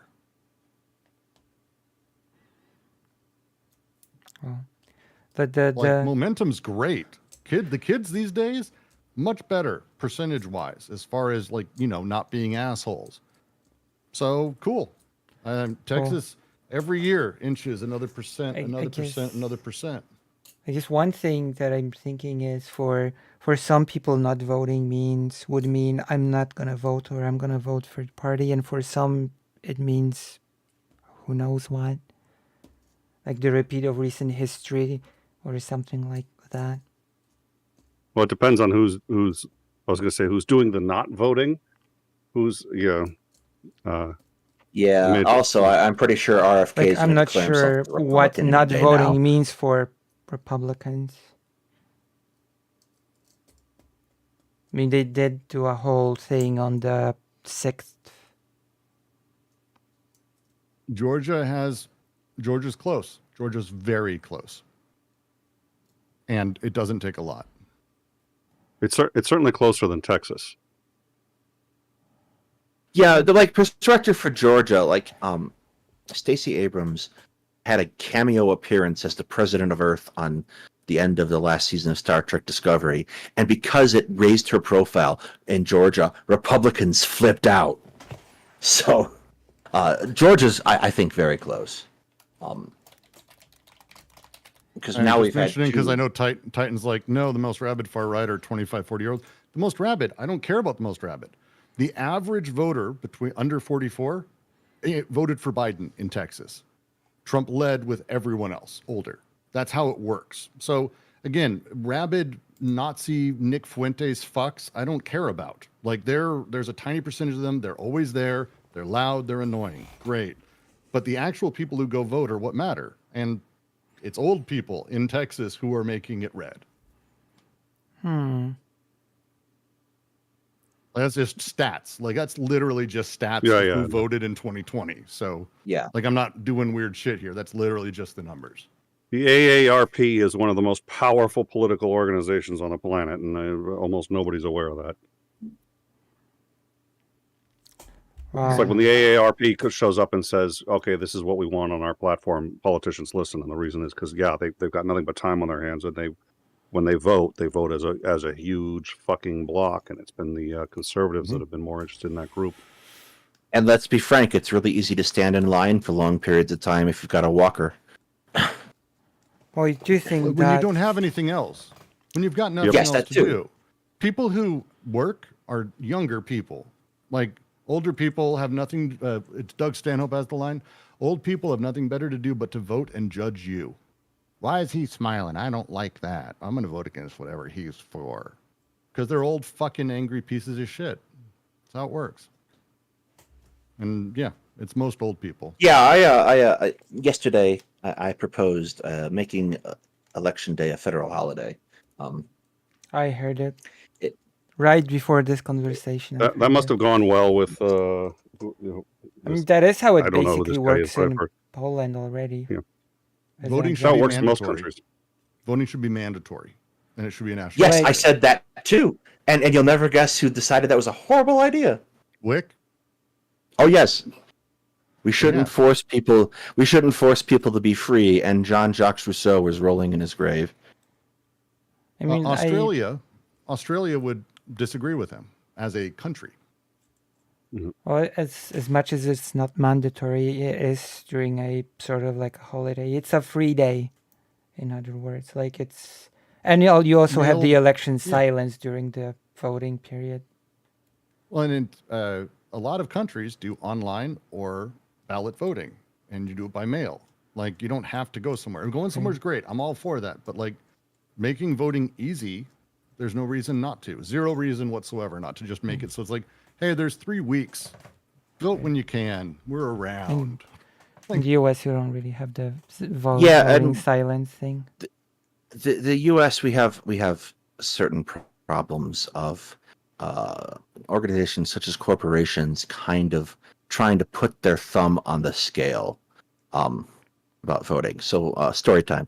I used to work for a large company in Northern Illinois who decided for the 2016 election to tell employees that they were not allowed to rearrange their schedules to go vote, which is illegal. So I threw a fit about that, and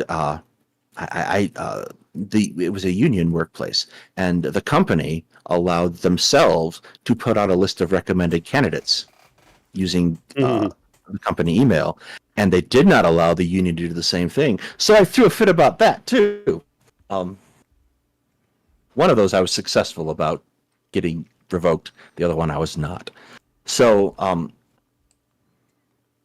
making elections basically mandatory and giving people a day off and having them paid for it, if you're lucky enough to get a job where you get paid for time off, would be a fantastic thing towards moving us away from our current electoral situation.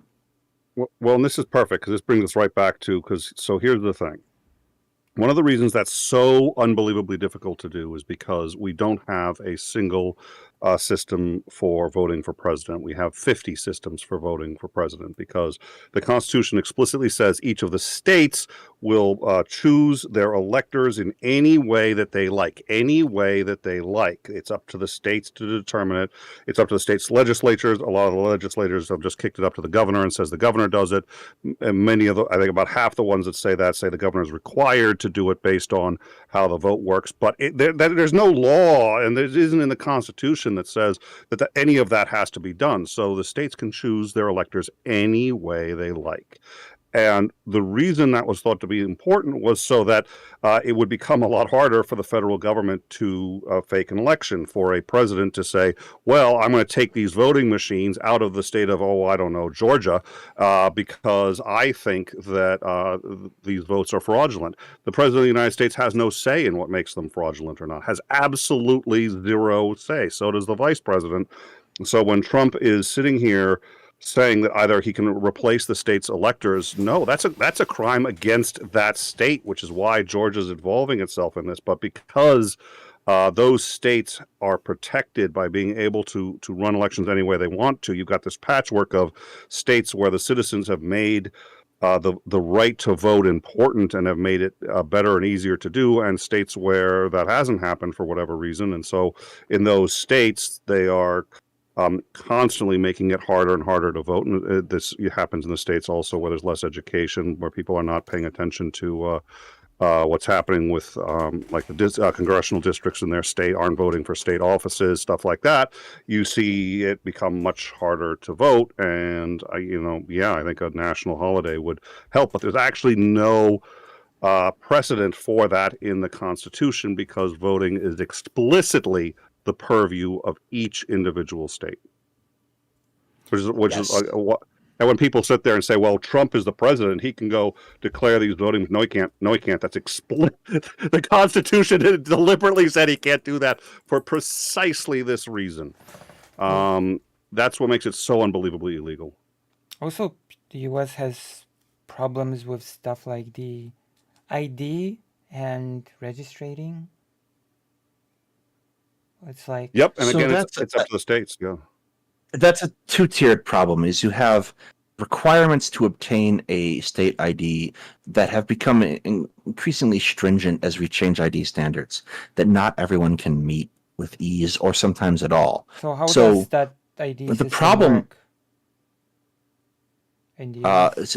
Again, it works state by state. So, for example, in Colorado, you need a number of documents to verify basically your existence as a human being, and at least some of them have to be notarized. That's but the idea is supposed to be such a document to verify your existence. Sure, but if you cannot get access to those documents because some people are underserved in the kinds of resources that require to get those documents, then you're locked out of voting. But isn't every single person sort of registered somewhere within the government? Everybody has a social security number. Or anything? Everyone has a social security number. That's it. And we because of freedom, we take any kind of national identification very seriously and in general oppose it. So there are no documents that you are required to have in the U.S. and you're not even required, I think, you have a social security card, but I think that's I don't think you can be forced to present it at any time legally. It's also not necessarily something you want to carry on your person. Yeah, it is something because of how it's connected. It's how it's connected to your identity. Like in Poland, as an example, when you're 18, you just get an ID and you can use it to vote, and that's it. We don't have any nationwide ID. The thing about the United States to keep in mind is that we have a very uncentralized system. And this kind of gets back towards talking about the patchwork of voting systems. We have a very uncentralized system that's kind of designed with the intent of exclusion, preserving a certain sense. Not necessarily. When the Constitution was written, it was kind of a very, very different time for America. There's a certain sense of trying to bridge the gap between the Articles of Confederation and the new Constitution, and a certain amount of power that the states want to retain. That hasn't necessarily worked as well for us as we might have otherwise hoped. It's easier to think of the U.S. And the U.S. when it was first founded was intended to be more like the EU. When they said states, the idea was really almost its own country. The only thing that a state couldn't do if it was in the United States was enact foreign policy. It couldn't raise a military, and I think there was one other thing. Print the money. Other than that, there was supposed to be this huge, wide latitude. People saw themselves as from Kentucky first and from the United States second, and that's changed a lot. But that was how the Constitution was written, and that still is how a lot of people. No, and there aren't many people who think of it that way, but we still have the roots of that form of thought. So each state really is considered on some level independent. And while we're more interconnected than we've ever been, a lot of states in particular like to flex. Look, we're not, we're barely part of this system here. And the phrase "the United States" doesn't emerge in American literature and writing until after the Civil War. It's more commonly listed prior to that as "these United States," and that's one of the things you note about American history is that the Civil War is kind of like America 2.0 sort of thing. That's why in American colleges, the semester dividing line between what your first and second semester of American history is the Civil War in some capacity, because you have basically a new country after that. Well, and following the Civil War, the need to basically say that we are a United States becomes front and center across many political avenues, which it really wasn't before. It really, really wasn't. No, it absolutely was not. And so part of this idea was to give states as much freedom as one possibly could. So when it comes to voting for the president of the United States, the federal government has no say in how that voting is done except on the day. And basically what happens is on that day, the electors come up from a state and they say, this is who our state votes for. And they have to go with those electors. But each state has its own system of how those electors are chosen. In most cases, it's pretty much just tied to the popular vote, but it can vary. And and that's where you get, like, some states will also say, well, whoever wins this state gets all the electors. And the state can do that if they want. And it really screws with the vote. But if they want to, they can do that because the Constitution There's some exceptions, I would say. The federal government has done a great deal to make sure there are controls in place for voting in states, for the Voting Rights Act, as an example. Yes, they have. Things that really outlines how voting can take place and how it's done. I think pretty cleanly in some ways, actually. I mean, until the last few years, because who knows anymore, thanks Supreme Court, but still. But that's an example of newer things that have had to be put in place because states were really given carte blanche. And, also prior to starting the Voting Rights Act of, 2019, like black people couldn't vote and all these other, and that was considered fine. If your state wanted to allow black people to vote, great. If you didn't want to allow black people to vote, that was fine. And over time, we've become more and more one country as we've instituted standards like that.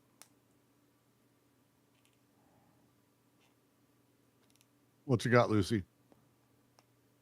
I think we broke her. Yep. So the voting system is decided by each state, yes?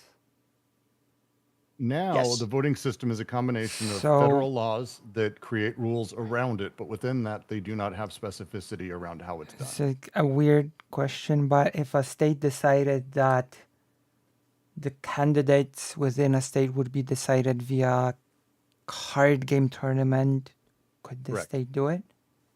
Yes. Okay. I actually think that's. I remember this was a discussion that was had. I can't remember who was doing a deep dive on it. It was. Can't remember. Fuck. But it was like how crazy it can get because how the candidates get chosen. Now the state selection of candidates, everyone has to have a play. Like again, there's some federal rules around like how voting has to happen, who's allowed to vote, and who's allowed to take part. But if it's like everyone, it's how that gets like, but also the parties themselves, and it's the worst thing. Parties have no regulation anywhere. So like the Republicans could actually just choose, like by playing poker, who's going to be the presidential nominee. They can just do that totally. Or more practically, what they're going to do is what they did during 2020 and simply not have primaries. Donald Trump's your guy. Boop. The thing is, like, these things, there's a certain amount of institutionalization was necessary, especially during early American history. Elections were absolutely wild. There was very little standardization even inside the states. So what you get is supporters of a particular candidate giving you a ballot to vote for that did not include the opposition, for example, or something along those lines. Yeah. It would be it would be absolutely buck wild how elections were conducted, or that supporters would go into a tavern, buy everyone drinks, and then hustle them over to the polls to vote for their candidate. It was the Wild West of elections. Senators from each state normally were chosen by governor or voted by legislators. Actually, voters didn't vote for our Senate. As a country, we didn't do that for a very long time. I want to say until 1800-ish, maybe later. I can't remember. Math sucks. It might even be later than that. Fuck, I'm gonna look it up now. 'Cause now it's depressing to me. Let me find that out. I feel like it was a while. But that's because the Senate was supposed to represent the state, not the people. That's why there was 17th Amendment, 1913. Or 1913. We have an amendment about it. Yeah, there is very much the design of the America. Constitution insulation that people today, like, they try to argue, yeah, it was all about the American people choosing. Like, no, it wasn't. The House of Representatives had a very limited voting pool of people with property who happened to be white. The Senate was voted for not directly. The president was sort of voted for directly, but not really because of the Electoral College. Like, a great deal of time, energy was spent in the creation of the Constitution to keep Americans from actually voting for things. 99% of Americans that you've ever met have never voted for president. The Electoral College is the only ones who vote for president. Oh, that's one of those things that's kind of bullshit to say, though. Yeah, the Electoral College has increasingly become a formality, I think, as evidenced by the fact that the very thing it was designed to do was keep men like Donald Trump from being elected. The only reason I think it's important is because people will sit there and say, well, who are these electors and how that's all you voted for. You voted essentially for electors, and then those electors go, and the electors can flip in some states. It depends on whether or not the electors are locked or not, and that's up to the states. And so you're not 99% of the time, it doesn't matter the difference between you voting for president and you voting for electors. But on that one time when it matters, you need to be aware you've never voted for president. Yeah. And then the other part of that equation is, for example, if you live in one state and move to another, even if you filled out like all these change of addresses and whatnot, that state will keep you on their voter rolls that you moved from for quite some time. I've been gone from Illinois for 3 years, and I still get emails telling me to get ready for the next Chicago election. No, but keep in mind, I mean, there are states that are good about it too. In my state, I have never once needed an ID to vote. I just gone in, they say, what's your name and what's your address? I give my name, give my address. They hand me the ballot. I put out the ballot, put it in, takes 5 minutes. I'm done. And I've never had a line. I've never had to wait in line to vote. We have plenty of polling places. And at least in the areas I live, there are some areas in my state that have issues with that, but it's not. We've taken it very seriously. It's quick, it's easy, but the reason it's that is because the people care enough to make it that. Yeah. Yeah. Yes. Yep. So, anyways, I don't. That's why it's particularly galling when people on the right defend Trump's right to interfere, or they say, well, of course Pence has a right to delay it. It's like, no, and they say constitutionally has the right to delay it. Find me that spot in the Constitution, because I can find the spot in the Constitution that says he doesn't. I know where that is. I know where it says explicitly the states send up the slate of electors. You cannot change it. You can't contest it. You can't sit there and say I don't like it and send it back like a bad pizza at a pizza place. You cannot do that. The states, once they've certified it, that's their electors. Done. And the Constitution is really fucking clear on that. And this, the party of the Constitution, and these people who haven't fucking read it and have no idea what they're talking about is distressing to me, because it's like, how do you argue with people who don't even realize that they have no idea what they're talking about, and genuinely think that saying I've read the Constitution is the same thing as actually reading it. Yeah, the Constitution is kind of Schrodinger's document in common discourse, because it both says and does not say everything that you want it to say at a particular time, which just doesn't work. Well, no, it's that's not true. Excuse me, but in the Constitution, it explicitly states that the cat is dead. The actual Constitution does, yes, but the made-up Constitution, that constantly gets invoked in these discussions, I love it. Not to be does nitpicky, not. but Does not, because I get into a lot of fights, and me and all the other historians on Twitter get into a lot of fights with neo-Confederates who have fascinating views upon what the Constitution contains. That it simply does not contain, but they will swear up and down for days over and over and over again that the Constitution gives states, for instance, the right to secede, and it's just not the case. So most states don't have mail-in vote. I don't think it bars it, but it's barred by a Supreme Court decision, which is it's interesting, right? Because the right to an attorney is actually not in the Constitution, so it's one of the non-enumerated rights. We say it's in the Constitution, it's not really, but you can get away with saying it because once the Supreme Court says it's in there, it's okay, it's in there. And the Supreme Court has said it's in the Constitution that you can't secede, even though it's not really in there. It's an interesting. Daedalus, did you say that most states don't allow mail-in voting? Most states that I know don't allow mail-in voting unless it's Every special single circumstance. state in the country has mail-in voting. Every single state in the country has mail-in voting. Every single one, period. They all do. Like, don't say that to people because they won't then look it up. Every single state has mail-in voting and absentee voting, period. You can't not be allowed to vote because you're not in the country, for example. They have to give you an absentee method of voting. And you can use that even if you're living in the state. Every state has it. I apologize. Absentee voting and mail-in voting are typically considered two different things.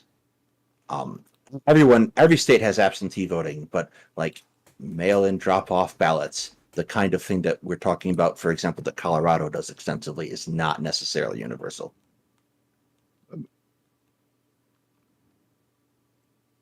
Okay. Yeah, it's been a while since. Yeah, I'd be curious about that. My understanding is every state has mail-in voting, but I don't.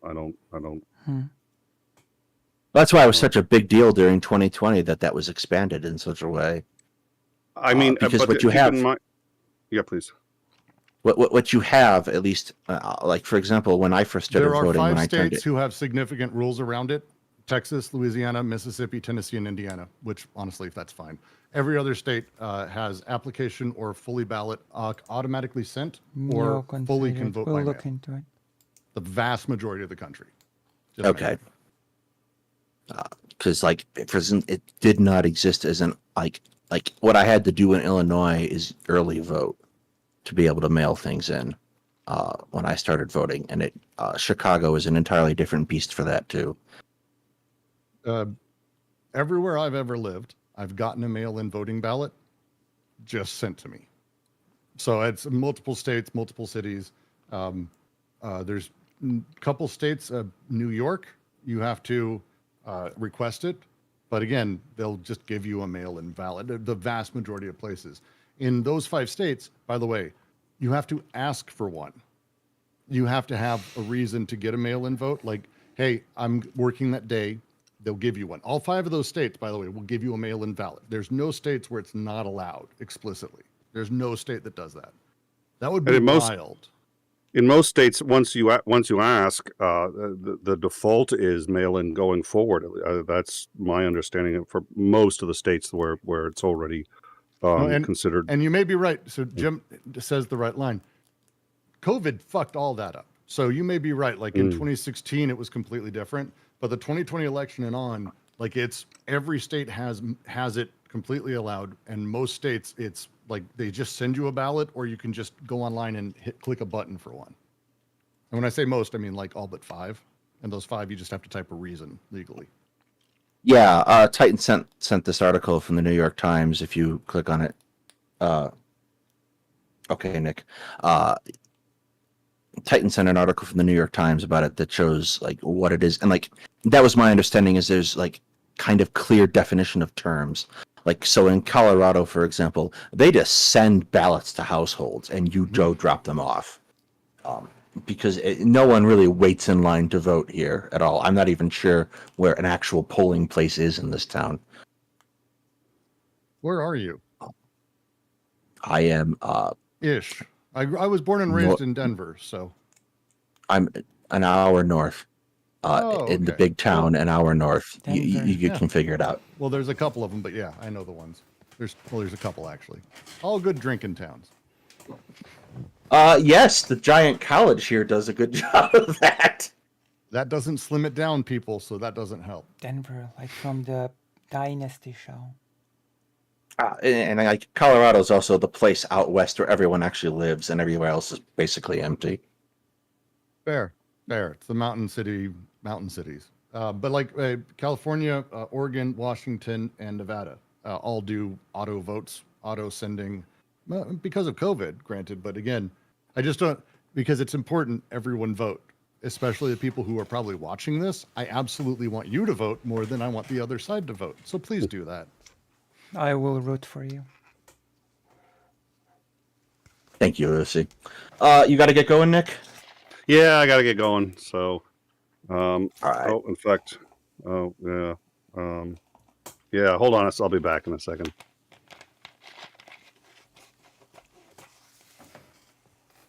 So I guess I won this. What are we debate. looking at?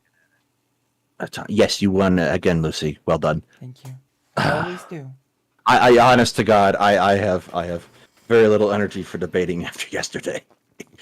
It was 5 hours. I had a couple people tell me I needed to watch it, and I just wanted to just block those people and never speak to them again because I think they hate me for telling me that. I've As been much as I watching adore it. you, I've been and I watching do adore it you. today. Before Thank you, this, Brooks. I've been watching It on was stream. it was long. Like a couple people brought up to me stuff towards the end of the debate. Like even the end of the debate before the call-in section. I'm pretty sure I was mentally checked out by that point. Oh, stop it, you. I'm sorry, my dog runs this room. The idea that there's this army of no follower accounts that holds as much power as politicians who push bills. Yeah, it looks like there's only about an hour left on that Twitter poll, and we're winning. So well done, us. I can't. Also, I put a poll up in Two Guys Talking History, and I got 100% Wix guilty. So that's the only poll that matters. Debating Wick is genuinely, it's a, you know why the guy beats his head against the wall? Because it feels so damn good when he stops. Like that's the closest that it comes to talking about what it means to talk to Wick. He's just generally useless. Again, liberals always are. But when you start talking to someone who's that brain rotted about it and just doesn't have a position, there's nothing. You can't attach to stuff. It's there's a, I can't remember who it is. It's there's a scene in a cart. It's punching into this like blob guy. My fists keep going deeper, and it's like because it's nothing. There's no form. There's no structure there. He doesn't give a shit about whatever it is, and you slowly get absorbed. Look! That's If a you want me to get better terrifying debates, go subscribe to Two Guys Talking History and make me bigger. I wanted to good content, by the way. I'm gonna just FYI. I don't know if you caught it. It was in the live chat. I think you thought I was talking to you. It was I showed up in the live chat. You had just started. You were having mic issues, and Aunt Jer's like, "Oh, Nick just showed up to figure out how to fix his microphone." And so I was just like, "I don't like you," which I end up saying to Aunt Jer pretty frequently, to be quite honest. And so you thought it was like aimed at you. I was like, oh, no. I love you. It's Aunt Jer and anyone who mods for me who just for whatever reason seems to think that while I'm on other shows, it's the appropriate time to be trolling. I don't get it. But yeah, also, I'm a pretty regular viewer of In Time, and I'm not entirely certain I want to put you in charge of my sound setup. Oh, no, listen. If you really want to screw up your sound, I would be delighted to produce for you. If you don't care about the sound or anything like that, I'd be happy to help. Jesus. This was fun. Nick, where do we find you? Yeah. You can find me on youtube.com/InTimeShow. It's a news and educational program, and we cover this. We cover Ukraine. We have all sorts of top discussions on anything and everything that's going on in the world. And we do breaking news. So please come on in and check us out. Ukraine. All right, I appreciate you being here tonight, Nick. I love you. My pleasure. Love you guys. Thank you so much. We are about now to we hit. Now we can freely talk. God, fucking thank God he's gone. Now we're hitting the 2 hour mark, and as I pointed out, I did 5 hours yesterday. So, anyone have any closing statements? David Cross Final used to end his thoughts. stand-ups. David Cross used to end his stand-ups by waiting for a few people to leave, and then he'd come back out and say something horrifyingly racist, like he was starting a Klan rally, like because it was hilarious to him to see how people would react to it. Can't do that shit anymore. That was back before cell phones. He was the bald one, right? That showed up in all the Yes. movies into the 2000s. Yes, I know. You're very sad, Bubba. David Well, Cross. Sorry. He's wonderful. He did that ridiculous scene in Men in Black 2 and the original Men in Black, as if I recall correctly. He did a wonderful show called the increasingly poor decisions of Todd Margaret. That if you haven't seen it, it's you have to like sort of watching someone be painful at cringe humor, because it's not funny. It's like oh it hurts. He's this guy who's happy to bullshit constantly, and he gets sent to his company says, we need you to go to London. He's like, oh yeah, I grew up in Leeds. It's like, what? Like he didn't. He just lies about everything, and slowly everything catches up with him and everything goes wrong. It's awful. Wonderful. It's great. Yeah, is it as painful as watching The Big Bang Theory? It was yesterday. It's good. So it's Okay. different. Fair After enough. this, I'm going to continue covering your debate. Well, now no one needs that. Lucy, don't do that to yourself. Look, I've we need already to have an started. intervention. I've been doing it while We playing. need to have an Warcraft intervention on this. 2. We need to have an intervention because no one should do that to themselves, and we care about I it. have to. I do this for the Andalus. It's true. I appreciate your devotion, but you can torture yourself in other ways. I am playing Warcraft. Probably 2 ways while that will give doing it. people. I have to Like finish reading this book Warcraft called 2. Tyranny Inc. Have you read it there, Daedalus? The Tyranny Inc.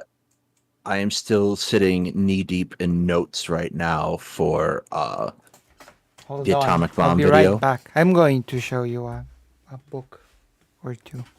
So I have been doing nothing but that for like the last 3 weeks.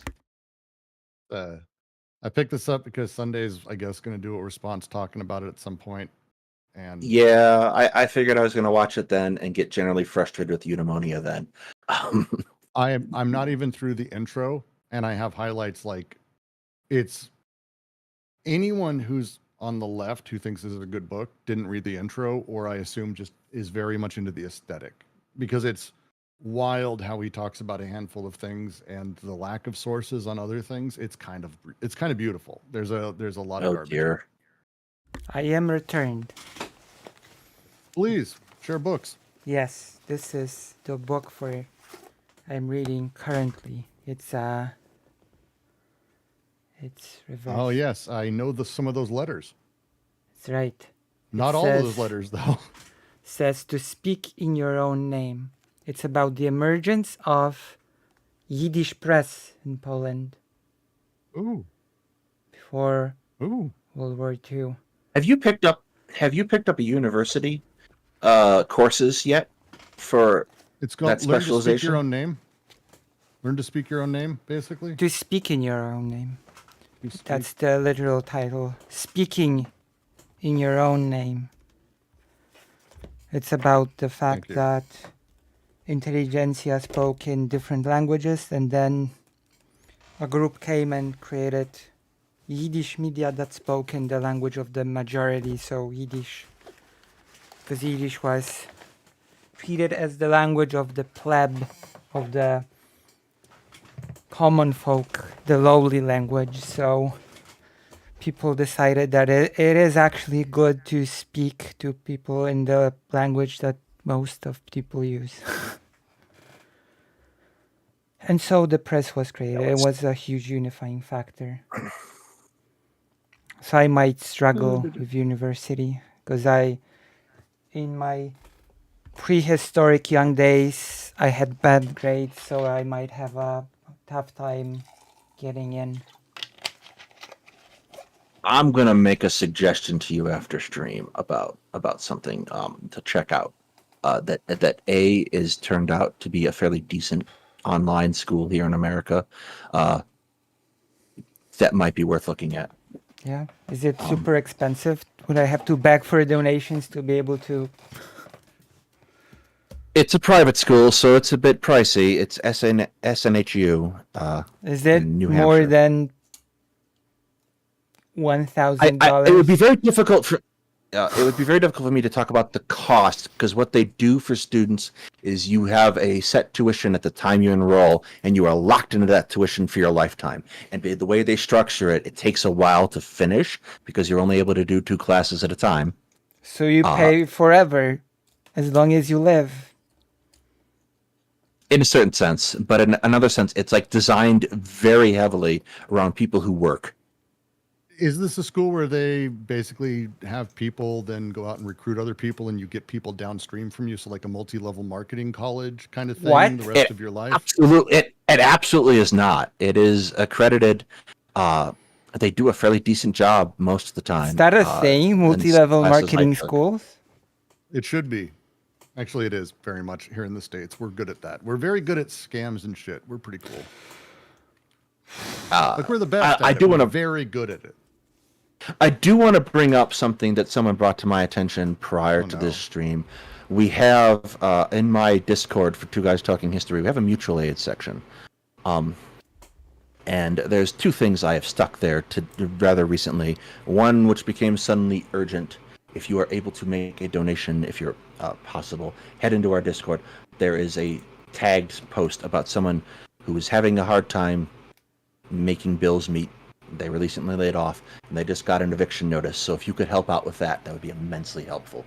And then my roommate is a teacher and is starting school as of this week, and the students just came back, and she has a list of school supplies that would be helpful if you could assist with that as well. High school?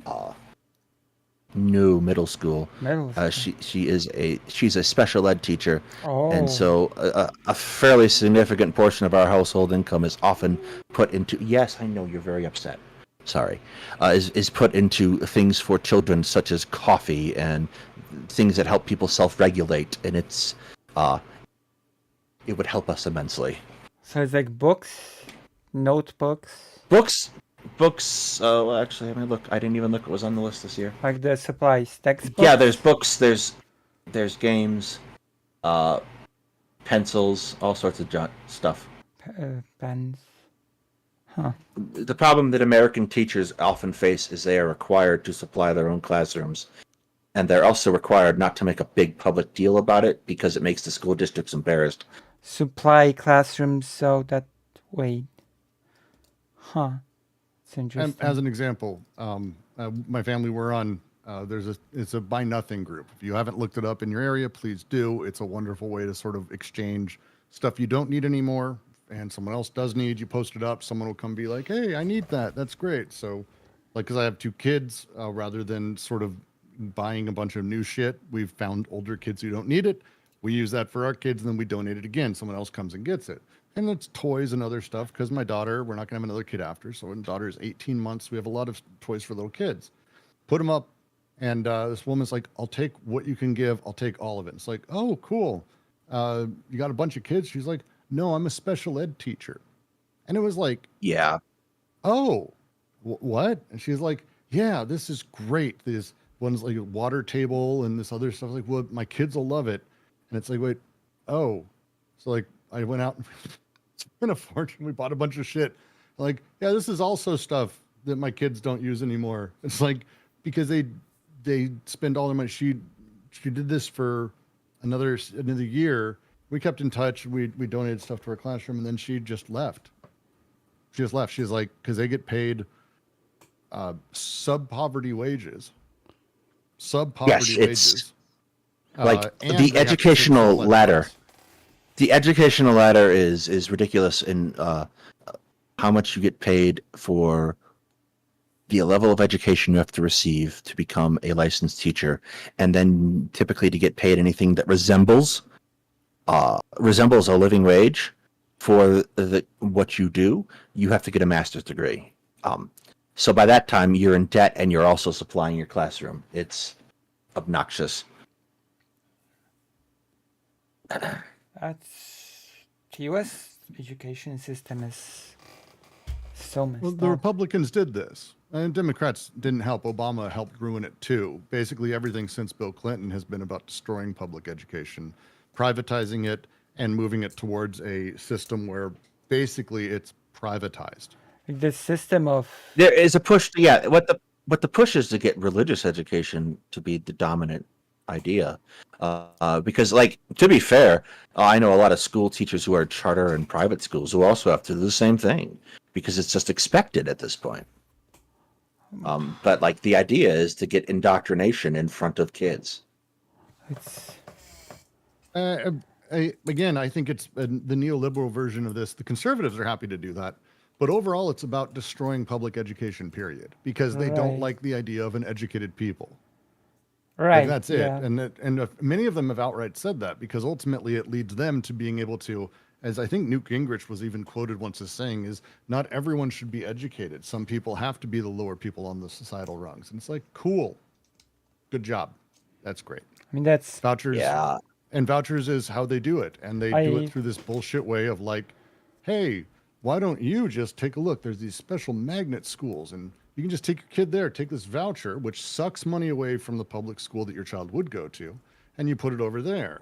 And they get paid, and this is the fun part, they get paid based on how many students start the year there, not end. Not What they finish. often do. And so what they often do is they often do double testing. So when they get tests, everyone's like, wow, look at how good this school is. It's because they did one right before, and then they got rid of those kids because they can choose not to take those kids in who did poor, and the public school has to take them. So the public school suddenly has a bunch of kids who don't know very much, and we've destroyed things further. We're great. We're very good at this. I like assume said. the whole real estate, real estate sort of being tied Real to estate taxes. Yes. Yeah, to defunding schools. The There is. It's not just defunding schools because so I did work with New Trier High School outside of Chicago, and if you've ever heard of it or been around it, it's where Oprah's kids would go. It's like one of the wealthiest counties in the world. It's insane. And Yes. New Trier is when I went, their theater, they had two of them. Their musical production they were doing was Les Mis, which is amazing because you have to pay for rights for that, which is fucking like I was a that's musical theater expensive. kid in high school. It's expensive, but not just that. They had, if you've ever seen Les Mis has a moving stage that rotates because they do the front and back of it's a whole thing.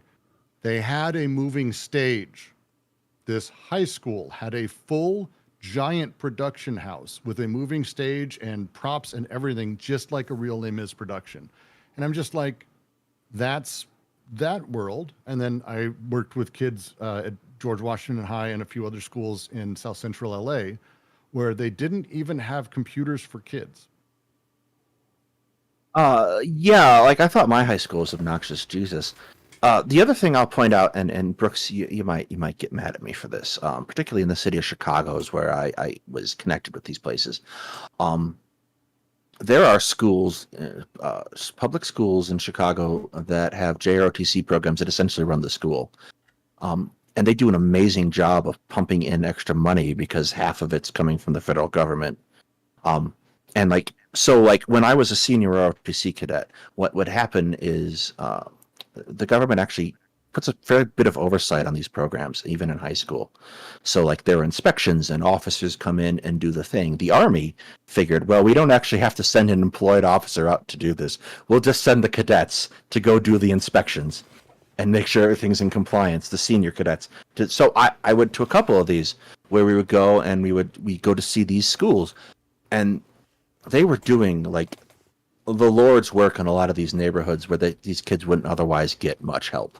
So I know having discussions with people that a lot of people are horrified by the concept of JROTC. But it was I do incredibly. think it's horrible. I do, and I think the Army's awful. I think the way that they predatorially go after poor and impoverished families and how they do that is horrifying. But it improves people's lives and their possibilities and outlook. Again, I'm not, in principle, in every way, like I don't know if I do that shit. The kids are the ones I worry about. Like, and that's what matters. And it sucks that they go through it. We put them in that position where that's the option. We should do better. I believe we should do better. It feels like But anything to Absolutely. give a kid an education, Jesus. feels like such a weird vicious cycle. I like, for example, if kids do badly in a public school, what is the most logical solution? So there are two things that kind of happen to you post your basically required public education. No, I mean still within the public education, not after, like in the middle of Oh, it. Like inside when kids the do public badly education? in a public school, like in my mind, Kids you do would badly, they're held back a year. They would kick them out. What I mean is, you would probably fund the school more to help. No. Yeah, but No, wait. I think Lucy, you're asking what would be the better way to Yes. do it rather than the way we do. Oh, Yes. okay. Okay. Yes. Well, there's a lot of issues with a lot of it. So it kind of stems from the first, which is making sure that teachers are well paid. That's Yeah. actually a thing that we do know internationally kind of does a thing, because it means that people who, and the average person who wants to be a teacher wants to be a teacher. They're not there for the money, but there's a lot of people who want to be teachers who aren't there because of the money, like because they have to go elsewhere. And so the amount of education that's required to be a teacher, as Daedalus was saying, it's necessary to have commensurate pay for that. And so if we just honestly just do that, we return to a position where teachers are a respected, real thing that people can be, and we change people's relationships on that. I believe the next step is by getting rid of all of private schools, period. It should be illegal to go to a private school. Everyone should have to go to public school. Not to period. mention the homeschooling thing, but Yeah, I think everyone should have to go to that. unless it's like in Poland, there's something that I guess you could call it homeschooling, when you have a person that has, for example, problems with like bullying, or maybe even getting along with certain issues, and then teachers from state schools go to the home on the child and do the curriculum from the Right. public school, but in one-on-one interactions with the child, sort of No, thing. and it's just about changing what we consider school for, because for a very long time, for like 20, 30 years, college and a school was a place where people went to learn, better themselves, improve, and move on. And we've moved on from that significantly since the 80s. Like, it's been a sort of downhill road in a lot of ways. So again, moving it where it's funding the schools is not tied to property tax. Exactly, So it's just it's sort so of all wild. schools get their thing. Teachers get paid very well. School, like just those things, and abolishing private schools, that does it. And then it's fixed, because as soon as people in power have their kids going to the same schools I do as my kids, schools will be better. That's how it works. No, I would pump that. I would absolutely get rid of private schools. Sorry, it's been a long 2 days.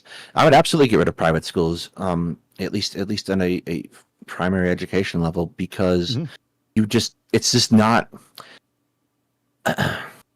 It's not useful until now. Once It is you're in not college, socially useful. I think there's a big argument to be made for private colleges, because private institutions tend to allow specializations in ways that you won't find because public schools can't cover everything. And so there's some justification in some different ways, and that's the thing. But like, I'm really talking honestly about up through the age of like 16 to 18, and beyond that, I think is a different conversation. Yeah, the public school system, like, because it's incredibly regimented, doesn't really need a private system, because all you're usually doing is oftentimes adding on a class for religious studies for that school. Right. And to be perfectly honest, most of the churches that you will find are going to be trying to do that for their now, I'm going to use the word parish and betray my Catholic ancestry. For parishes, anyway, they have programs like CCD, where they stick the kids in school after they've already for a couple hours after they've already stuck them in church or Bible study or whatever you call it, depending on they stick the kids in school after church and tell them Bible stories until they lose their minds. So, Which I contend was probably bad in my case because CCD got me to actually read the Bible, and that's like, wait, what are we talking about here? Well, with that discussion, as always, I'm going to bounce. You guys can keep going. I've got other things to do and running around. Thank you, by the way, for having me, Daedalus. Right. Thanks for hitting me up. This was fun. I will. Absolutely, and thanks for showing up just the for right us. number of people out there in the chat. It looks voting. like it, yes. Mandatory voting. Mandatory voting. Thank you. I will debate you. Let's debate right. Wick. Get Wick in here. Let's have a talk. Oh yeah, is Wick available? Probably That's not. what I want. didn't I even look really today. want that. True. Let's Now, do it. now wait. Do it. Daedalus. Can I make my point? Daedalus? Look. Can I make my point, Daedalus? Can I make my point? Okay, look. I'm wondering. You're saying, okay, you're saying that when we vote, we're voting. But I've heard other people say that's not the case. So how do you answer that? Good point. My Thank you, I PTSD win. just kicked in. It's bad, right? That's literally all he does. It's painful. So are Thank we, you so It much. was. are we getting the? Yep. Have a good one, Brooks. See ya. Not tonight. All right. Yeah. I Now think at it's this point just I am. us two, and I will debate Yeah. you. I think at this point, we have hit my endurance level, and Avery's about to eat me. So I am going to close it out here tonight. I want to thank everybody for showing up. I want to thank you for showing up, Lucy. Thank you, and I we- will debate you. At Two Guys Talking History, we'll be back Sunday, at least assuming the Hetman doesn't get sick again because he decided to go out for his birthday. So wish Hetman a happy birthday and yell at him for not being available. Happy birthday, Juggler. As for President Sunday, hopefully he will feel better soon and resume regular programming after he's done dying of plague. And now I will cover your debate and play Warcraft 2. All right. Have a good one, Lucy. Thank you.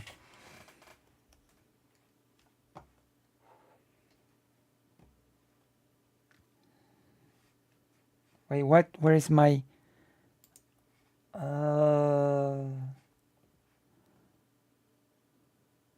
Wait, I have to...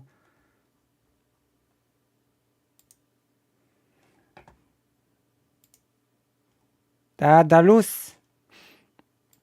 I won this debate. Ready to continue?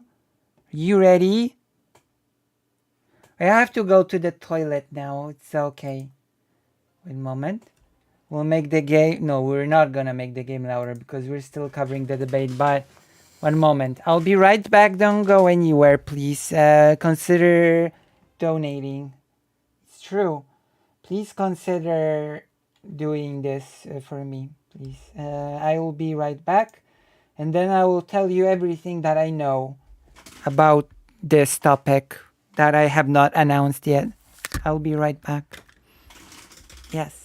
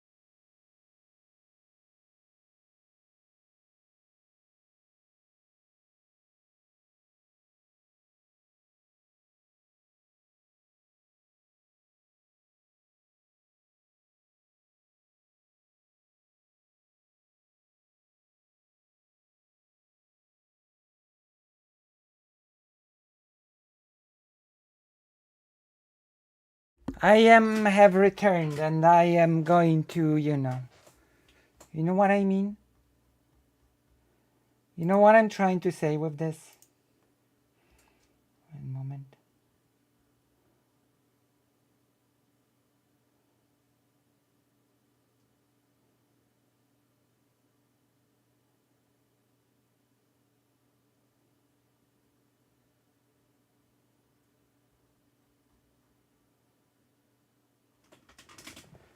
You ready?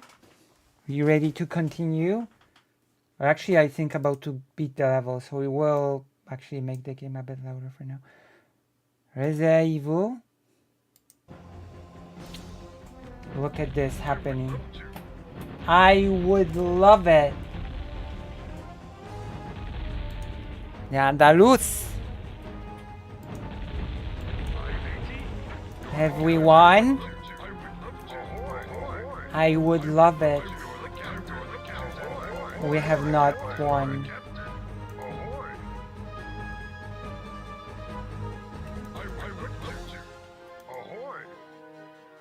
You're the captain. Ahoy! I would. You're the captain. You're the captain. I would love to.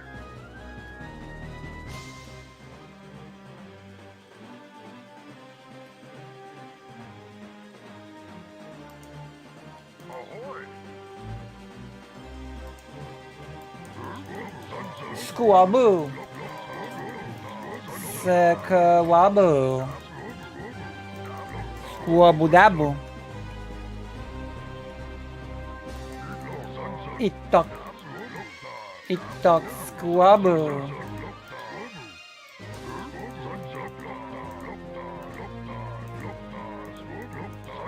Loktarabu mega squaboo.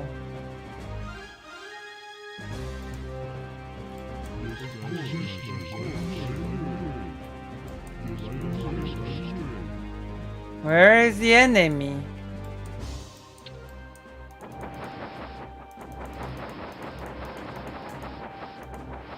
My face? Oh yeah, I forgot. I totally forgot about my face. Sorry, Giggler. Where is my face? It's called here somewhere. Where is it? Where is it? My face. I do have a face. New cam. React. I will turn it on from here. Where is it? I have to find my face. Where is it? Have you seen my face? Ellen Degenerate. New cam. Activate. Face. Face it, Tiger. You just hit the jackpot. Face it, Tigray. You just hit the jackpot. Okay, it's time. Do you see the biggest bad thing about Warcraft 2 now? Somewhere on the map there is a single enemy that I have to find. And I just cannot.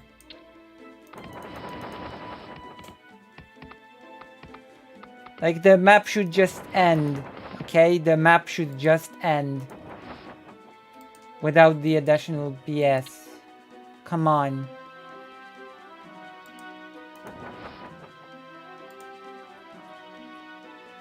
It should not be a thing.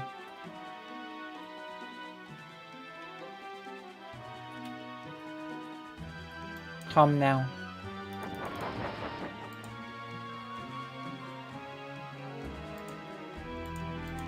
Oh my god.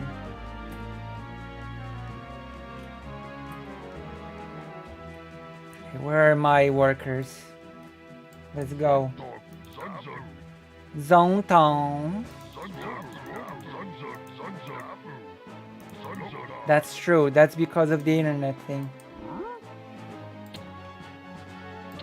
I am sorry.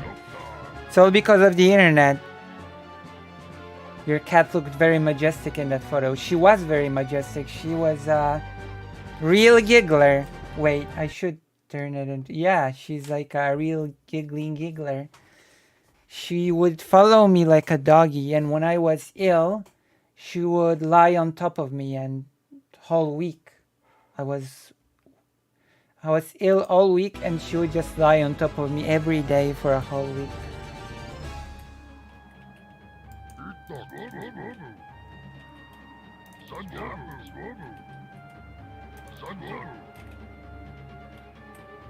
You probably think that I'm lying and it's just some leftist propaganda, but it's true.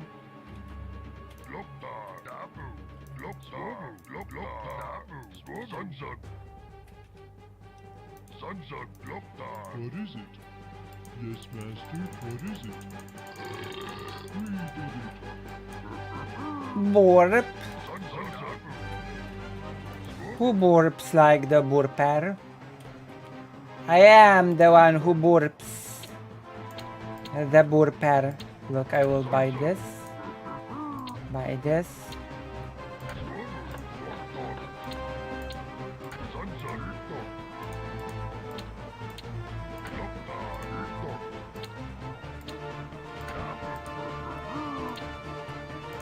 This is what we're doing. Where's the enemy? He's here. It's those two cute buildings. These buildings are actually very cute. The Griffin building. So we're gonna blow him up.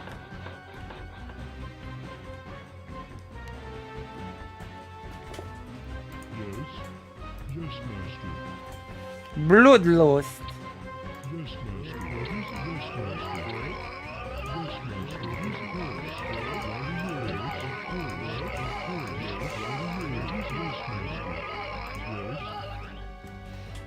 What a sweet kitty. Thank you. It was the best. Unfortunately, her death was extremely sad. It was a whole thing. Mm.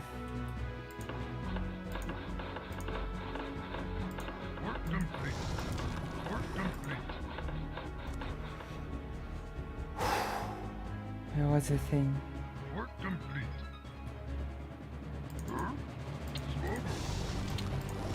Blow up.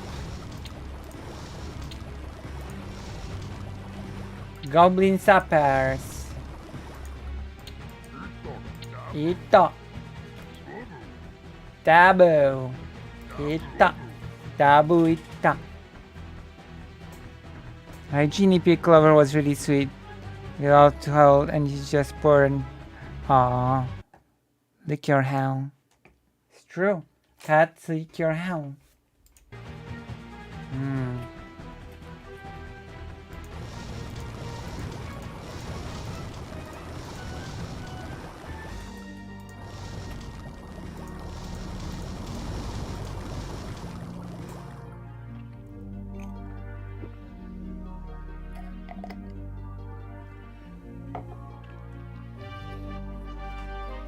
It's time to destroy.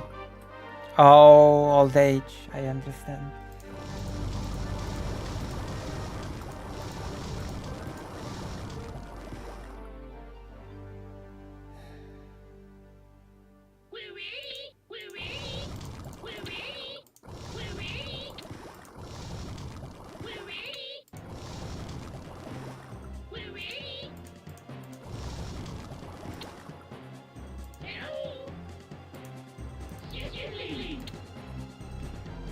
I destroy.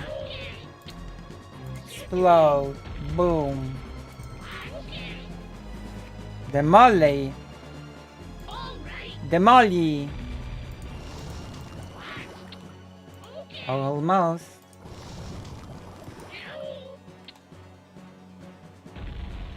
Demolly. And now we're gonna demolish this evil building. Ready.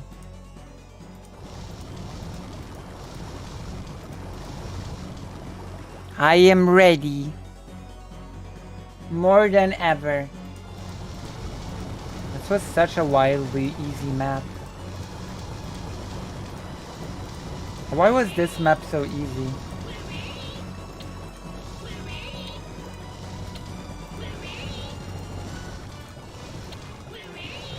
I'm not complaining, but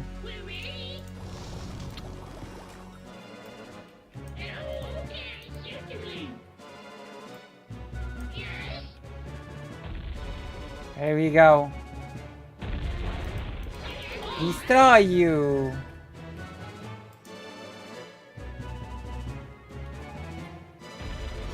The rough tongue is on purpose.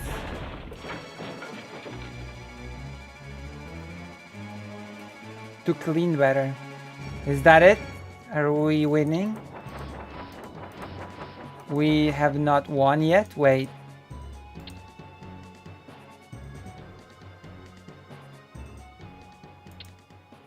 I destroy everything. What the hell? Can I win?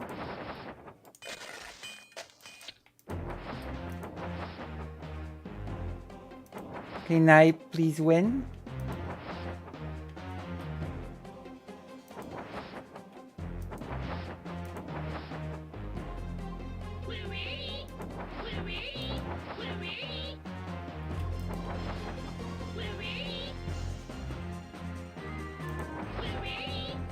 Why didn't I win yet?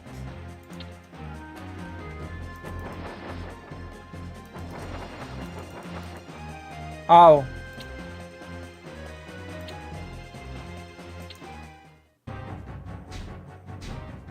Master. Master giggling.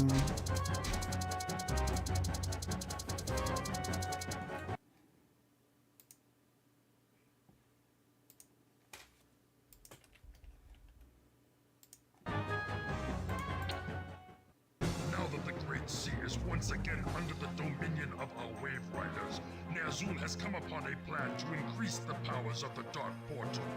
While he was the tutor of Gul'dan, the shaman bound their souls so that he could keep watch over his disciple. Even though Gul'dan knew that this link would serve to inform Ner'zhul of the warlock's studies with the spirits that dwelt in the Twisting Nether, he was too arrogant to care. Ner'zhul has ordered you to lead a small Ner'zhul. in order to find the jeweled scepter of Sargeras. The remains of the Stormbringer and Twilight's Hammer encampments surround the entrance to the tomb, and the howling of their tortured souls fill the air. Although the inhabitants of this place died long ago, their bodies have been torn from earthen graves by the vile magics of the demons and made to stalk this region for all eternity. Gul'dan. Gul'dan.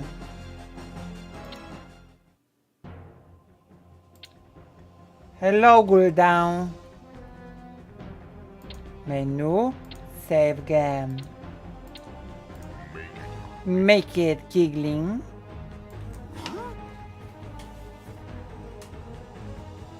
Boom. I am ready now. Of course, Giggler. Of course, Giggler. Very giggly. Very well.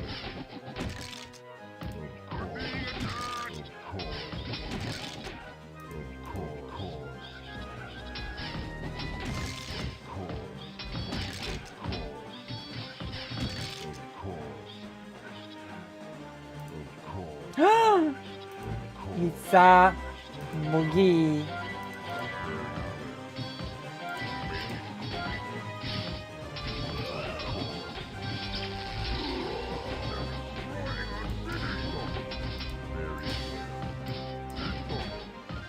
Yitta.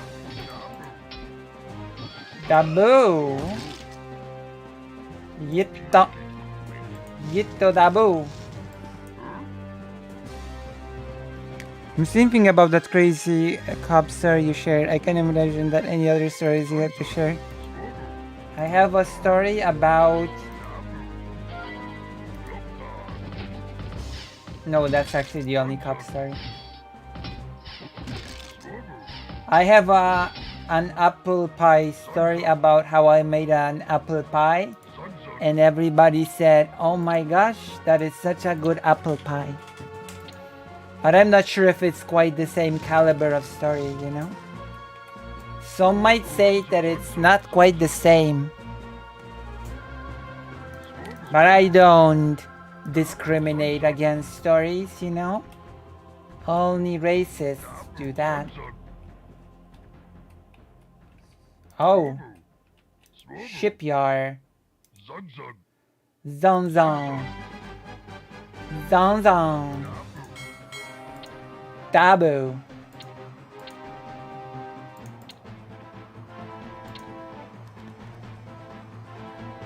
Maybe. You should donate to figure out the mass stories, okay? You should donate big dollar to figure out. You should buy my stories. It's true. Don't building shit.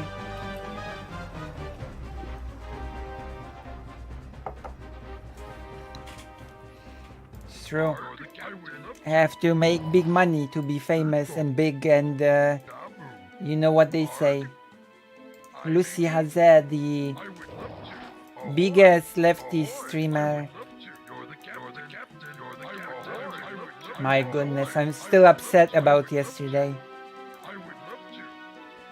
Oh wait, hold on.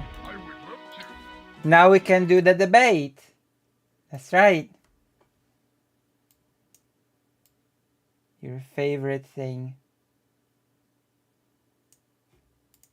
I can't recall any off the top of my head, right? But I have a head. Chose the more left-leaning path, right? But to look at only that and then make assumptions that I agree with the left on everything would be wrong. It would be wrong. fallacious. Wrong. Right? And I think that, like, sometimes we do that with the right. True. We look at the right and we see that R next to their name. We see they voted for Trump, perhaps.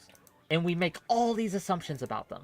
And I think that's wrong. I don't think we can. True, it's a phallus. As I said in that, well, I was gonna say, like, as somebody who's probably, at least on my team, the most like outspokenly, nakedly partisan and unapologetic. I am also naked. I even told you. I even said on that in the conversation with, again, Destiny, Adam, and Sitch, which was the initial predicate to all this. Like, I am also naked. I think that conservatives are very often victims of Republican policy, which is one of the reasons I don't hate them. I think that Republican policy is bad, not only for marginalized groups and progressives and Democrats, but also conservatives. The poorest, least educated, most federally dependent, least healthy states in this country, most of them are Republican. Republican policies suck. So in terms of answering Barry's question as well, and like, how do you appeal to these groups? I think that, you know, I do make as much empathy as you can muster, number one. That's right, also balancing what Portland said with a modicum of intellectual honesty. Like, I can't just make wholesale excuses. I think the election was stolen. Well, maybe it was. No, I'm not going to pretend that it was. Like, not all opinions are valid. And I don't have to respect all opinions. I would try to find common ground where we could. And then there's also a component of isolation. Common ground. The MAGA movement, I think a lot of people would agree. I mean, there are a lot of cult experts, social psychologists, and psychiatrists out there that regard it as an actual cult, okay? The amount of effort that it takes to de-radicalize a cult is extraordinary. You would need like 40, 50, 60 million dedicated people to take on the 10 to 20 million that Portland cited to try to de-radicalize them. We don't have the time, effort, or energy to do that. So what you do is you do a couple of things, in my opinion. You reach out when you can.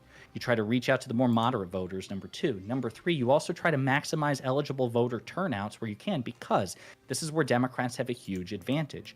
If politics were a popularity contest, we wouldn't have a Republican in office because Democratic policies are overwhelmingly more popular. When it comes to the national office, the presidency, the single most high-profile office which gets the most voter turnout, Republicans haven't won a popular vote but one time in the past 30 years. So it's a combination of all these factors, in my opinion. And then as far as the MAGA cult, the 10-20 diehard Trumpers who prefer Trump over their own party, you just wait them out. You elect Democrats, you elect moderate Republicans, and that's the only choice you have. Crater Rank, if you Goldfish dear, what's up, Tristan? You got to share some of your top secret stories with us now, Lucy, you promised. Okay.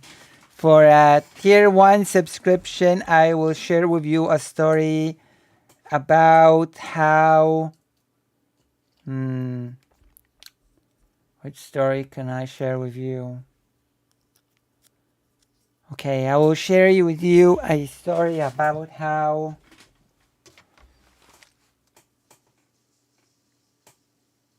something that cannot be mwah.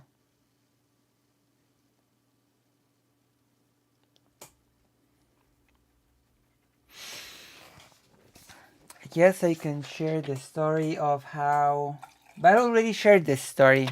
Okay, I will share you the story. Okay, what general topics are you interested in when it comes to stories? I can share with you the big story of when I was super small, 5 or 6 years old. A bee stung my mom and it flied into an old fireplace, an old fire sort of spot when you have campfire, an old campfire.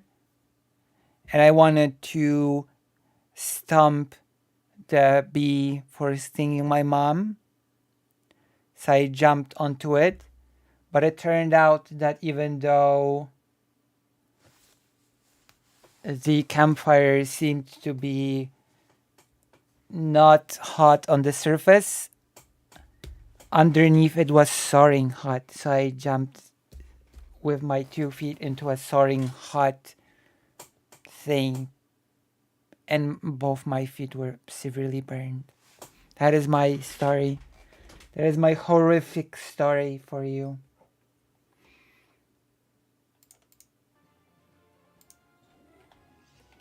It's true.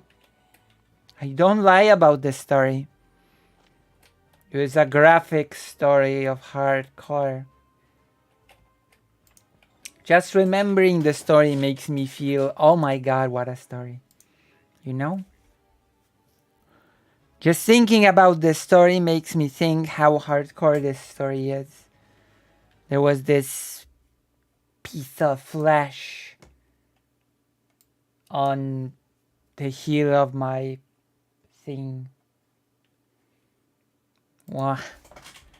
I'm not sure if you expected a hardcore story like this. But for tier 1, you got the tier 1, the number uno story, the first grade story. It's true. It was hardcore. It hurt a lot as well. Those childhood stories of getting your both feet burned in a campfire coal, like hardcore thing. My goodness. Good old times. The chat is speechless because of how hardcore the story is.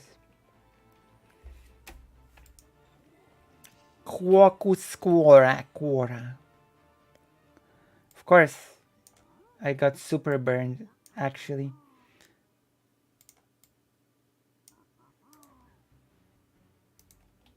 Because I jumped with my both feet into the heat. Because I thought that the campfire was, not hot because it looked like so on the surface, but it was extremely hot. It's true. So it's like, and we were near a lake or something, and so I could not go to the lake. I had to treat the horrible burns, as those were the times, What the hell?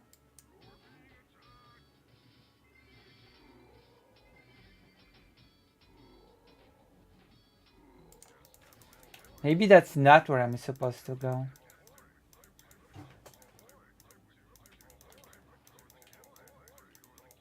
It was sad.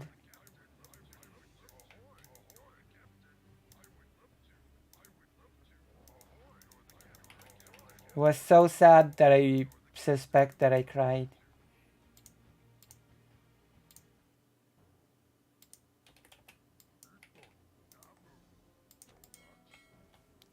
Jordax. I've got an axe for you.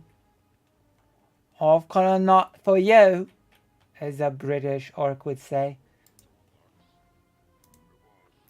You are the boss. I have got an axe for you. Oh, Sukoi, hello. I do know that it's a new season, but I'm still stuck in the old ways of doing the story. I'm currently in the new Path of Exile League. I'm enjoying it so far. Yeah, it's good. I got news for you. Apparently, Diablo 4 has been messed up so hard that it's not good. Just wanted to share with you this new news. Oh, Sukoi, have you seen the new video, the City of Bones, that I've uploaded? Have you all seen the City of Bones video? Uh-oh. I'm bleeding subscribers. Must be because of my lack of, what's it called? You know the thing.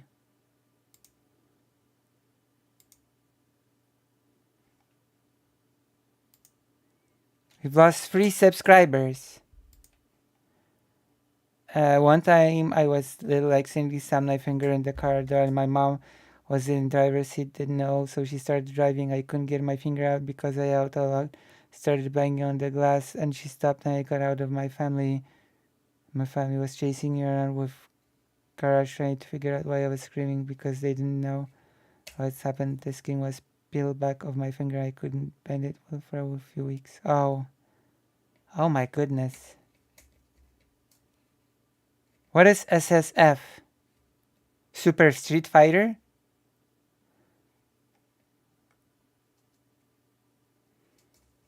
My goodness.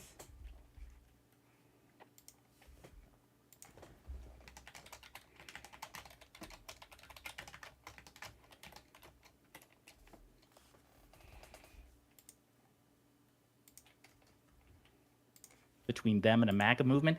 And then you continue to pass legislation and hope over time they de-radicalize. To me, it's like a multi-pronged effort. I've got other questions for Wick, but I'll come back to those because I'm sure other people want to weigh in. The reason why I wanted to, and thank you very much, Josiah, that is the answer that I was looking for. But I really I wanted to address, and the reason why I wanted to clarify on what Daedalus, you, and what Portland were saying earlier is because while I don't disagree, sure, it would be wonderful for us to have a federal holiday to make it easier for people to go and to vote. And of course, maybe emphasizing mail-in ballots would be something we could do. But when I hear, and this is the English teacher in me, who is the we, right?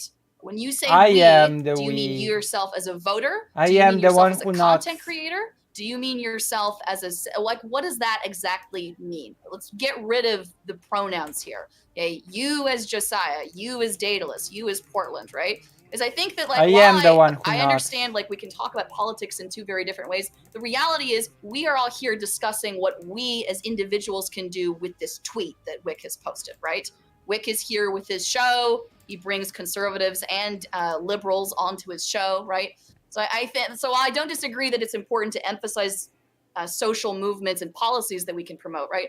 I also think it's important to talk about what can do, what we can do as individual content creators, right? So when we're responding to, like, Wick's tweet in particular, when he's talking about where we have to stop viewing each other as inhuman, one of the ways I interpreted that is that we as content creators have to stop viewing each other as inhuman, right? So wouldn't an excellent strategy in trying to appeal to some of those moderate Republicans and some of those moderate voters What's on your list? to perhaps invite a moderate Republican or to invite some of these content creators and to have a civil discourse, to have a conversation with them? We've mentioned Destiny here a few times. I've heard that's his strategy for converting people, isn't it? He brings conservative people onto his show. He has a argument with them. Sometimes they leave ass mad because he embarrasses them. But as a consequence of that, and because he takes them seriously when they come onto his show, he is legitimately able to convert people onto the left, right? So yeah, this is an excellent point.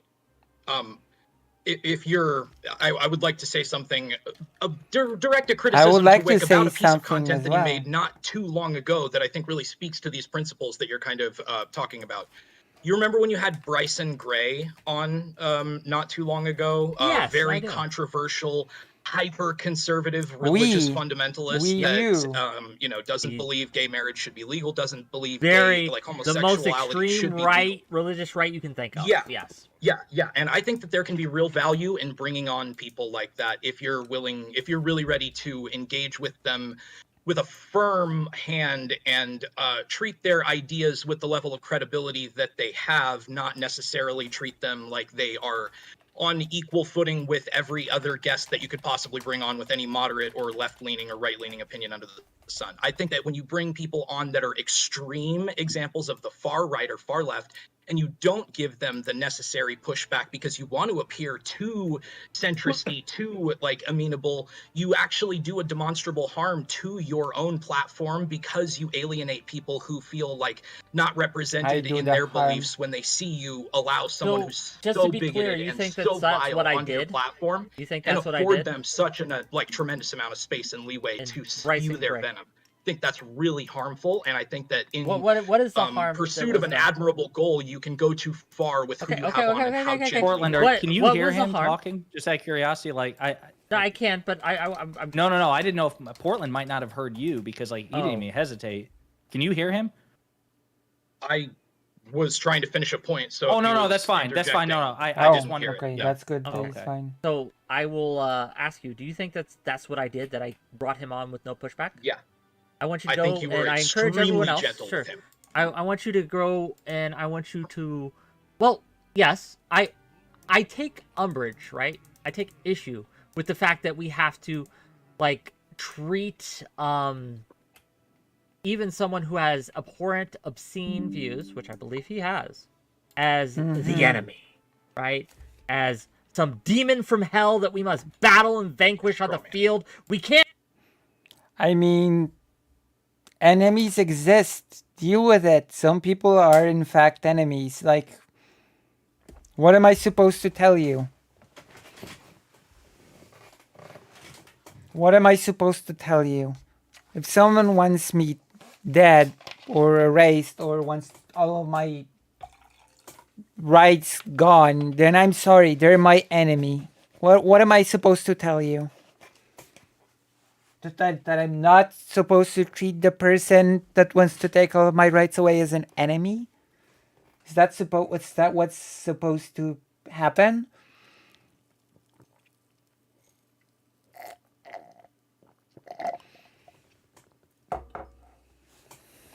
This is so easy for someone like Wick.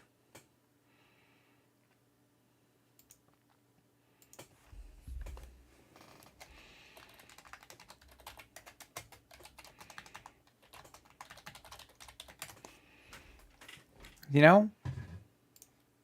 We can't do anything but. We can't do anything but use a firm hand. That's the word you used.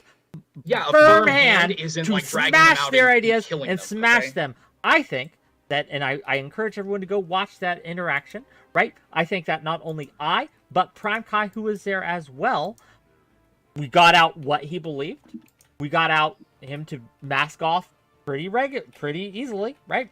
And then, you know, that was the time in the time allotted, what we had time for. We act as if these are things that are microcosms in time. And then what? Did you make friends with him? Super brain take. It's True. separate from everything else. That by doing this, if I don't do everything I have to do, like I should do in the 30 minutes to an hour, which I had that man, right? That I am somehow failing in my duties. And I reject that wholeheartedly. One, I would ask you to point to the harm. Who was radicalized by me having him on? Who was brought to the right, or what was the harm done by me having him on in that instance? I would ask that. And second, I would ask, right, do you not think that there is a value in simply making someone comfortable enough to come back so that I can have further conversations with him? No. On Why? Because if all I do is insult the man and use that firm hand, if you will, he is the only one who benefits from those further conversations is the person and maybe you, because you've got content. That's the only value that you get from those further conversations. Content. That's it. That is it. It's unlikely to want to engage with me again, and thus I lose any opportunity to reach out to his audience To give whatsoever. content. I think it's a balancing act, and I think that, yes, I vociferously... I lose my content opportunities. Standard lib take. That's why liberalism gives way to fascists when confronted with any sort of potent threat from the far right. True. Unfortunate, but you know.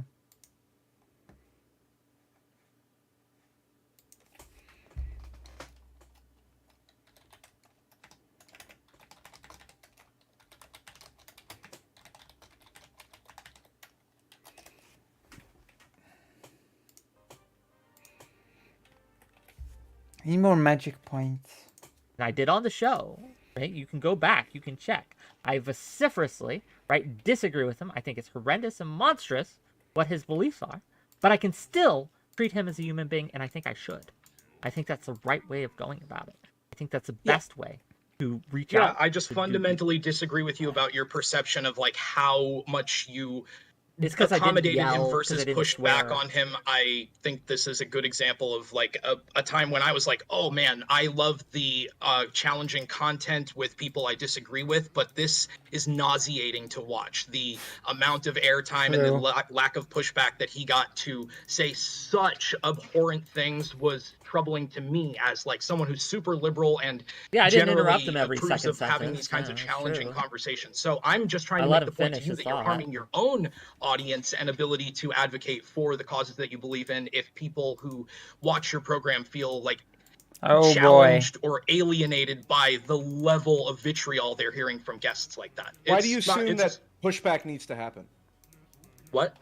Why do you assume that someone spouting nonsense needs to be pushed back on? Why can't Because that person be otherwise- allowed to spout their nonsense and have the audience see it for what it is? In cases where they're on their own platform, I mean, obviously, I'm not What? trying to tell Wick who he can and can't have. Why does nonsense need pushback? What a stupid question to ask. Because indoctrination works. Because manipulation works. That's why. Manipulation works. That's why it needs pushback. Oh my goodness.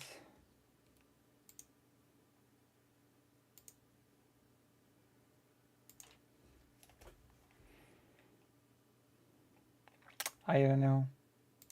Have on, but I'm trying to tell him like what I view as the corrosive effect that it has on the credibility that one has with the left side of your audience when someone so far on the right side is given such latitude on your platform. Why?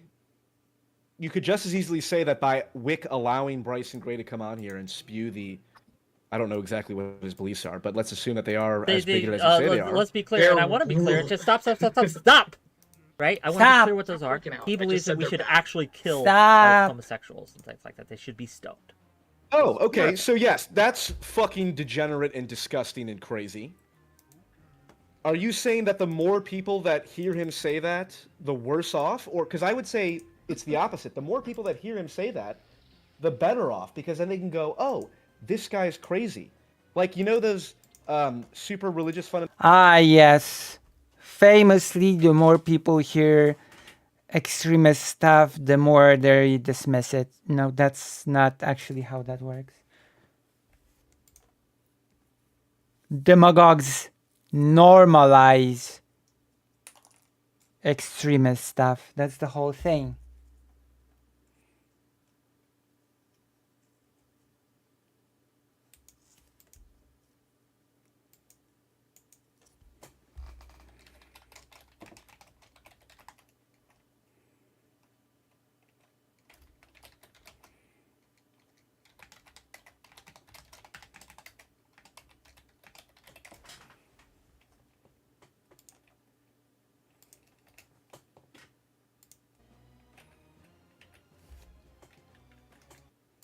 fundamentalists on college campuses who hold up signs and say all the crazy shit.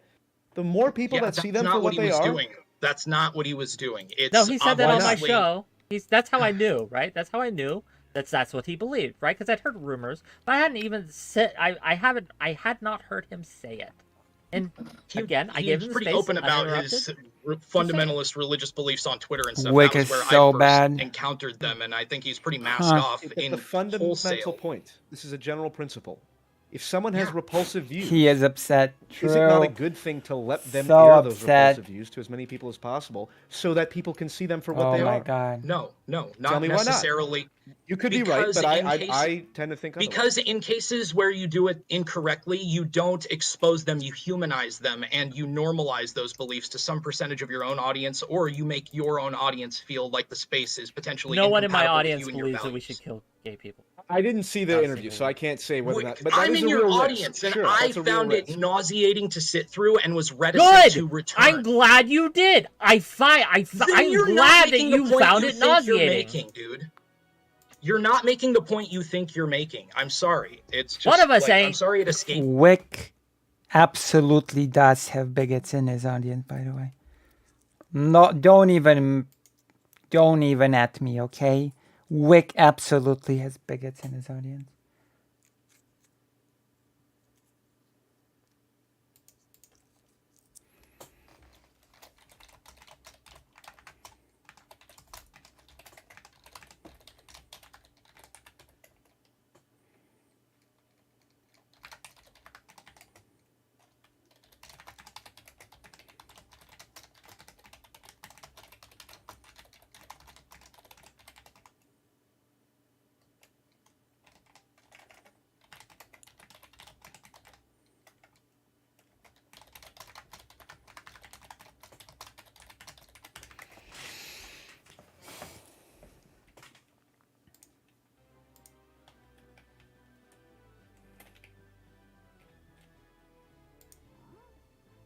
I'm waiting for my mana points to... Keeps you. What am I saying? Oh, good. Right? I haven't seen the interview. I didn't see it either, so I I'm can't with really- PF. I'm just going to say to answer your question. Okay, PF, so in now my Wick is opinion, enabling dangerous Daedalus rhetoric. Can go, I think we Yes. all answer your question. Correct. I don't think that necessarily, like, Correct. just, giving a person a platform with no pushback is the best case scenario because it assumes I agree that people with repulsive views could never attract followers. There are people with charisma We and know certain that's skills not that true. can air their repulsive views. I mean, history's littered with examples and do great damage. I think you have to exercise judgment. There are times to platform people. There are times to platform people with pushback. There are times to tease out terrible ideas, views, and do like strategic pushback. There are times to tell a person that they're terrible.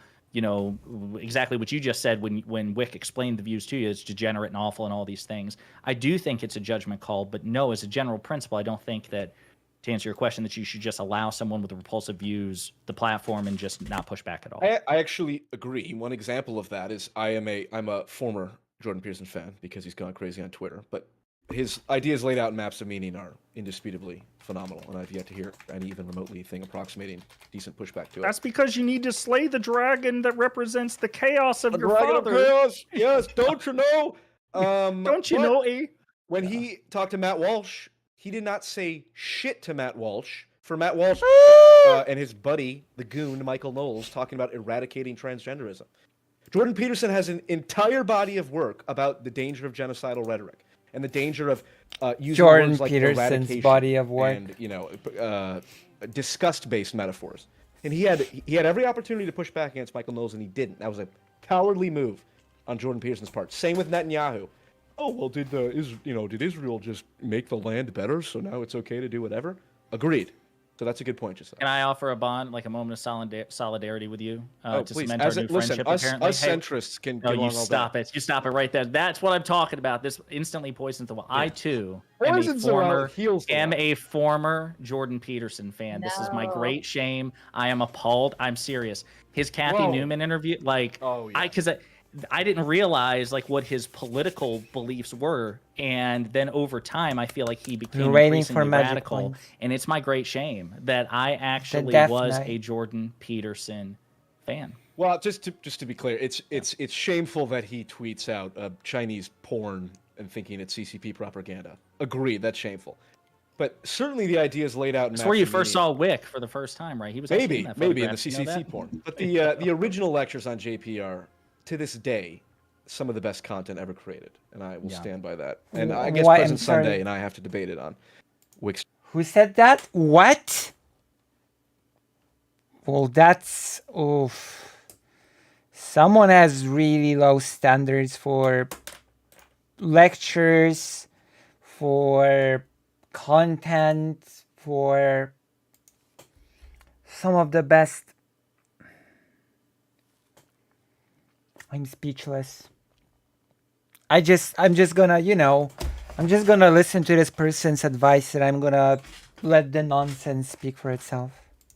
Channel at some point because he seems to think otherwise. But Gotcha. What about you, Separate thing. Daedalus? Were you gonna? It looked like you were gonna say something. Were you gonna also offer an opinion on platforming? So there is a way to do it, I think, and it is kind of up to the opinion of the content creator. For example, Oh my god. I know nobody watches my show yet. We're very little. Please subscribe. Anyway, I did a show with the other historian I work with the other week where we talked about a 1990s book of right-wing militia nonsense. Are you a and historian? it was, I am. It was an interesting show, but I took it and we talked about the book. And we talked about why the conclusions being drawn in the book are not correct, and offered up a counterexample. And it was appropriate because the guy is, I'm pretty sure, dead at this point. But it's how you do the thing and how you present the thing. There was no doubt in anyone who watched the show's mind that this was not something that we supported. That we don't Centrist. support the concept of having a race Oh, war in America. centrist. There was no doubt in anyone's mind that we were against that. And like here's the thing. I love you, Wick. I really do. But I feel like I feel like we need to sometimes don't see love more Wick. concrete demonstrations of your beliefs, because you are too often sitting in the moderator's chair and not often enough debating yourself.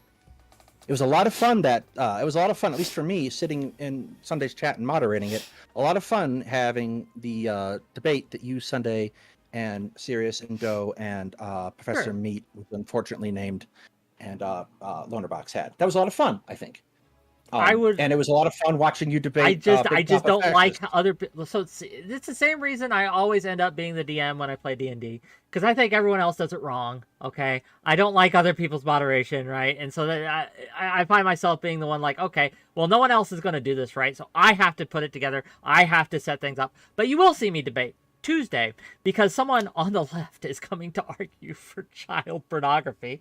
And so we're gonna PTFO that motherfucker. That's what we're gonna do. And I don't care that they're on the left and more left-leaning. I am going to be very, very Wick let's just say said that he's heavy-handed. doing Amen, moderation, Wick. right? Say Amen. heavy-handed. I won't start with saying, well, I know, right, that you're advocating for child pornography, but Trump is worse right now, and we really should treat you with little kid gloves and things like that. And I'm not going to do that. That's silly. Why would I, right? Now, will I interrupt him every 2 seconds, right, before he even gets his point in? No, I am going to politely and professionally allow him the rope to hang himself. I am going to let him dig his grave. I am not going to interrupt him by doing it. I am going to allow him to do it, and then calmly, without yelling, right, kindly as I can, and I'm going to demonstrate why he is wrong, why he is harmful, and why his ideas are not good. I don't have to perform. I don't have to put on this outrage kind of like art show where I wave my hands and interrupt and mute him to every 2 seconds and things like that. No, I trust my audience enough. What are to you know that child pornography is talking bad. about? Wick, why don't you just come out of the closet and declare your centrism right now? I am not a centrist. I'm here for you. I am not a Because if he centrist. comes out of the but you out of the have. closet, right wingers will come for him. So, Oh, but here's my question, real quick. So this was like a question for like 45 minutes ago, and I can't even remember what it was exactly in response. It was either Fairy Queen or it was Wick talking about reaching across the aisle and charitability and all these things. I can't remember, but it was the example of, Merrick Garland, so the Attorney General, So he has taken reportedly great steps to try to disabuse people of the notion that the DOJ is weaponized. I'll give you some examples. So number one, he slow walked. We have reporting and multiple FBI and DOJ sources. He slow walked any investigation into Donald Trump related to January 6th. Sat on it for over a year, rejected any attempts by anybody to begin prosecution against Donald Trump for over a year. The New York Times did a great expose on this, number one. Number two, I need to plug the myself DOJ more. and NARA, the National Listen, I Archives, need for to. over a year tried to quietly get documents and things back from Trump over time so as to avoid a legal fight with him. It's another example. The second that Joe Biden's classified documents thing broke, Garland immediately appointed a special counsel, and that's his boss, the sitting president. He pulled the trigger on that much quicker than what he did with Trump, right? Because the idea is, I want to go out of my way to show people that the DOJ is not weaponized, all these things. Now we have a special counsel looking into Hunter Biden, the civilian son of Joe Biden, who has never held a government office. Except So- the Burisma so- board. which is not a government Not a office, government but okay. office. But anyway, but still just as corrupt. Hey, tell you But what. go ahead. Do you support a special counsel investigating Jared Kushner, who was a government employee? I support rooting out corruption wherever it rears its That's a head. yes. But anyway, go ahead. So right now, under Merrick Garland, a Democratic appointee, we have Republican special counsels investigating Democrats, right? He is bent over backwards to accommodate him. What has he earned in terms of the goodwill? Does the Republican Party now believe in the institution of the FBI and the DOJ? What has that gotten him, out of curiosity? So I can answer this question, right? Not the specific incidents, but the general principle, right, of the left being more intellectually honest, and I think it is. Okay, we need more. I think that the left is magic more points. serious and intellectually honest overall. Boo. It just is. It just is. At least in. It just isn't. Somebody clip that. Somebody clip it. I want it for my I've hearing. never denied this. I've never denied. He's not smart enough to be a centrist. He's confused about what all the terms mean. So he's decided that letting everyone speak and being civil is his bravest course of action. Coward. True. True.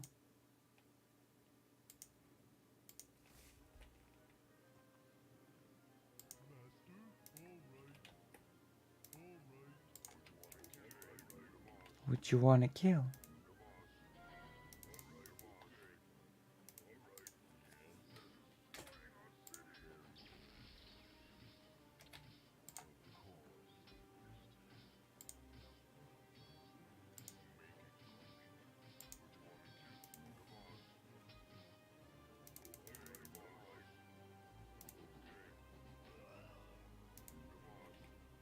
See, we have to be smart. No, don't kill me. Oh, God.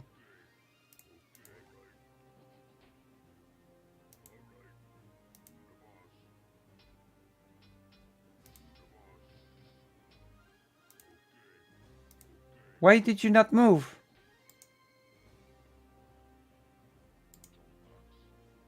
Jordax.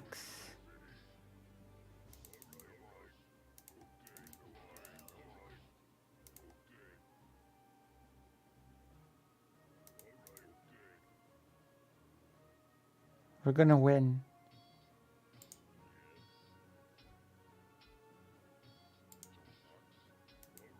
Jordax.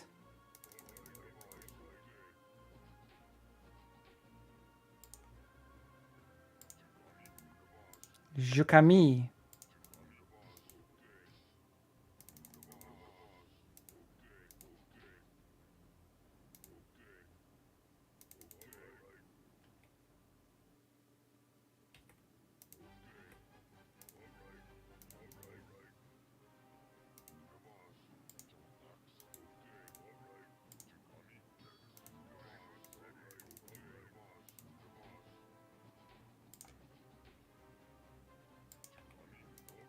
What a weird... Feels like a glitch. But that's okay. I'm okay with this. We have very limited amount of units. No. Don't attack me, you pervert. Oh, Jesus. Oh. Come back.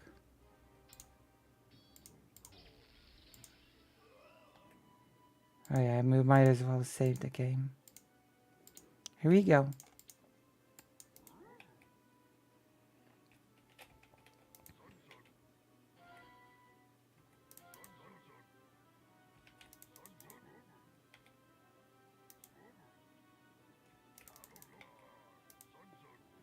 Thinking of eating some dessert. You should eat dessert. You should get your just desserts. Oh, we can turn the video on. That is, but You're going to D-tier, D-tier Enlightened Centrist. But, right? But. What does this earn us? We won the midterms in a historically situation where we should not have, right? We should not have done as well as we did in the midterms. By any historical kind of account, the incumbent president during the first term just gets BTFO'd in the midterms. Just loses Trump so many didn't more get seats. BTFO'd in the midterms. Like, he gained House seats. Or, I mean, he gained. What are you Senate talking about? In seats 2018? No, they lost so many seats. Yeah, he gained Senate seats. He lost the House. He gained Senate seats. Yeah, but again, overwhelmingly, It's the same. It's not the same thing that happened with Biden. Oh my God, this conflation of the same thing. It's not the Well, same wait, thing. well, Let's It look is at the numbers, literally this. right? That's literally what. How many? happened with How many Biden. houses? How many house How many seats did he houses? lose? How many? How many house sorry? seats did he lose? How many house seats did the Trump lose in 2018? How I don't many know houses? exactly. He won Senate. He gained Senate seats. How That's many? the point. How That many? Biden lost House seats and gained Senate seats. Trump But lost House seats and see, gained like Senate seats. if Biden loses one Senate seat and if Biden gains one Senate seat and loses 3 House seats, right? Is that better or worse than if Trump loses one Senate seat but also lost 50 House seats, right? He did Like, lose a are they Senate the seat. same? Are these the same thing? Dude, just Google the results of the 2 Yes, midterms. do You're it. like fundamentally confused about the reality. Do it. Do it. Sorry, So you don't This is remember math. it well enough. This is math. You can look at the But numbers yeah, it's here. math that it basically played out the Oh my same God! way I for have to Trump do that this. it I did for hate Biden. this. I hate that I have to do this, but I'm going to while fact check you. Jamie, while pull you're it doing up. that.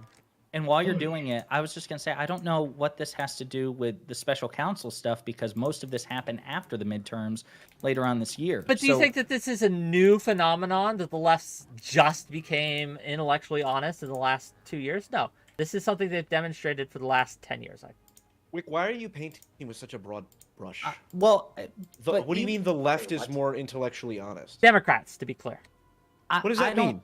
Well, I don't see. Well, hang on, wait. So I don't know if I boy. accept that with because let's say, I mean, I do accept obviously that the left, generally speaking, Democrats, generally speaking, are more intellectually honest. But that aside, I'm not seeing where that material like it manifests. Like, so Trump did get elected. There was a time when he had the trifecta. We have a Supreme Court regressive conservative supermajority. 30 out of 50 state legislatures are controlled by the right. We have to increasingly weird overperform level. in the electoral college with each subsequent election. The right in this country has enormous systemic advantages with respect to politics, colossal advantages. Colossus. But I guess what I'm saying is, I don't even think that that Garland is being intellectually honest, because as many people point out, if Garland was being intellectually honest, it would be perfectly fair to say, no, I'm not going to slow walk an investigation into Trump. If the merits are there, fuck the perception of it. You just follow the facts without fear or favor. That's his expression. I don't. If Garland is being intellectually honest, he shouldn't have to appoint Republicans to investigate Democrats. When was the last time we had a Democrat appoint a Democrat to investigate a Republican? It's always this double standard, and I just don't see where it benefits us at all. And even in the 2022 midterms, it was hilarious in that it wasn't the red wave, but they still won back the House. It was still some slight victory, nothing compared to what it could have been. But now they control We act one as if that doesn't matter, right? The like as we Oh, can no, see it does. with the No, Senate. I just want to own it. I just want to own it. Just real quick, as we can see with the Senate, right, and the troubles that the Democrats have, if we had a bigger ratio in the Senate, we would get more done. And much like in the House, if the Republicans had a bigger ratio than they do, if we had lost by more, that absolutely would there would be downstream effects of that in legislation, and it absolutely matters. I'll own So- it. I just want to clarify. I agree with you that Yes. a red wave materializing in 2022 would have been considerably worse than what happened. And again, and my that argument matters. is that why that did not occur and why Trump lost in boy. 2020 as well was because the civility Democrats politics. behaved better and they were rewarded for it. Do you disagree? Kinda, because What? Trump's loss in 2020 is actually quite remarkable in certain respects because yes, he lost by 7 million popular votes, but Trump is always going to be less popular head to head than the Democratic candidate. He was less popular than Hillary Clinton. He was less popular than Joe Biden. That's not what wins elections. He ultimately lost despite presiding over COVID and all the economic fallout by like a 40,000 vote margin. And that was also with his voters not availing themselves of the COVID era accommodations to because he was like, mail-in voting sucks, don't do it, or mail-in voting sucks, don't do it, and they didn't. So there is a timeline where right now Donald Trump is still president, despite all of the things that he had, Definitely not his Trump. stupidity, his incompetence, his record, all the things working against him. So no, I mean, like in certain respects, it's really cool that hey, there are a lot more people who like Democratic policies and politicians than Republican policies and politicians, but that's not ultimately what wins again. Going back to what Daedalus said earlier about gerrymandering. My Daedalus. God, Republicans gerrymander in ways I wish Democrats did. I wish Democrats gerrymandered the way that Republicans do because they know how to play the game to win. They know they're not popular. They know. Again, this idea, right? I think this is, you're losing me here because again, I think that like we are assuming that if the slate was fair, that the Republicans would go away, and I don't think that's true. No, I don't think they'd go away. No, to be clear, I don't think they'd go away. I just think they would be in power less often than not. Is there anything? Or they'd have to implement better policies to win votes that were necessary to actually maintain political power, which would be a huge fucking win, frankly. The systemic stacking on their election is really what allows Republicans to continue to be the Republicans. Is there anything that the Democrats like morally and just like not just they're worse at playing the game, but like they actually do? Is there anything the Democrats do worse than the Republicans in terms of like morals or values or ideals? Or no, for culturally? Josiah, just okay. Anything. What? Collectively, no. I'm sure you could cite me like individual actions that I would probably condemn, but no, That's collectively. so crazy to me. That's so crazy. Well, that's Yeah. the reality. It's an intuition. You had said earlier that what is it? Intuition. The MAGA Republicans you regard as a cult or something like that? Mm-hmm. Yeah. How many people was that? This was a while ago that we were going to get into this. I think Portland pegged them at like 15 to 20 million. I don't have the numbers. There was 70 million people that voted for Trump, I believe. Yeah. Yeah, and if you look at the polling data, the amount of people that are like registered Republicans, that usually makes up about 30 to 32% of the overall voter base. Those are the people that, when polled, about 55% of them believe that that Trump is still the best candidate for 2024. I think somewhere between 55 and 70% of them believe the election was literally stolen, 70 depending now. on which Yeah. poll you look at. Well, hold on. The claim Trump is the best candidate for 2024. I mean, like I could agree with that solely from the lens of who is more likely to win, DeSantis or Trump. That doesn't mean I like Trump. If you are willing to vote for Trump following the events of the 2020 election cycle and his attempt to actually upturn our democracy and install himself as an illegitimate president, I think that you have conceded enough ground on like the political and moral level True. that I'm assuming you're retarded, bought in completely to the ideology. I don't know enough about it, but I don't think Trump tried to lead an insurrection. I watched it happen. It was on TV. Who do you think Whit, tried give to us the lead centrist insurrection? perspective, Whit. No, I That is disagree with him. true. I think it was clear. Well- and I think that we were seeing this in the indictments hold that are on, coming wait. out. Hillary just real Clinton, quick, Whit. I think Wait, the indictments that are wait. coming out has shown very clearly that there was criminal wrongdoing. And while yes, we gotta wait to see it's proven in court, right? I think that there's enough there to make me pretty confident that yeah, he's a crook and criminals should be punished. If that is what Wick believes, I'm more inclined to believe it because Wick is the most reasonable person here besides myself. But I'm genuinely, I don't follow of these play-by-play Oh shit! politics. PF can't see the three of us, guys. We're lost in his feed. We're lost in his feed. I don't follow. I think this is power. This is stop real quick. I think this is a powerful example of the influence that I can wield that you cannot, because you are seen as a shill. And I am seen as fair and reasonable. So I think the reason I am seeing that is because I am more than willing to criticize the left just as much as I would criticize the right. That gives me a power that you do not have. True.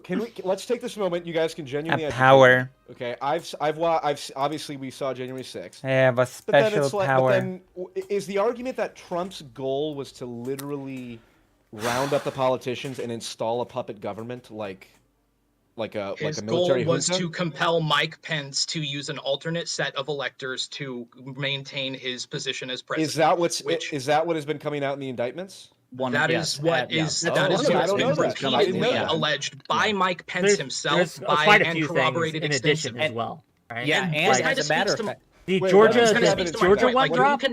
Hold on, and I'm not saying you're wrong. I'm just genuinely curious. What is? Because I'll look it up because I'm interested in actually know what's going on. What is the evidence that you just cited for Trump was literally going to tell Mike? You gotta look at the indictments. Mike Pence told us. We don't have the.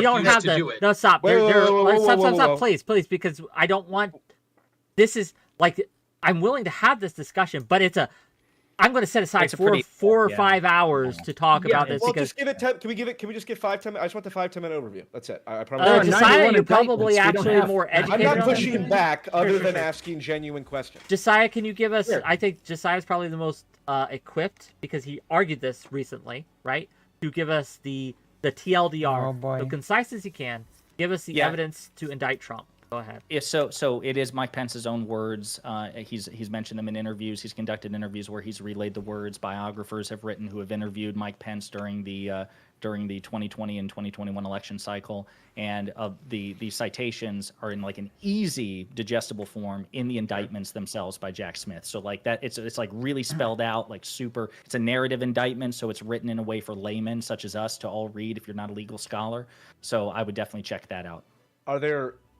Are we just going off Pence's words? True, Maya Mayor. Evidence is True. incredible, and there is corroborating statements from a bunch of different people. There's evidence to back up the entire chain of communication. There's like lawyers that were working directly with Trump who are publicly citing the legal precedent for Mike Pence to be able to do this. It is like so demonstrably and clearly correct that anyone who is still willing to back Trump politically, vote for him, turn a blind eye to that, is someone that you are going to have a really, really hard time engaging with intellectually, because they clearly haven't even done the first bit of research on the near insurrection that the country experienced in January 2021. Genuinely asking questions, and your first instinct is anyone who disagrees with me right off the bat is an idiot. Well, like, hold on, that's not going to convince me. I'm genuinely, because like, for example, that's not what I'm saying. That's not what I'm saying. That's what I took from it. That's how I felt. Let me try to explain that. What I'm saying is, if you haven't done, if you're still willing to vote for him because you haven't done any level of looking into the charges or the reality of the situation, I have a really, just as a casual person on the internet, have like no chance of unpacking why don't you just give him the evidence, man? Like, why instead of saying, if you haven't looked at this yourself, if you haven't educated yourself, you're stupid. You have interrupted me every time I fucking talk. This is. I just want 5 minutes here to expand this, because prior to this panel, I would have gladly said, as someone who voted for Biden last election, between Biden and Trump, I'd absolutely go for Trump today. But this might change things if there's like clear evidence that, because my conception of what happened on January 6th. Is a bunch of fucking Looney Tunes went into the Capitol, and Trump said, you know, he like kind of riled it up, but he also said like peacefully, and blah blah blah, and then he did. Hello, Boogie. The Boogie. election in his own. Oh my God, Boogie. But no, he's never conceded the election. Well, Joe Biden is the president, and he's been the president for the last 3 years. Trump has never to this day conceded the election. Look, I'm not arguing with you. I'm telling you what I believe up until this point, and I'm opening myself up to change in the face of new evidence. That was my conception of it. So if there is evidence that no, hold on. On January 6th, Trump's plan was to install a puppet government, and there's evidence of the entire scheme and all of the plan, like Valkyrie, with Stauffenberg taking out Hitler and then implementing their whole. If there was a plan like that in place, That would change my mind significantly. But I'd like to hear that is a very big reduction. There are parts of that which are accurate. He did want to install loyalists in crucial positions of power to effectuate his agenda. There was discussion about employing the Insurrection Act to deploy the military against anyone who would resist. Do we have Trump saying that? We do not have Trump saying that, as far as I'm aware. We have people who are now his members. Enemies. No, we have people who are still his allies. Yeah, John Eastman, and we also have Mark Milley, General Milley, who the chairman of the Joint Chiefs of Staff. There's Rudy an article Giuliani, who was his personal attorney at the time. Sidney Powell. What did Rudy Giuliani say? Hold on, specifically Rudy his Giuliani. Personal what exactly did Rudy Giuliani say that Trump said about installing the puppet government? Rudy Giuliani is one of the people who said that Mike Pence was constitutionally able to to choose an alternate set of electors in the process of. No, yes. it's not. No, it's well, not that he can. No, it's not true that he can do it. It's true that Rudy Giuliani and other legal experts legal experts close to Trump and officials working for him publicly said this is what Mike Pence needs to do. As a matter of fact, just a fun piece of trivia. The lawyer who proffered the scheme that the vice president can just unilaterally throw out ballots he doesn't like and count ones he does like was asked by Trump's White House counsel. The question was basically, dude, you're insane. Let me ask you something. If that's true, could Al Gore, the Democratic vice president in 2000, have done it to President Bush?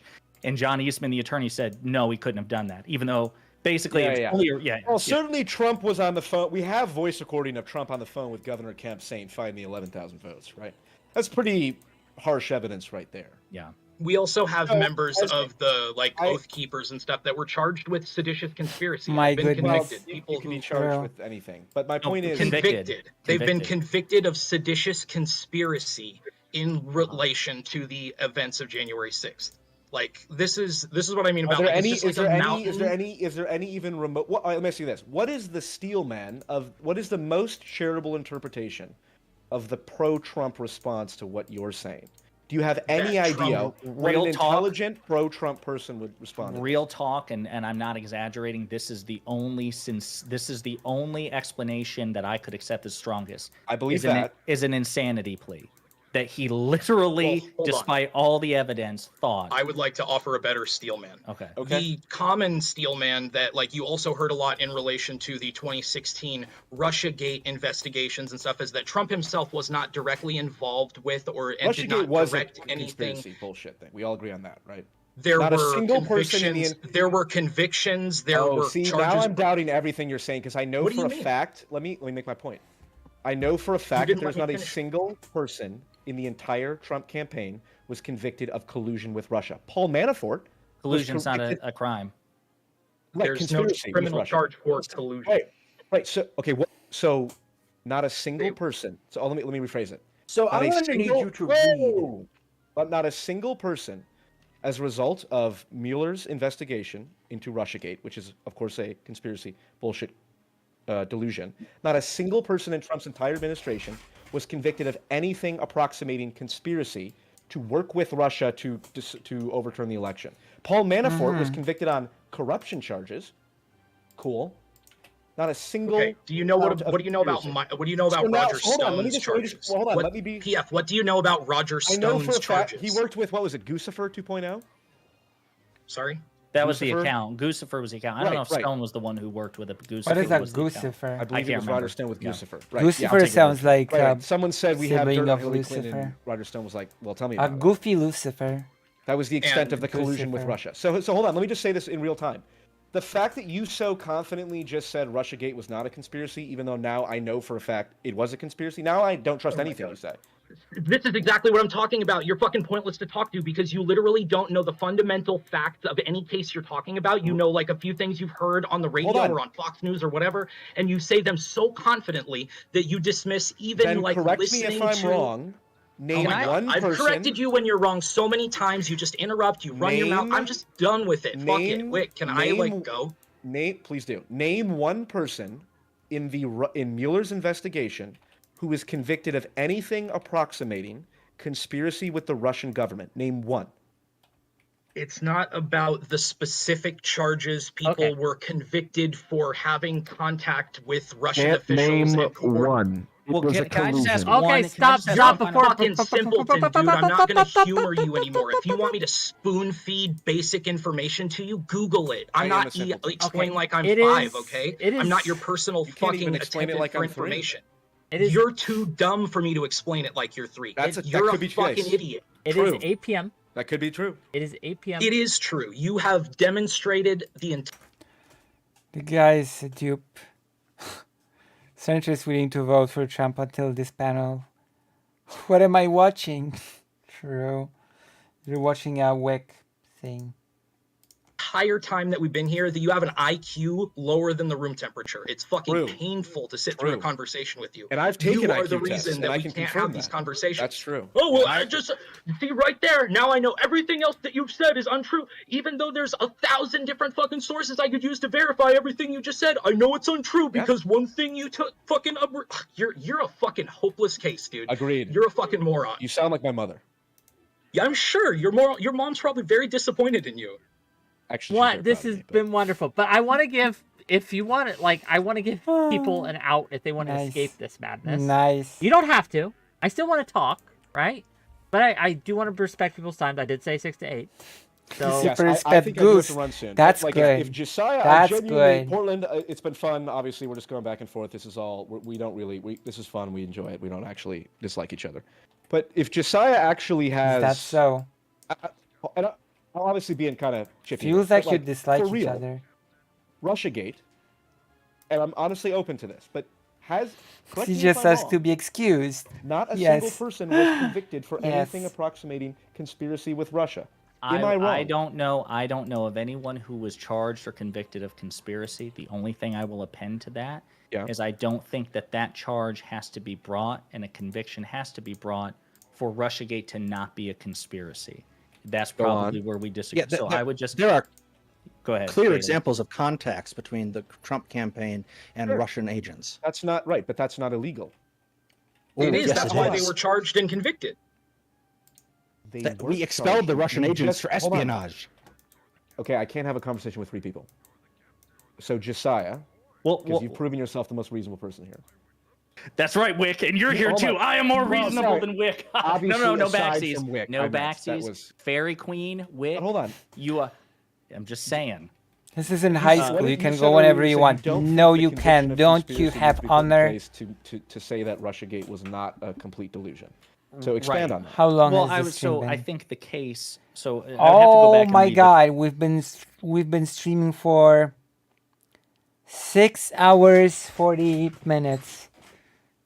So you know what? Is it exactly like the Mueller report? Because it's like two massive volumes. There you go. Finish sentence. I guess we're gonna finish for today. Thank you. Cold soup in that noggin. So I'm gonna say love and solidarity and finish for today. And we're gonna do a lot of things to your tomorrow, my today. Okay? I wish you so much love and solidarity that it cannot be understated just how much